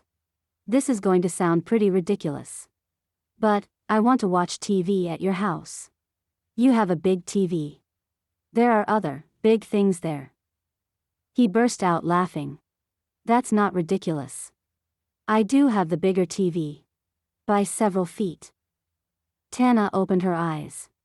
Chase was so gorgeous, with his smile breaking through his stubble, water glistening on his skin. She had never been with a man so muscled and perfect. I never get to watch TV. I mean, I do, sometimes. But most nights, after Lindsay goes to sleep, I'm too tired to pay attention to anything. Chase's face lit up. Wear your best TV clothes. We're not leaving the couch. An hour later, Tana was sprawled out on the sofa in Chase's living room. A fire crackled in the fireplace, and snowflakes drifted down in the sunlight outside the huge windows that took up most of one wall. Tana closed her eyes and soaked all of it in. The perfect temperature of the room. The sound of Chase fiddling in the kitchen. And the prospect of a full day ahead of them with nothing to do but relax. You sleeping? He asked, his voice close, startling her. Tana had been drifting off into a dream about trees against the moon and a soft blanket. No, she answered, opening her eyes. Ooh, I wouldn't want to miss coffee. I've got donuts, too. Chase handed her the coffee and went to get the plate, which held 4 flawless glazed donuts. He settled in next to her. It was so easy, maybe too easy, for for Tana's body to meld to his. Chase put his feet up on the ottoman, and she leaned against him, his arm over her, and a contentedness laced with sadness suffused her. This couldn't last. It just couldn't. Tana put her coffee down. I can't remember the last time someone just held me like this. The words fell like the snowflakes outside, delicate and soft. Can you? Tana held her breath, wondering if he'd answer. She wasn't bothered by his pause. They had all the time in the world. I can remember. It was high school. He laughed a little. Isn't that pathetic? The last time I felt this close to a woman was in high school. We were both 17. She went away to college, and I became a professional skier before I graduated, and that was the end of it. Who was yours? Tana felt safe enough in Chase's arms to tell him the truth. Lindsay's dad. We were married. Wow, Chase said softly. It wasn't a long relationship. We kind of crashed together and thought getting married was the best idea either of us had ever had. I got pregnant not long after that. And Tana had never, not once, admitted this part of the truth to anyone. He didn't want to be a dad. He kept referring to the baby as it and suggested I get rid of it like she was something to be thrown out. Chase stiffened, his arms pulling her in tight.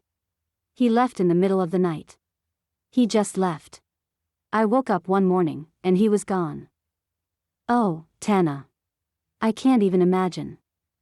It wasn't great, she admitted. After that, I divorced him and changed my name back, and never looked back. And you just went on with your life? I didn't have another choice.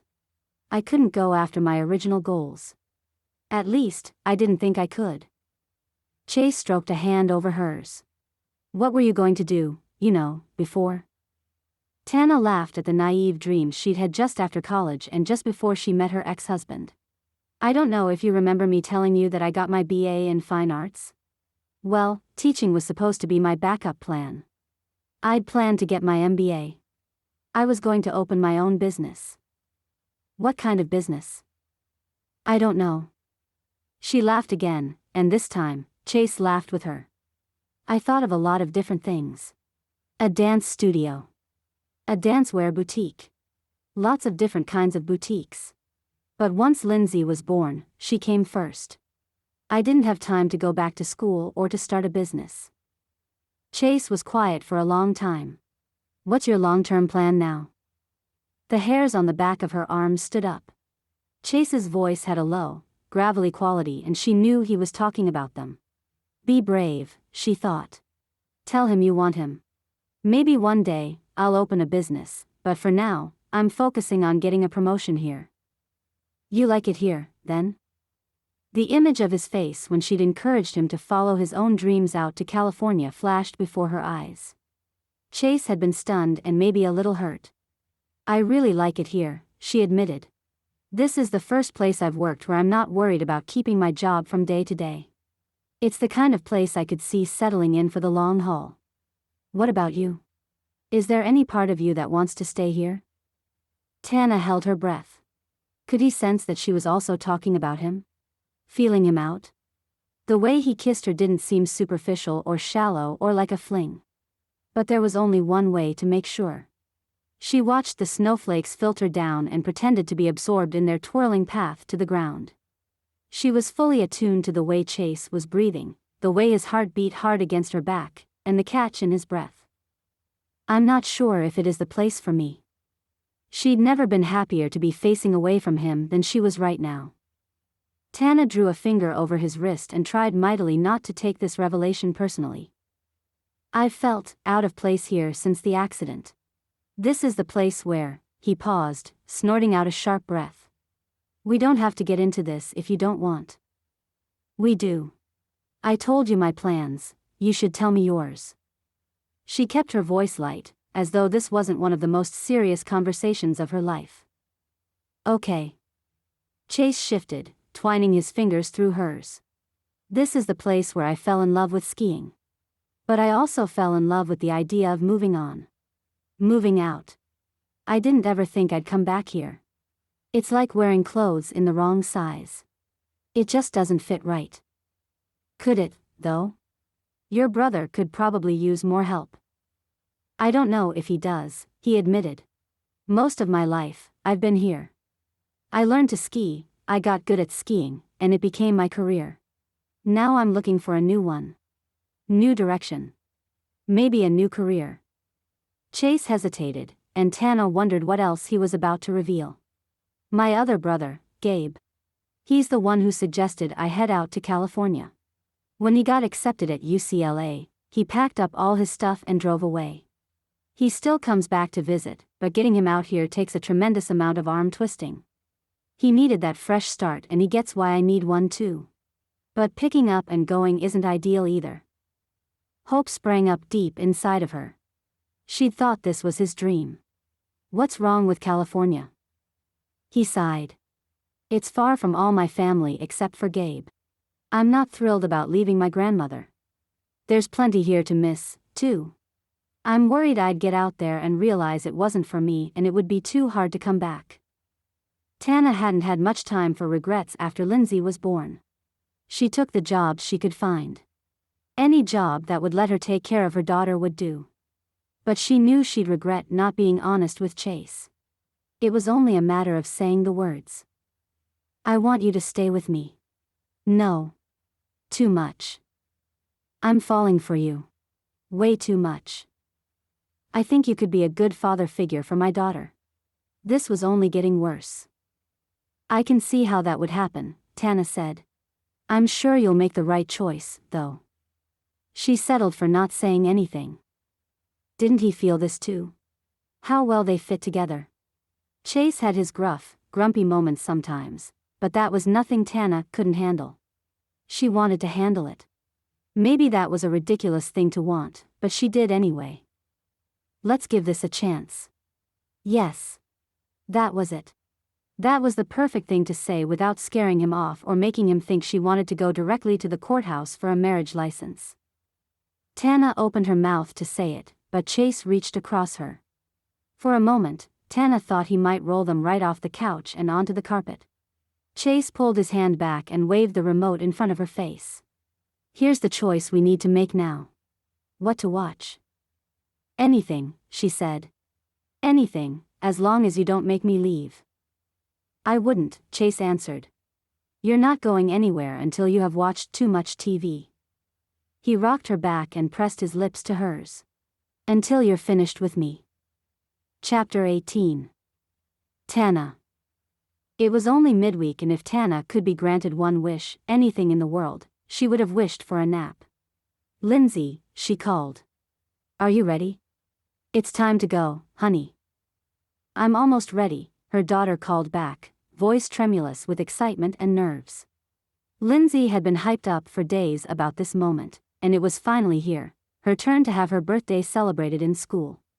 So many birthday events, but they'd reached the main one, Lindsay's actual birthday. Tana shoved her hair into a low ponytail and swiped on some neutral lipstick. It might look weird to be wearing makeup on the slopes, but it would give her the illusion of being more put together. She hoped. Stepping out of the bathroom, she found Lindsay perched at the kitchen counter, rearranging the tiny party flags on top of her cupcakes. Don't overreact. You're tired. Linz, leave the cupcakes alone. Where's your coat? I don't know. Lindsay's eyes were locked on the baked goods. Tana went back into her daughter's bedroom and got her backpack and coat. They were going to be late if they didn't hurry, and she had an early private lesson on the hills. Hey, you found it, Lindsay said, looking up from where she hadn't moved, more concerned about which flag should go on which cupcake. Han, we have to go right now. Using too urgent a tone with her daughter almost always backfired, so Tana kept her voice as calm as she could. Come get your coat on. Lindsay hopped down and put her arms out for her coat. So far, so good. Tana had been up until the early hours of the morning. She'd started the evening off baking cupcakes for Lindsay's celebration at school, then settled in to finalize her presentation for today's final interview. Why did school parties and job interviews always coincide like this? Okay, maybe not always, but why was it happening this time? Tana tried not to dwell on it. The bottom line was that she was prepared for the meeting. More than prepared. She'd do great. If only she could stay awake. "I'm going to carry the cupcakes," Lindsay insisted. It wasn't the best idea, but Tana didn't have the heart, or the energy, to argue. Plus, they were out of time. She held the door open for Lindsay, and the two of them went out into a crisp, cold morning. Oh, crap. Tana turned back. She'd forgotten her keys. A quick dash through the cottage, and she had them in hand. She burst out the front door just in time to see Lindsay trying to open the back door of the car. "Wait, honey, I'll..." It was too late. The cupcakes fell, the pan flashing, and Tana's heart sank. 34 frosted and sprinkled cupcakes hit the side of her car, dragging smears of frosting over the paint. "No!" Lindsay shrieked, trying to grab for them. But it was too late. Her daughter tipped her head back and burst into tears. "It's all right." Tana sprang into action mode, throwing her purse into the front seat and taking her daughter by the hand. "Let's get cleaned up, and then..." And then what? They didn't have time.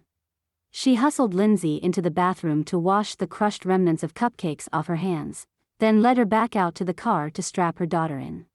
Tana then hopped in the driver's seat and tried not to crumple in the face of Lindsay's sobs. "We'll stop at the store." Tana locked eyes with Lindsay in the rearview mirror. She couldn't send her to school in tears for her big day. "No way. We just have to hurry, okay?" Tana drove at the very outer edge of the speed limit all the way into town. The store was set back a few blocks from the main drag, which took up extra time, but she was on a mission. Tana's heart was in overdrive. The two of them leaped out and rushed into the store. "Hurry, hurry, hurry," chanted Tana under her breath. The bakery was all the way in back, of course it was. They had a big table laden with desserts, but there wasn't much to choose from, considering almost everything was Christmas themed. Tana grabbed 3 12-packs of cupcakes. "Okay. Let's buy these and go." The machine at the self-checkout threw an error for the baked goods. Lindsay rocked up onto the balls of her feet. "Mom, we have to go. I'm going to be late for school." "I know that, hun." Tana jabbed her card back in the reader. It finally took. She abandoned the receipt, and they went back out, Lindsay's lap now full of cupcakes. 2 extras, even. Go nuts, teachers. Tana made it to the school in record time. Luckily, the buses had already pulled away for the morning and only the stragglers were arriving. Lindsay got out of the car, and, crap. Putting the cupcakes in her lap had been one thing, but now they looked like too much, and they didn't need a repeat of the disaster at home. Tana pulled out of the drop-off lane and into a parking spot. What else, universe? Please don't let there be anything else today. Not on the day of her interview.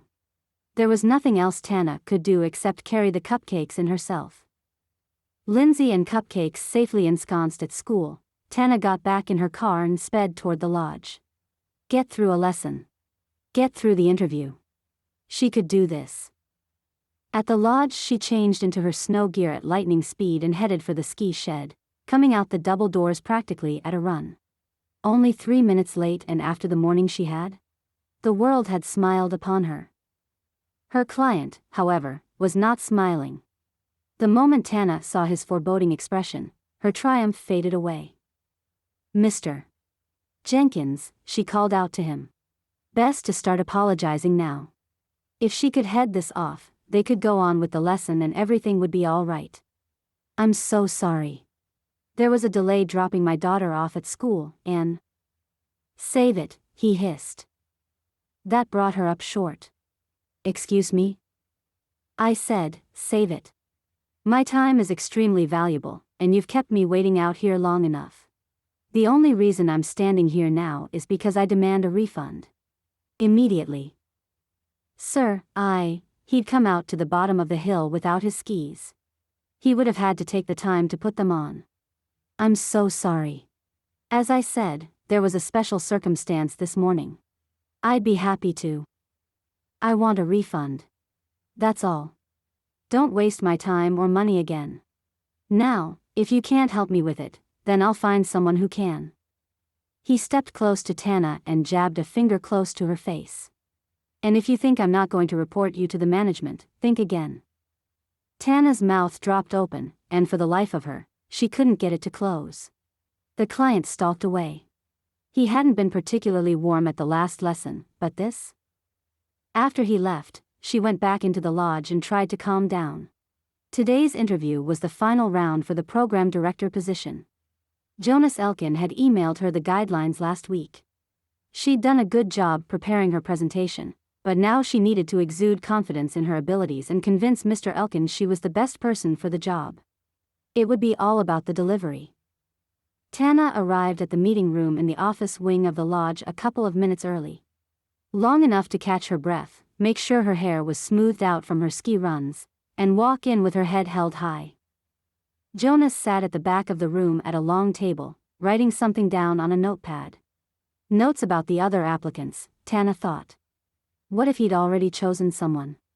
No, he wouldn't write that down while she was about to interview. She put a big smile on her face and headed in his direction. "Morning, Mr. Elkin." Tana reached to shake his hand, and her presentation folder spilled onto the floor. She hadn't stapled it and the pages scattered everywhere. Tana wanted to sink into the carpet, to disappear. But it was too late for that. "Sorry about that." She shook Jonas's hand anyway. "Thank you for giving me this opportunity." Then, because there was nothing else to do except put herself back together, she knelt and gathered up the loose sheets. "Everything all right, Tana?" She could feel his assessing eyes on her. Jonas, unlike Chase, was all about the family business. He'd take it over someday, she was sure of that. So now was the time to make a great final impression. Only her papers for the presentation had all fallen out of order and she'd be forced to wing it. "Yes. How are you?" Oh, Lord. What was she doing? This wasn't a casual chat. "I'm doing very well, thank you." Jonas's stern gaze made her feel like a kid in the principal's office, and when he jotted something down on the legal pad in front of him, her confidence slipped further. "Have a seat. I'm looking forward to hearing why you're the best candidate for this position and some of your ideas." Tana stumbled over the name of the resort, calling it the Elkin Resort. From there, it went straight uphill. Or so she hoped. By the end, when Jonas shook her hand again, she wasn't sure if she was ready to laugh or cry. She made it back to the thankfully empty break room before she lost control of her emotions, and cry it was. She was exhausted. The night had been too short, the day too hectic, and she was tired. One thing after another, and now she was crying in the break room. Sobbing. It racked her body, shaking her shoulders and making her stomach hurt. "Tana? What's wrong?" She whirled around to find Chase standing in the break room doorway. "Nothing's wrong," she said, denying everything. Until she couldn't. And then she let it all come out. The lack of sleep. The cupcakes. The stop at the grocery store. And the asshole client. Chase's eyes flashed angrily. He came into the room and put his hands on her shoulders, rubbing gently. "You don't have to worry about that. You won't face any consequences from that jerk. You'll be okay." The soothing tone of his voice set her off. "Just stop." Tana yanked herself away from his hands. "I'll be fine. I was fine before you came here, and I'll be fine once you leave." Tana had to prepare herself for the worst, and she had to start now. That was just how things worked out in her life. And she certainly didn't need him fighting her battles at work, or she'd never gain the respect of the other employees. Surprise flitted across his face. A look that was quickly followed by hurt, and then by an expression that broke her heart. She could tell he was trying to figure out what to say. Say anything, she thought wildly. Tell me I'm wrong. Call me out on how foolish all of this is. Chase stepped forward and kissed her, so lightly and gently it brought tears to her eyes.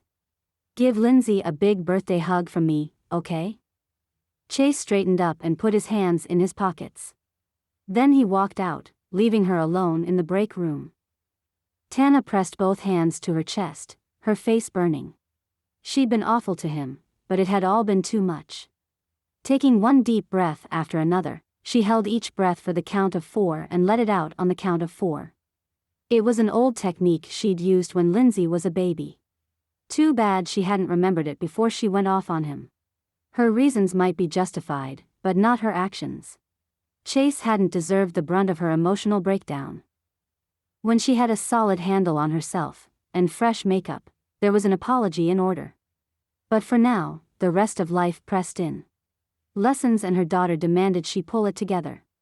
There was no time to wallow in self-pity.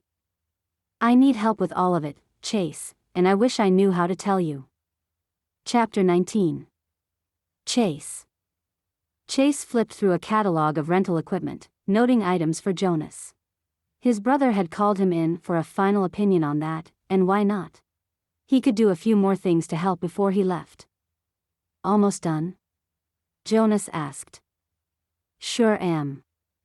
Almost done with this, and almost done with Elk Lodge. Except he wasn't, not really. Things were still unresolved with Tana. He'd been up most of the night thinking about the way Tana shut down on him. She'd thrown his plans to leave in his face like he'd already decided to go. He hadn't, but now he was thinking about it constantly, just by virtue of the fight. Okay. What do you want me to do? The office door burst open. You have a thief on your staff. The thundering voice struck like an earthquake. Chase jumped, and Jonas looked up sharply. Who would barge into their office like that? He turned to find a familiar parent waiting at the door. Oh, crap. Norm Cadwell, one of the wealthiest guests at the lodge. He stormed across the room and loomed over Jonas. Your ski instructor stole my daughter's tennis bracelet. She's inconsolable. Chase had heard all about the tennis bracelet in question when he overheard the man discussing it with someone else in the lobby. More like bragging. According to the father, it was worth $5,000. What kind of guy bought a 6-year-old a $5,000 bracelet? The type of guy who'd go ballistic if it went missing, apparently. Sir, which ski instructor? Jonas, who had looked tense before, now appeared ready to explode. I can assure you, Tana Birch. She must have known how much the bracelet was worth. The man puffed up, looking torn between bragging about how much he'd spent on the jewelry and furious on his daughter's behalf. There's no one else who would have taken it. It was on my daughter's wrist the morning before her lesson, and now it's not. She never takes it off. Ever. She says she took one minor fall out on the slopes. It happened then. Your instructor took it. Absolutely not, Chase cut in. She wouldn't do that. Take a bracelet off a child who'd fallen during a ski lesson? No. It was an outrageous proposition. The last thing Tana would have been paying attention to was a bracelet, especially one hidden under snow clothes and mittens. Oh, she would. The man dug something out of his pocket and slammed it down on Jonas's desk. I have proof. Right there. Go ahead. Read it. Chase and Jonas exchanged a look, and Jonas nodded at him. Chase picked up the paper like it was radioactive. The man had printed out a newspaper article. An article about Tana. Chase felt like he was falling through the floor to the center of the earth. An arrest? It names her as a person of interest, Cadwell spat. For theft. I expected better from you. I really did. Hiring criminals to work at your resort with no concern for the safety of your guests? Unbelievable. The angry dad was right about one thing, the newspaper did mention Tana. It even went so far as to mention her married name and her maiden name. Why hadn't she told him the ex hadn't just left her, but that he'd dragged her into something illegal? What if she hadn't been dragged? Think, Chase. Think. Chase had his share of stalkers in the past and knew from working with private investigators that a person of interest was just someone connected in some way with the criminal. It usually meant they'd interviewed the person, not that they'd committed a crime. His brain was filled with a riot of conflicting thoughts. He trusted Tana, she would never steal, not from a client or anyone else. He had to keep his grandmother insulated from stresses like this. They needed to calm Cadwell down, and they had to protect his family's reputation. But above all, he had to protect Tana. Wait, no. Not above all. He couldn't throw his family under the bus for Tana. His only option was to stick with the truth. But he didn't have the full truth. Sir, I assure you, we will look into this. But Tana is trustworthy, Chase tried to reassure the man. How had he gotten the newspaper clipping? It was strange, wasn't it? If the tennis bracelet had been stolen during a morning lesson, that didn't leave a lot of time for this guy to do research in the hotel's business center. Chase didn't ask any of those questions. Please, let us handle this. I'll be back in an hour. And if it's not resolved, then I'm going to the police, and the press. Given the trouble this resort has already had with employee theft, you won't like the added scrutiny. The man delivered this last threat with deadly confidence, and Chase's heart sank. That was the last thing any of them needed. Sir. Don't bother. Cadwell headed for the door. 1 hour. Chase turned slowly back to Jonas, expecting to find him staring after the man in utter disbelief. Instead, he found Jonas with the handset of his phone already to his ear, dialing a number. What are you doing? Chase gripped the printout. We need to talk about this. I'm calling security. Chase reached over and pushed the button to disconnect the call. Jonas glared at him. Don't do that, Chase said. We need to sort this out before we jump to conclusions. Jonas moved the handset out of Chase's reach and dialed again. Will you at least tell me who you're calling now? Outside, a group of kids ran by the window, cheering and screaming. Jonas, tell me. I'm calling our lawyer. I need him down here right now to deal with this. Jonas murmured something into the phone, then hung up and dialed again. Another muffled conversation. That's 2 phone numbers, Chase pointed out. What's your plan? I'm calling security, too. I want to see Tana Birch in my office, right now. Chase paced to the window, at loose ends. He held up the article and squinted at the grainy picture. It was small, maybe 2 inches across, and it showed a married couple. At first, it didn't look anything like her, but her eyes and the curve of her mouth were unmistakable. How could she not have told him about this? About getting arrested, about all the theft. Was it possible she didn't know? He didn't see how it could be, since she'd changed everything about her life in response to the past. But maybe. He cursed silently. It would be best if the guy had no incriminating evidence. Oh, stop, this isn't evidence, Chase told himself. This is a newspaper clipping. And if he was going to do anything about it, he had to do it now. They needed to take a beat before they took actions they'd come to regret, especially Chase. Jonas, he said urgently, and his brother looked up at him. There has to be a mistake. Jonas looked past him, toward the door. There was no one there, he was just looking into the distance. It's really too bad, Jonas said, stress evident in his voice. I was going to offer her the job today. Chase couldn't catch his breath. Of course Jonas was going to offer Tana the job. She was a perfect fit. Kind, smart, and a top-notch skier, they couldn't ask for anyone better to lead the ski program. And now this? Wait a minute. He stepped in front of his brother's desk. We don't have the full story here. Shouldn't you start with Tana? Get her side of the story before we get everybody in here? Jonas, listen to me. Jonas was furiously texting on his phone. He didn't appear to have heard a single thing Chase said.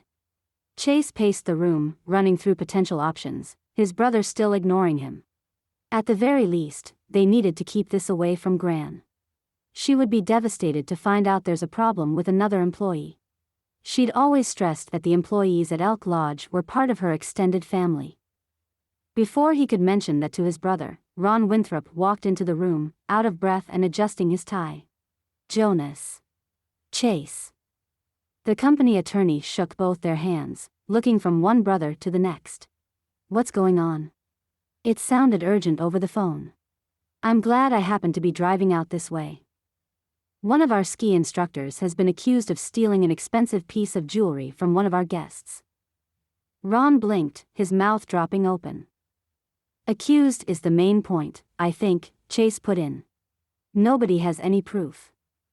Jonas's eyes flicked down to the newspaper printout in Chase's hand. We're going to need that article. No. Chase wanted to rip it into tiny pieces and light it on fire. But if he did that, Jonas would just research it for himself. Fine. Chase put the paper down on Jonas's desk, fury rising in him in a fiery wave. Ron, I want you to know that this is something out of this person's past. It's not a conviction. Ron stared at him. Got it. He looked at Jonas again. What is it you want me to do? I want you to sit in on the discussions we're about to have and make sure the lodge is protected, as much as we can be. We don't want to upset Ellen with this. Jonas shook his head. I don't know what's going to happen. But we only have an hour to deal with this before Cadwell acts against us. I'd like to avoid that. This is way overboard. Chase tried to get his brother's attention again. Jonas, take a breath. How much did Jonas know about Tana? For that matter, how much did he know about Tana? His brother's set jaw told Chase he wasn't going to back down. Chase, you need to leave. You're too involved to be impartial in the matter.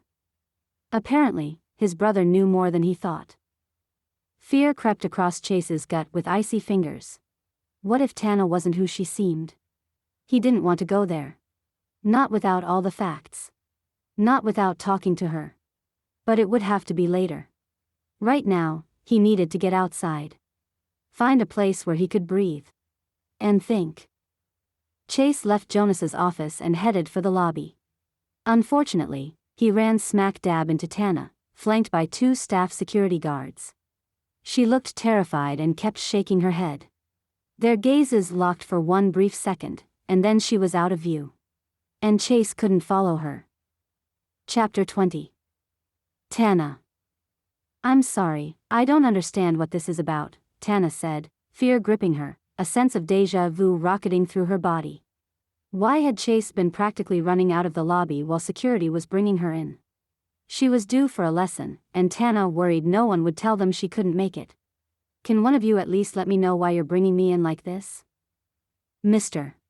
Elkin requested to see you right away, said one of the security guards, his face going red. He's right in here. They ushered her through the doors of Jonas's office, and Tana realized it wasn't just him, another man was there, professionally dressed in a suit and tie. Tana's heart sank. This looked like a firing meeting. The security staff had been her first clue, but she hadn't wanted to believe it. She stepped through the door in a numb haze. Why hadn't Chase stayed here for whatever this was? Someone must have found out about the 2 of them, and she was being fired. Tana. Jonas nodded at the security guards, and they stepped back, leaving her to face off with him and some stranger. Have a seat. He gestured to the chair in front of his desk. I'd rather stand. If she sat down, her muscles would cramp and tighten from stress. What's going on?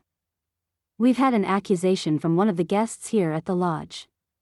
Jonas's eyes met hers, but he looked stiff, uncomfortable. No wonder. This was the most uncomfortable she'd been since the day the police had come to her apartment and arrested her years ago. Against you. For what? An accusation could mean anything. Jonas had reassured her regarding the disgruntled guest, so this had to be about Chase. Whatever it was, it had gone to the level of Jonas and security, which didn't bode well for her. I only had one lesson scheduled for this morning and it was cancelled. I haven't done anything wrong. Stealing. Jonas said simply. A tennis bracelet has gone missing, and our guest came to us with concerns that you were responsible. Tana sucked in a deep breath and swallowed back the urge to be sick. This was so much worse than she'd thought. She felt as if the floor had suddenly opened and was trying to swallow her whole. I didn't steal anything. Her voice sounded thick with tears and she hated it. You're officially on temporary leave effective immediately. It's come to our attention you have a history tied to some other burglary charges, which forces our hand to move in this direction while we have the accusation investigated. Jonas dealt the blow without flinching, his steely gaze never leaving her. Chase hadn't been brave enough to face this with her. A secondary wave of humiliation hit. He'd known. He'd known this was going to happen and he hadn't wanted to be there. Mr. Elkin, I didn't steal anything. Neither one of the men relented, their faces stoic and unyielding. They didn't believe her. Tana had never felt so alone in her life.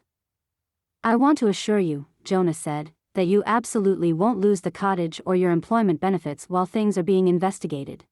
That will only happen if we terminate your position.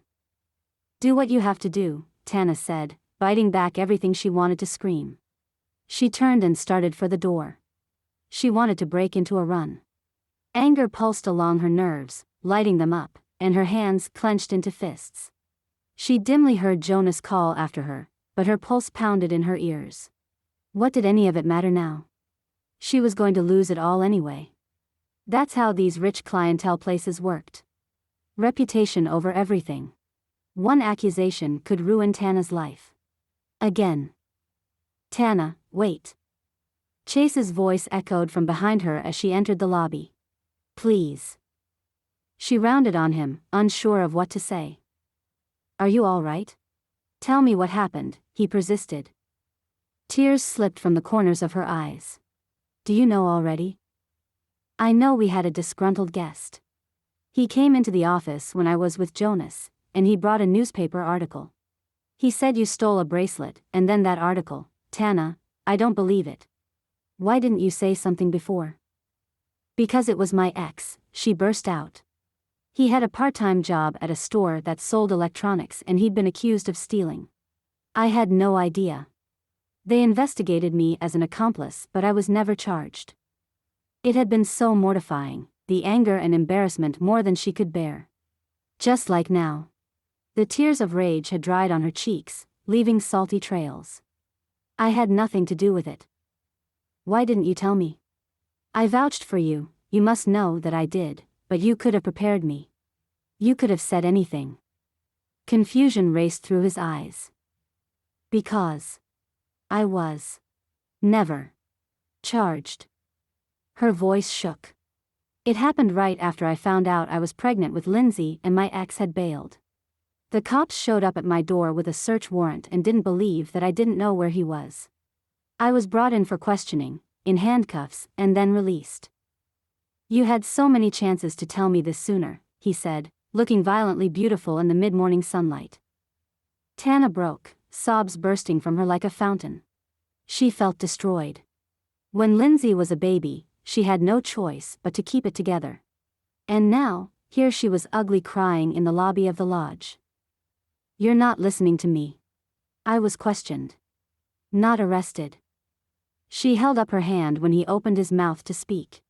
Do you want to know the worst part about all this? It's that I was falling for you. Tana couldn't stop. I should have known better after the first time I did that, but no, I had to go ahead and make the same foolish mistake all over again.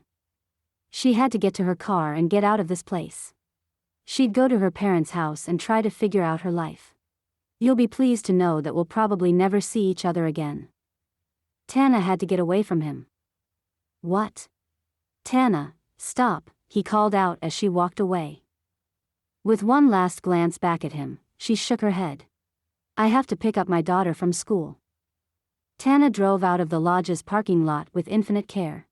By the time she reached the school, her eyes were still red and blotchy. Lindsay tumbled into the back seat and noticed it instantly. Are you okay, Mom? Did you fall? I didn't fall. I just had a hard discussion with Chase. And I'm probably going to get fired. Sometimes, grown-ups have hard discussions.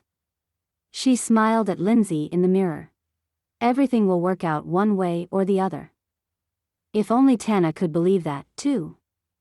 Chapter 21. Tana. It was an hour-long drive to where Tana's parents lived, and every 15 minutes, she thought she'd gotten over the emotional outpouring.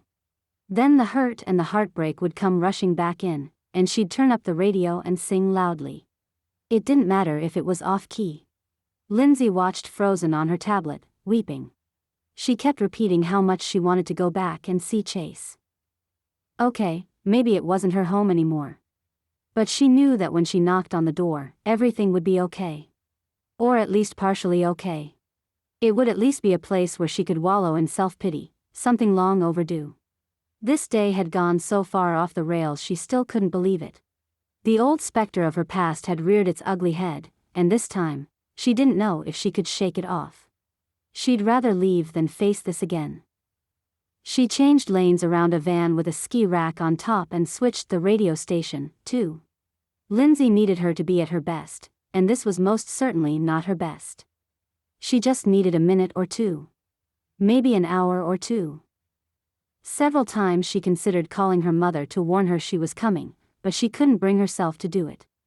It felt too much like the times she'd had to call them after Lindsay was born, asking for help. She'd find out soon enough anyway. They pulled into the driveway as the afternoon light was beginning to fade. That was good. Lindsay wouldn't fight bedtime as hard if it was dark, and Tana needed time to collect herself. She'd thought to pack enough to stay for a few days without needing to buy anything. Through the front window of her parents' house, Tana saw her mother sitting in the living room, reading a book. As a kid, she'd taken her parents' relationship for granted because they'd always been so comfortable together. Their routine was always so pleasant, orderly, and happy. Something she never had with her ex, whom she'd found exciting, and would never have with Chase. How could she even have hoped for it? Her heart was a silly creature. Tana helped Lindsay out of the car. "Are we there?" Lindsay rubbed her eyes. "We were driving for a long time." "Yes, we're here." Tana took her hand and led her up to the front door, where she knocked. For one horrible instant, Tana thought her parents might not be happy she was showing up unannounced, but then her father opened the door, a big smile on his face. "My favorite granddaughter." He opened his arms wide and Lindsay ran to him. "And my daughter's not so bad either." He looked from one to the other, and Tana caught the slight concern in his eyes. "I take it you're here for the night?" "A couple of days maybe, if that's okay." Lindsay would have to miss the last couple days of school before they broke for Christmas, but it couldn't be helped. Tana wondered when she was going to be able to make it on her own. Was that ever going to happen? "It's always okay," he said, pulling her in for a hug and kissing her temple. "My girls can come here anytime." "Is that Tana?" I saw a car pull up in the driveway.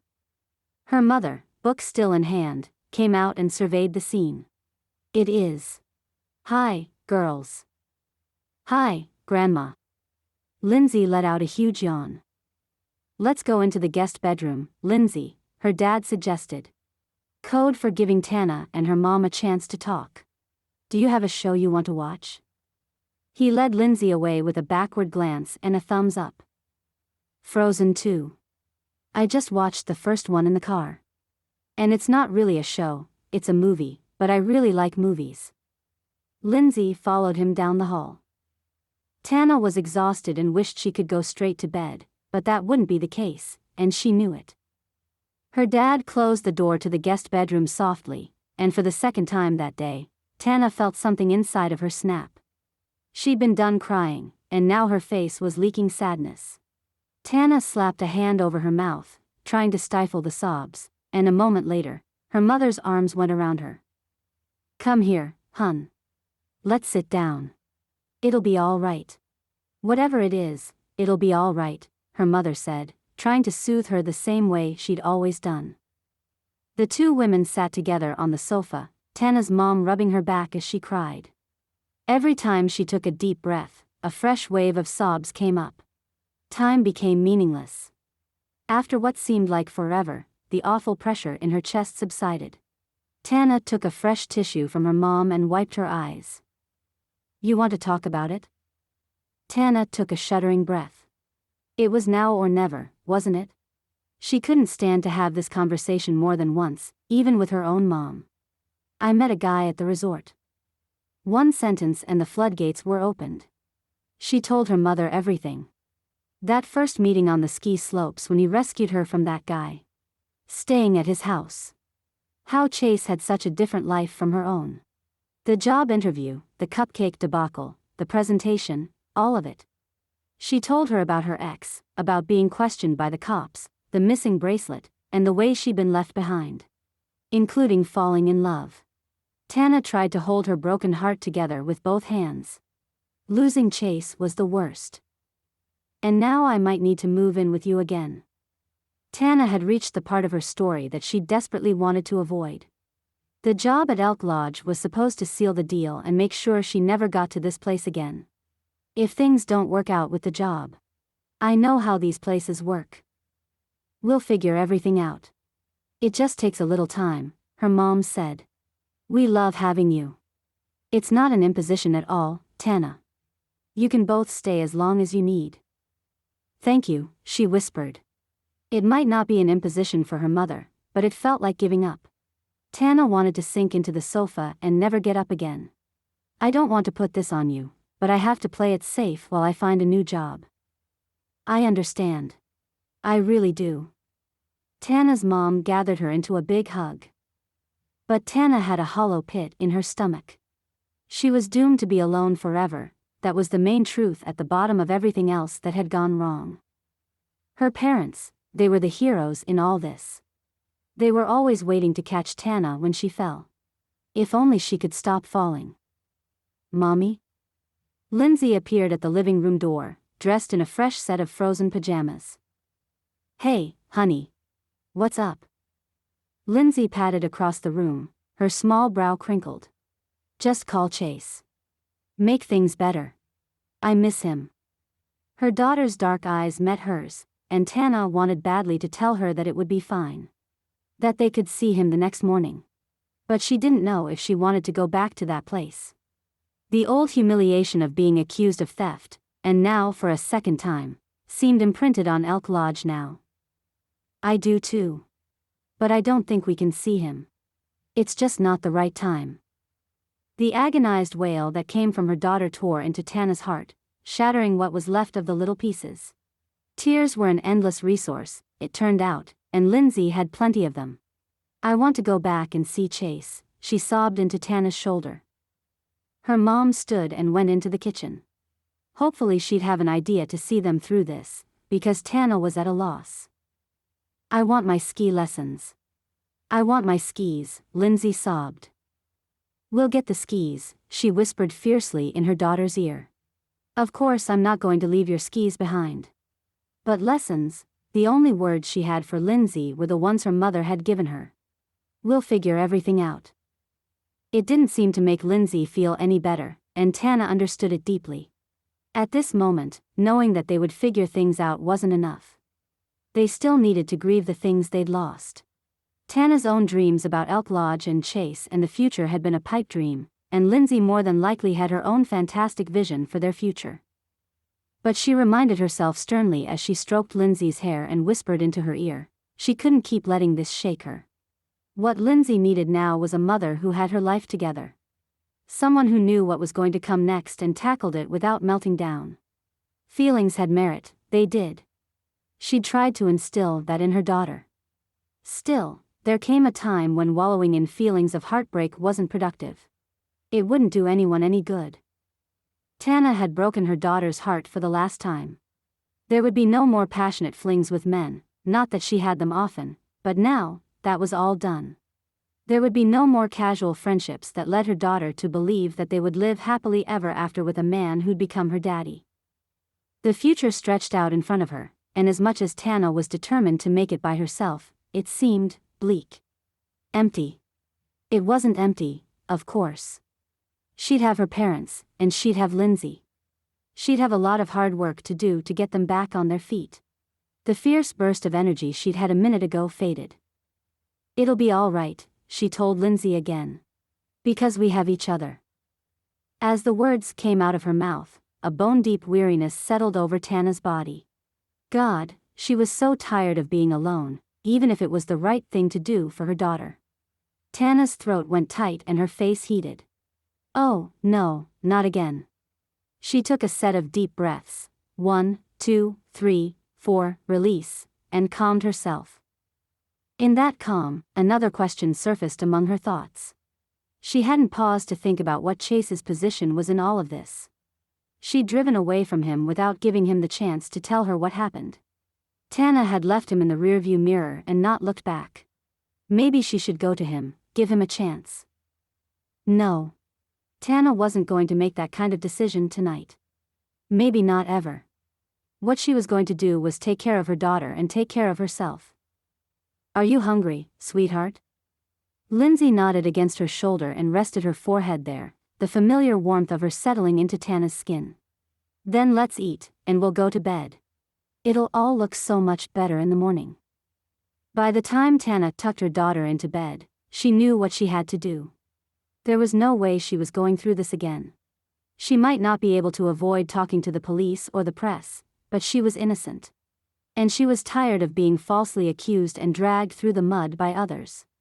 Even if she was charged, they had no proof since she hadn't done anything wrong, but it wouldn't stop the other employees and her bosses from wondering. It was time to leave and start over. On her terms. She'd pack up her belongings and turn in her resignation once she'd fully moved out of the cottage, but she was done with Elk Lodge. And Chase. Chapter 22. Chase. Chase sank into his sofa with a sigh. That hadn't gone well. The sun was finally sinking beneath the horizon on what turned out to be the longest day of his life. Tana had stormed off and left him there in the lobby, and she'd been right to do it. Leaving Jonas's office had been a huge mistake. He picked up his phone for the 100th time and scrolled through the apps to his gallery. He pulled up photos of Tana and Lindsay. He'd taken them one day after Tana's lessons had finished for the day and she and Lindsay had skied together. They'd goofed off at the top of the hills by the chairlift, making faces for the camera and laughing. Lindsay had worn her brand new frozen skis. The picture twisted at his heart. The doorbell rang, and Chase got up so quickly his phone tumbled to the ground. If it was Tana at the door. His grandmother stood there, dressed neatly in a winter coat. She looked him up and down. "Hello, Chase," she said finally. "I was wondering if you had time for a quick chat."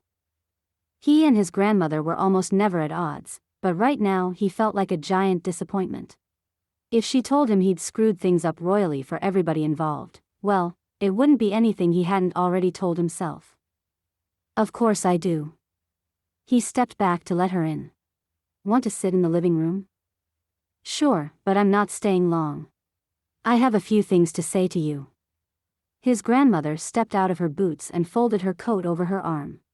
His parents had given it to her one Christmas when Chase was younger than Lindsay, and it looked almost as good as the day she unwrapped it. His grandmother had always been a woman of wealth who refused to spend it on what she considered excess. Chase followed her back to the living room, where she took a seat in the wide armchair opposite the couch. His grandmother cleared her throat. "Listen to me carefully. I have always loved you, and you know that." "I do," he said miserably, sitting down on the couch to face her. "I love you, too. And it's not because you took after your grandfather and became a fantastic skier, though, of course, you were." His grandmother smiled at him, and the warmth in her expression eased some of the pain in his heart. She'd spoken in the past tense, and for the first time it didn't seem to matter as much. "I've loved you because you're my grandson and because you have so many wonderful qualities. My favorite thing about your skiing career was that it let you showcase your persistence. Your dedication." She shook her head, her eyes going distant. "You've always gone after the things you wanted most with your whole heart, and it never seemed to matter that you won or made lots of money. It was about doing your best. And giving everybody around you your best." Chase swallowed a lump in his throat. Maybe he'd been that person once. I don't know what to say." He felt wretched about it. Torn up. That hasn't been how things have gone lately. "Maybe not," his grandmother said diplomatically. "Things have been hard. But I know deep inside you're still my fierce and determined grandson. And I'm here to suggest that you should apply that same determination to make sure the woman you love doesn't get away." She looked him directly in the eye. "I heard all about what happened with Tana and I don't believe a word of what that man says, but I also need to stand by Jonas until the investigation is over. However, no investigation should keep you from going after the woman you love. I'd sure love to have her sweet daughter as my great-grandchild before I die." Chase's mouth dropped open. What could he say to that? He'd already let Tana leave. His grandmother stood up and kissed the top of his head. "All else aside, what happened between the two of you, Chase? I wasn't at the meeting earlier, but I've been apprised of the situation. The staff at the front desk heard the two of you talking. We had an argument. She probably went to her parents to get away from here, he said woodenly. And how are you handling that?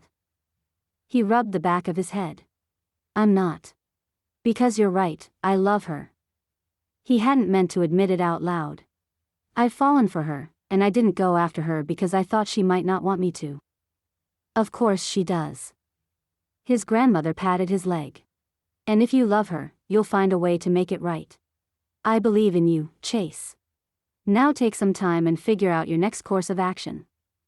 I will. He rose to hug her, and then she made her way to the door.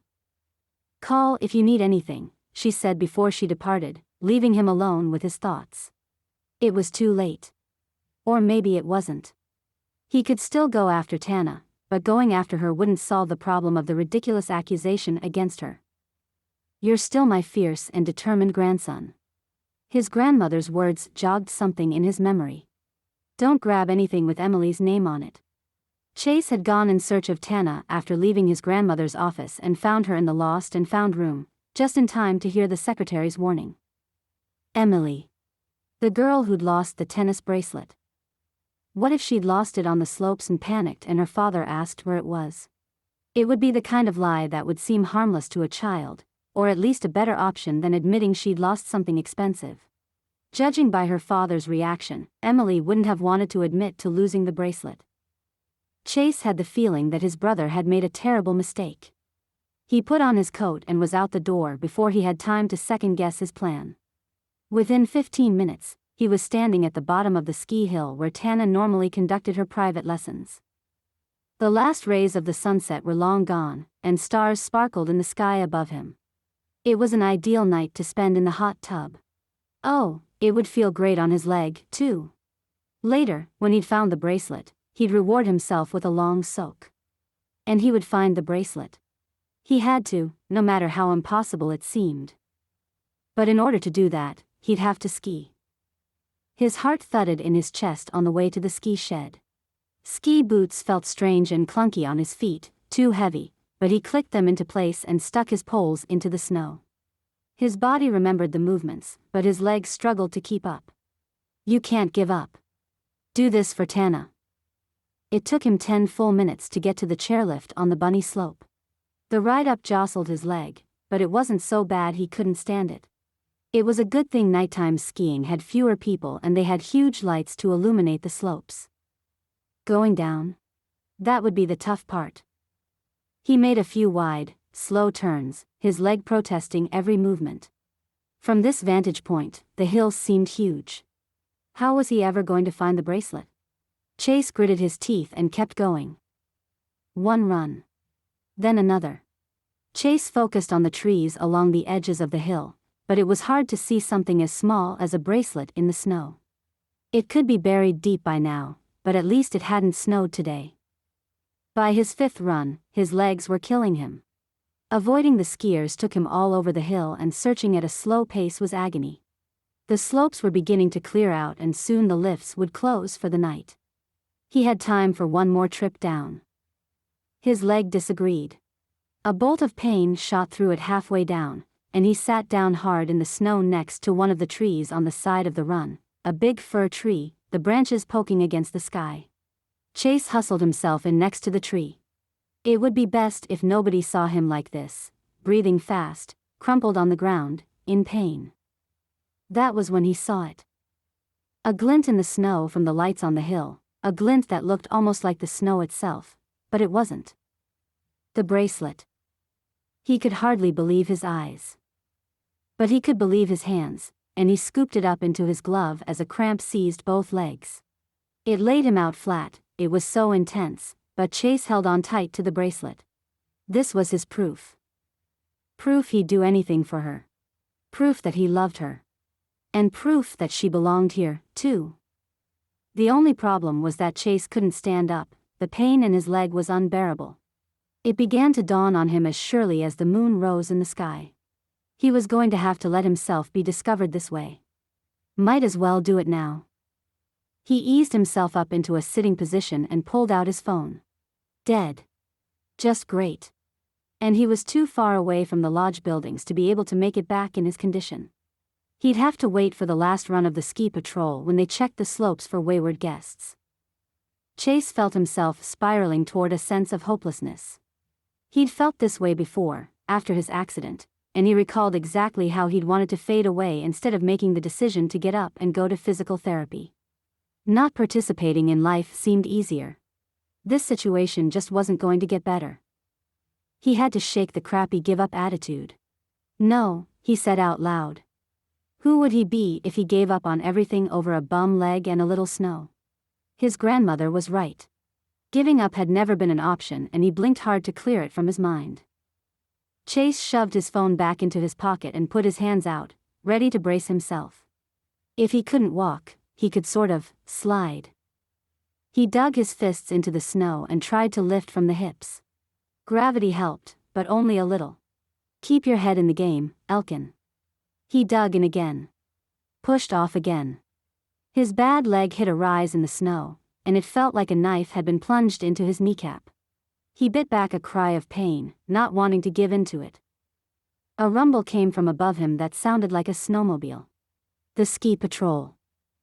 Chase threw his arms up over his head and waved them, shouting as loud as he could. Getting hit by a snowmobile would be a terrible conclusion to this adventure. They were getting closer, almost on top of him, and he heard a shout over the sound of the motors.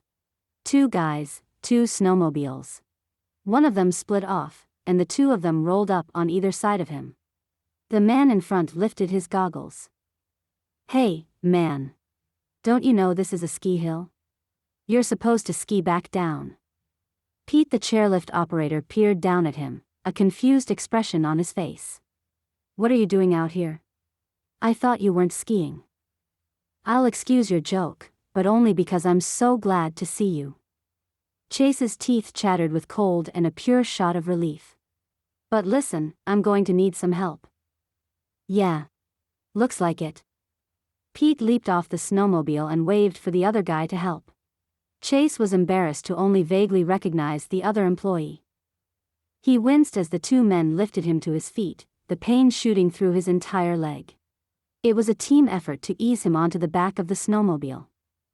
Sorry, we don't have a rescue sled, Pete said as he got back on the snowmobile.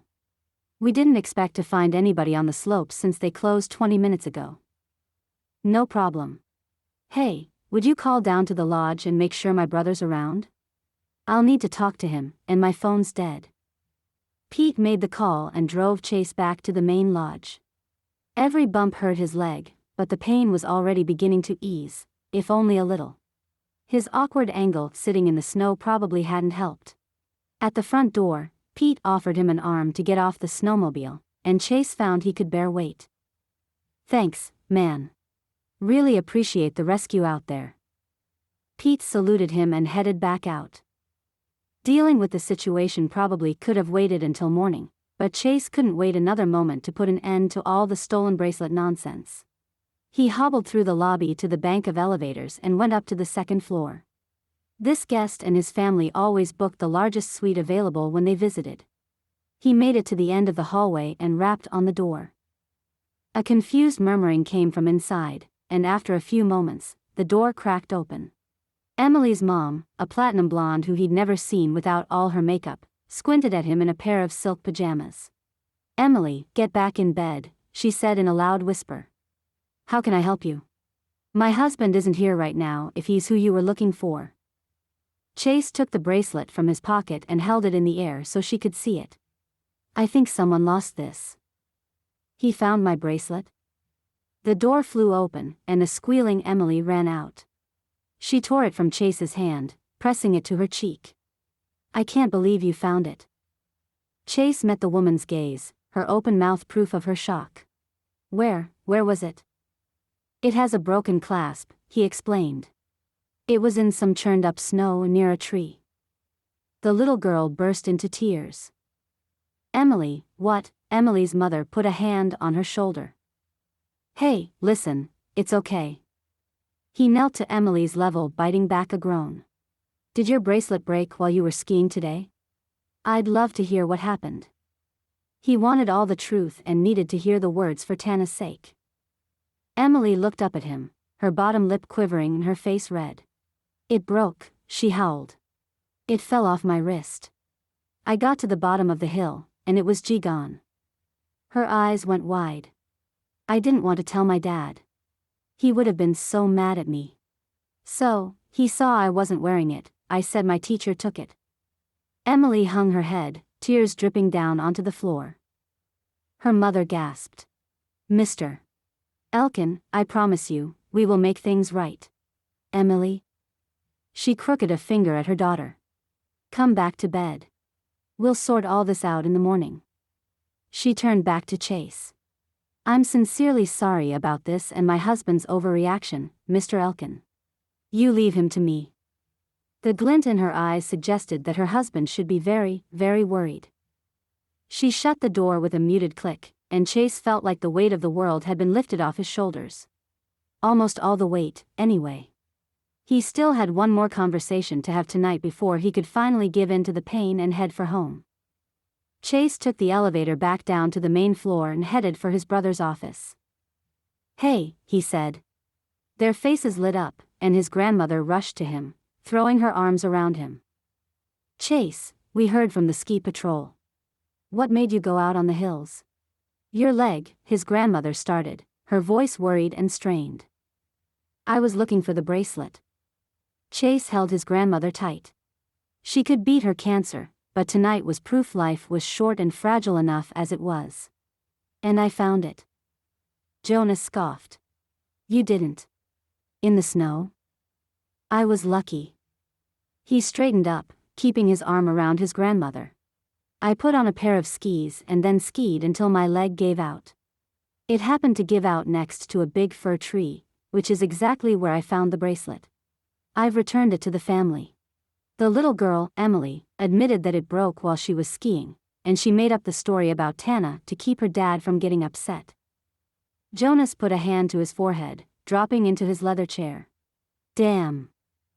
So, what you're going to do," Chase continued, "is give Tana her job back right now and promote her to the position she earned. Either that, or I'll leave with Tana to wherever her next job is, assuming she even wants me anymore. From now on, we're a package deal." Grandmother took a step back and beamed up at him. "That's my Chase. Right now, Jonas. And be prepared to grovel." Chase wasn't backing down, and he wanted this over so he could go home with some dignity before his leg gave out. Jonas nodded. "We have to make things right." He hadn't failed Tana after all. Chase went back to his house and waited for word Tana had returned. Except all he got was a text from his brother saying that she wasn't answering his calls. Come morning, Chase would make sure the message got delivered. Personally, if he had to. But right now, he had to get off his leg. Chapter 23. Tana. Tana didn't have much to pack, but it was taking forever. She surveyed her bedroom in the cottage and sighed. This place was supposed to be a new beginning, a house stuffed full of memories. She still had boxes in the closet that had yet to be unpacked from the move. Now they'd go into storage in her parents' basement until she found another place. Tana lifted her suitcase, surprisingly light, and hauled it out toward the front door. She didn't want to leave. Leaving felt like giving up. But Tana lifted her chin and went back for the last few boxes anyway. Lindsay was waiting for her at her parents' house, and she wouldn't, leave her daughter hanging. Not now, and not ever. They had a life in front of them. It wouldn't be the one Tana had planned on when she first got the job offer at Elk Lodge. But it would be something amazing. It had to be. Speaking of the greatest kid on the planet, or thinking of her, she supposed, since there was nobody in the cottage to talk to, Tana needed to figure out something special for her. Something to make up for the upheaval in her life. There were no ski slopes in her parents' town, but maybe she could treat Lindsay to some borrowed studio time at one of the dance places.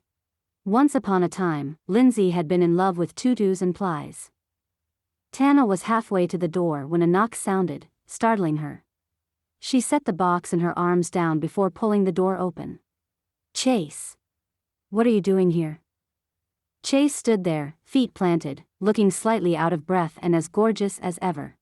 His presence flooded the room along with the morning sun.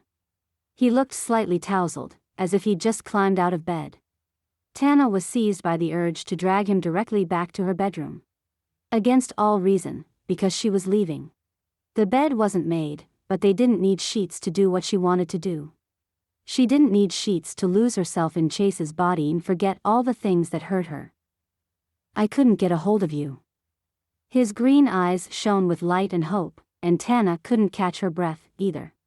Your voicemail is full, and nobody at the lodge can get you to pick up, either.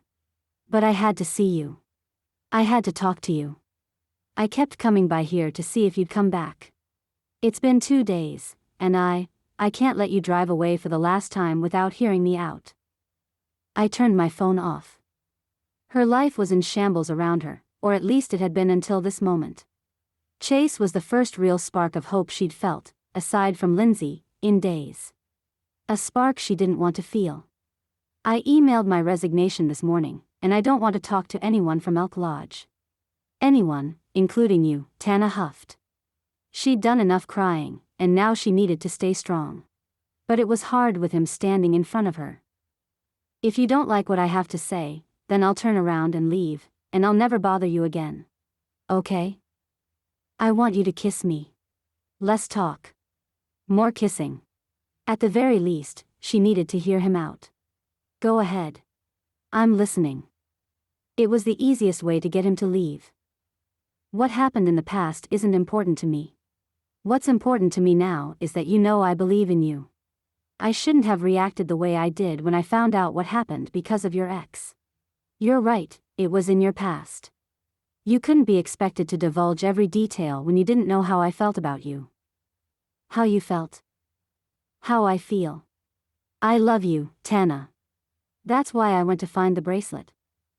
Wait, what? Tana tried to wrap her head around what Chase just said. Impossible. All of it. Thinking back to the morning it happened, she knew she'd been all over the ski slope with Emily. The odds of Chase finding a delicate tennis bracelet made for a child were astronomical. And the odds of him falling for her? Miraculous. She wasn't sure which shocked her more, the bracelet or the I love you. You found it in the snow? On the slopes? But you don't ski anymore. I do now. Chase grinned. I skied until my leg gave out. Landed almost on top of it. But I found it. It had a broken clasp. I took it back to the family, and Emily confessed that she'd made up the story about it being stolen because she knew her dad would be mad. Chase, that couldn't have been easy, searching in the snow. Are you okay? Even the bunny hill would have been painful for him. And yet he'd kept going. For her. Tana thought her heart might explode into a ball of glitter and song. Gratitude sang in her veins. She could be thankful for this, even if he said nothing else to her. I'm fine. I'm completely fine. And it's over, Tana. You're cleared. Right before all this happened, my brother told me he was going to give you the promotion. After I returned the bracelet to Emily and her parents, I talked to Jonas and demanded he give you your job back and give you the promotion. I made it pretty clear to my brother that if he didn't reinstate you, I was leaving with you. His words hit Tana like the world's most exciting snowballs. She hadn't checked her voicemails, not wanting to face the inevitable message that they were letting her go before she got the jump on the situation and resigned. It was a matter of pride. But this was a miracle. Chase wanted to leave with her more than he wanted to stay here without her. Her heart broke open, spilling hope all over her insides in a warm wave. And, Chase continued, I guess I should say that, it's okay if you're done with this place. But I hope you'll at least consider the offer. Tana stepped closer to him. The longer he stood in her house, the harder he was to resist. Don't just melt into his arms, Tana. Be honest with him. I was really hurt when you ran out before that meeting. That was one of the most humiliating moments of my life, and you walked away. There. It was out in the open, and not during a shouting match. And I'll be honest because that's kind of my thing. The pain hasn't faded. I can still feel it, she tapped her chest, in here. But the fact that you did what you did to clear my name means something. Tears welled up in her eyes. Don't cry. Don't do it. She swallowed back a relieved sob. Oh, Tana, he took a step closer. Wait, I'm not done yet. She didn't stop Chase when he put his arms around her. I realized after the fact that you were in a really awkward position with your family. I should have taken that into account. You were probably just as blindsided as I was. Another deep breath, this one for courage. The reason I never mentioned what happened is because I never wanted to think about it, or him, ever again. That part of my life doesn't even seem like it belongs to me. What about this, Tana? Chase took in all the boxes in the living room. I don't want you to leave. Oh, God. Tana leaned her head forward until it rested on Chase's chest and let out a laugh that carried an incredible tension with it. I've never been so lonely in my life. I miss you. I love you. She felt his shock through the palms of her hands, and then Chase reached to cup her face, tilting it up toward his. Say that again, Chase murmured. I love you. One errant tear fell onto her cheek. And Lindsay loves you. We both miss you like crazy. She wants to come back here and do her ski lessons. She never wanted to leave. She laughed, but it made her cry to think about it. I didn't tell her what was going on, but Linz was sure that if I just said sorry for whatever happened, everything would be okay, and we wouldn't have to go away. This place is home to us. Thank goodness. Chase leaned down and kissed her, his lips soft and manly, confident and sensual. They fit. Her arms went around his neck like they were made to do it, and he pulled her in close. The heat between them grew until Tana was panting, desperate to be free of her clothes. But the conversation wasn't over yet. If she tumbled into bed with Chase before they were finished talking, she knew she'd let it be, water under the bridge. And she couldn't be that woman anymore. He had to know what she wanted. Chase, she said. He paused, resting his lips against her neck. I want to stay at the lodge. I kind of gathered that, he joked. I know you want to leave. He pulled back, his expression sobering. I know you talked about moving to California, and maybe you still want to do that. Tana wasn't going to hold him back from doing what he loved. If they had to be apart, so be it, she'd wait for him. Or go with him. They'd figure it all out. Again, I want to stay here, but if you want to leave, there's room in my car for one more, though you'll have to put up with Frozen playing on repeat on the iPad. What about this? He kissed her neck, working his way up to her earlobe. What if we stay here for a bit longer? You have a killer job for as long as you want it, and you could always move into my house. That's an Elkin family house, she said automatically. Those houses were places Tana could only ever dream of owning, because she'd never have the money. Unless. And you would be part of the family. Chase went still, except for the pad of his thumb stroking her cheek. She leaned her face into his touch. I love you, Tana. I don't want to spend another day away from you. Wherever you are, that's where I want to go. Tana breathed in the scent of him, all cold air and soap, and knew she couldn't live without him either. She'd do anything in her power to avoid it. She'd found the perfect man, and she was going to hold on tight. I want to go to the bedroom, Tana said. Right now. Chapter 24, Epilogue. Chase. March. Ever since his first attempt on the Bunny Hill 3 months ago, Chase had returned to physical therapy with a new goal. Getting back on skis. The first 2 months had been agonizing, but little by little, it became easier as muscle memory kicked in and he got stronger. Soon enough, he was enjoying his time on the slopes and his love of skiing was as strong as ever.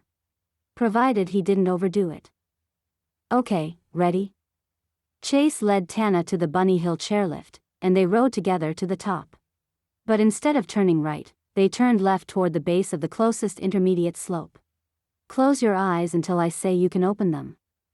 What's this all about? She asked. You'll see soon enough. Back when Chase was a little kid, he'd been so anxious to graduate to these hills. He still remembered the adrenaline rush now. It was almost that same kind of day, sunny, crisp, clear. If he closed his eyes, he'd be able to take himself back to his former body and back to those limitless days. Let me see. Tana jiggled in place, bouncing up and down on the balls of her feet. Come on. You can't bring me all the way out here and then not show me. Look, Chase said, pointing up the slope. Tana blinked against the bright sun. Chase studied her face, waiting for the moment when she saw her surprise. For when she spotted her daughter. Chase had asked another instructor for a favor that morning, and now Lindsay came down the slope with the woman, whose cheering voice carried all the way down the hill. The pair steered their way down, successfully navigating the steep parts and the small rises. He had originally thought he might like to do these runs with Lindsay himself, but he'd also wanted to experience watching with Tana. If only he could have made a clone of himself. Oh, my gosh. It's Lindsay, Tana exclaimed, the excitement in her voice contagious. Lindsay looked just like Tana, down to the fierce determination on her face and her natural grace out on the slopes. Chase got choked up watching it. He turned to Tana and noticed her cheeks glistening with happy tears. She stood watching for a few more moments, and then raised her arms above her head and let out a loud whoop that he guessed could be heard in Utah. She's so good. Tana shouted at Chase. She's so good. Lindsay whizzed by, waving a pole in the air. Hi, Mom, she shouted. I'm going again. Watch me. The instructor followed, waving to them, too. Tana threw her arms around Chase's neck and gave him a kiss that was so hot it verged on inappropriate. You are the best instructor my daughter could ever have. Did you know that? I do. Chase grinned. Tana's comment and laughter made him prouder of the accomplishment than anything else he'd done in his life. I'm so excited to work with you. The heat in Tana's eyes was enough to melt him on the spot. You're going to make a great athletic director. I couldn't do it without you. P.S. Tana swiped at the front of his jacket, then pulled him down for one last kiss. You can do anything, Chase Elkin. Chase was finally starting to believe it again, now that he'd found his footing at the lodge. He'd just been named the director of their new and expanded athletics program. They'd make ski instruction more comprehensive and now offered cross-training classes in the gym. He would oversee all the specialized programs, from beginner development to expert-level training. He couldn't have dreamed up a more perfect job, and that was it. That was the peak of his dreams. That, and having Tana there by his side. I heard from Chris Denton this morning. You mean, Chef Chris? I still can't believe you two are such good friends. After the holidays, Chris had contacted him to gauge his interest in investing in a studio that had created a series of video games geared toward the VR market. Hilariously, one of their first releases had been based on Chris's cooking show where players would compete against him in head-to-head cooking competitions. The game had gone viral on TikTok with players vying to win a cooking lesson on the set of Cooking with Chris. Now the studio was looking to add more games and Chris had floated the idea of basing one of the games on downhill skiing and they wanted to use Chase. Initially, he'd turned it down, but Chris had been relentless and Chase agreed to meet with the developers. Before he knew it, he was wearing a green suit covered in sensors while they mapped out a series of movements that would take real-life Chase and place him in virtual reality. Chase wrapped an arm around Tana's waist, and the two of them stood side by side, watching Lindsay come down the hill again. She'd come so far from when he first met her. Tana had been so scared that her daughter would be injured on the slopes, but now her face glowed with excitement on behalf of her daughter. Beta users are having a blast with my game and they're supposed to send over the latest version for us to try out. I'm hoping you'll be impressed. You know I'm already impressed with you. Chase's heart pounded, though he'd been planning what he'd say next for days now. Well, I hope you'll be impressed because I'm working hard on another promotion, too. What's that? Over at the chairlift, Lindsay climbed back on. Tana searched Chase's eyes. Are you looking to take over the lodge? I don't think Jonas would like that very much. No. Actually, I'm going to put all my effort into getting promoted from athletic director to dad. Tana froze for a dizzying instant. If she said no, Chase would sink into the snow and never resurface. I'm pretty determined to do whatever it takes to get this promotion, if you'll both have me. Tana burst out with a laugh that turned into a cry, and she pulled him down into another kiss. If this kept up, they were going to have to sneak away to their place. It wouldn't do for them to jump each other in front of all the guests. If that's what you want, Tana said fiercely, then you keep doing what you're doing. Because honestly, Chase, the hiring manager in charge of that position, is more than halfway convinced. More than halfway, he mused. I don't know if I'll get the job. Unless. All the way. Tana kissed him one more time and pulled back, putting space between them and holding her arms up toward the sky as if surrendering to him. I'm convinced. You're hired. The end. This was an audiobook created by Relay Publishing, who own exclusive copyright to the story in all territories and formats. For more information, please go to our website, www.relaypub.com. We hope you enjoyed.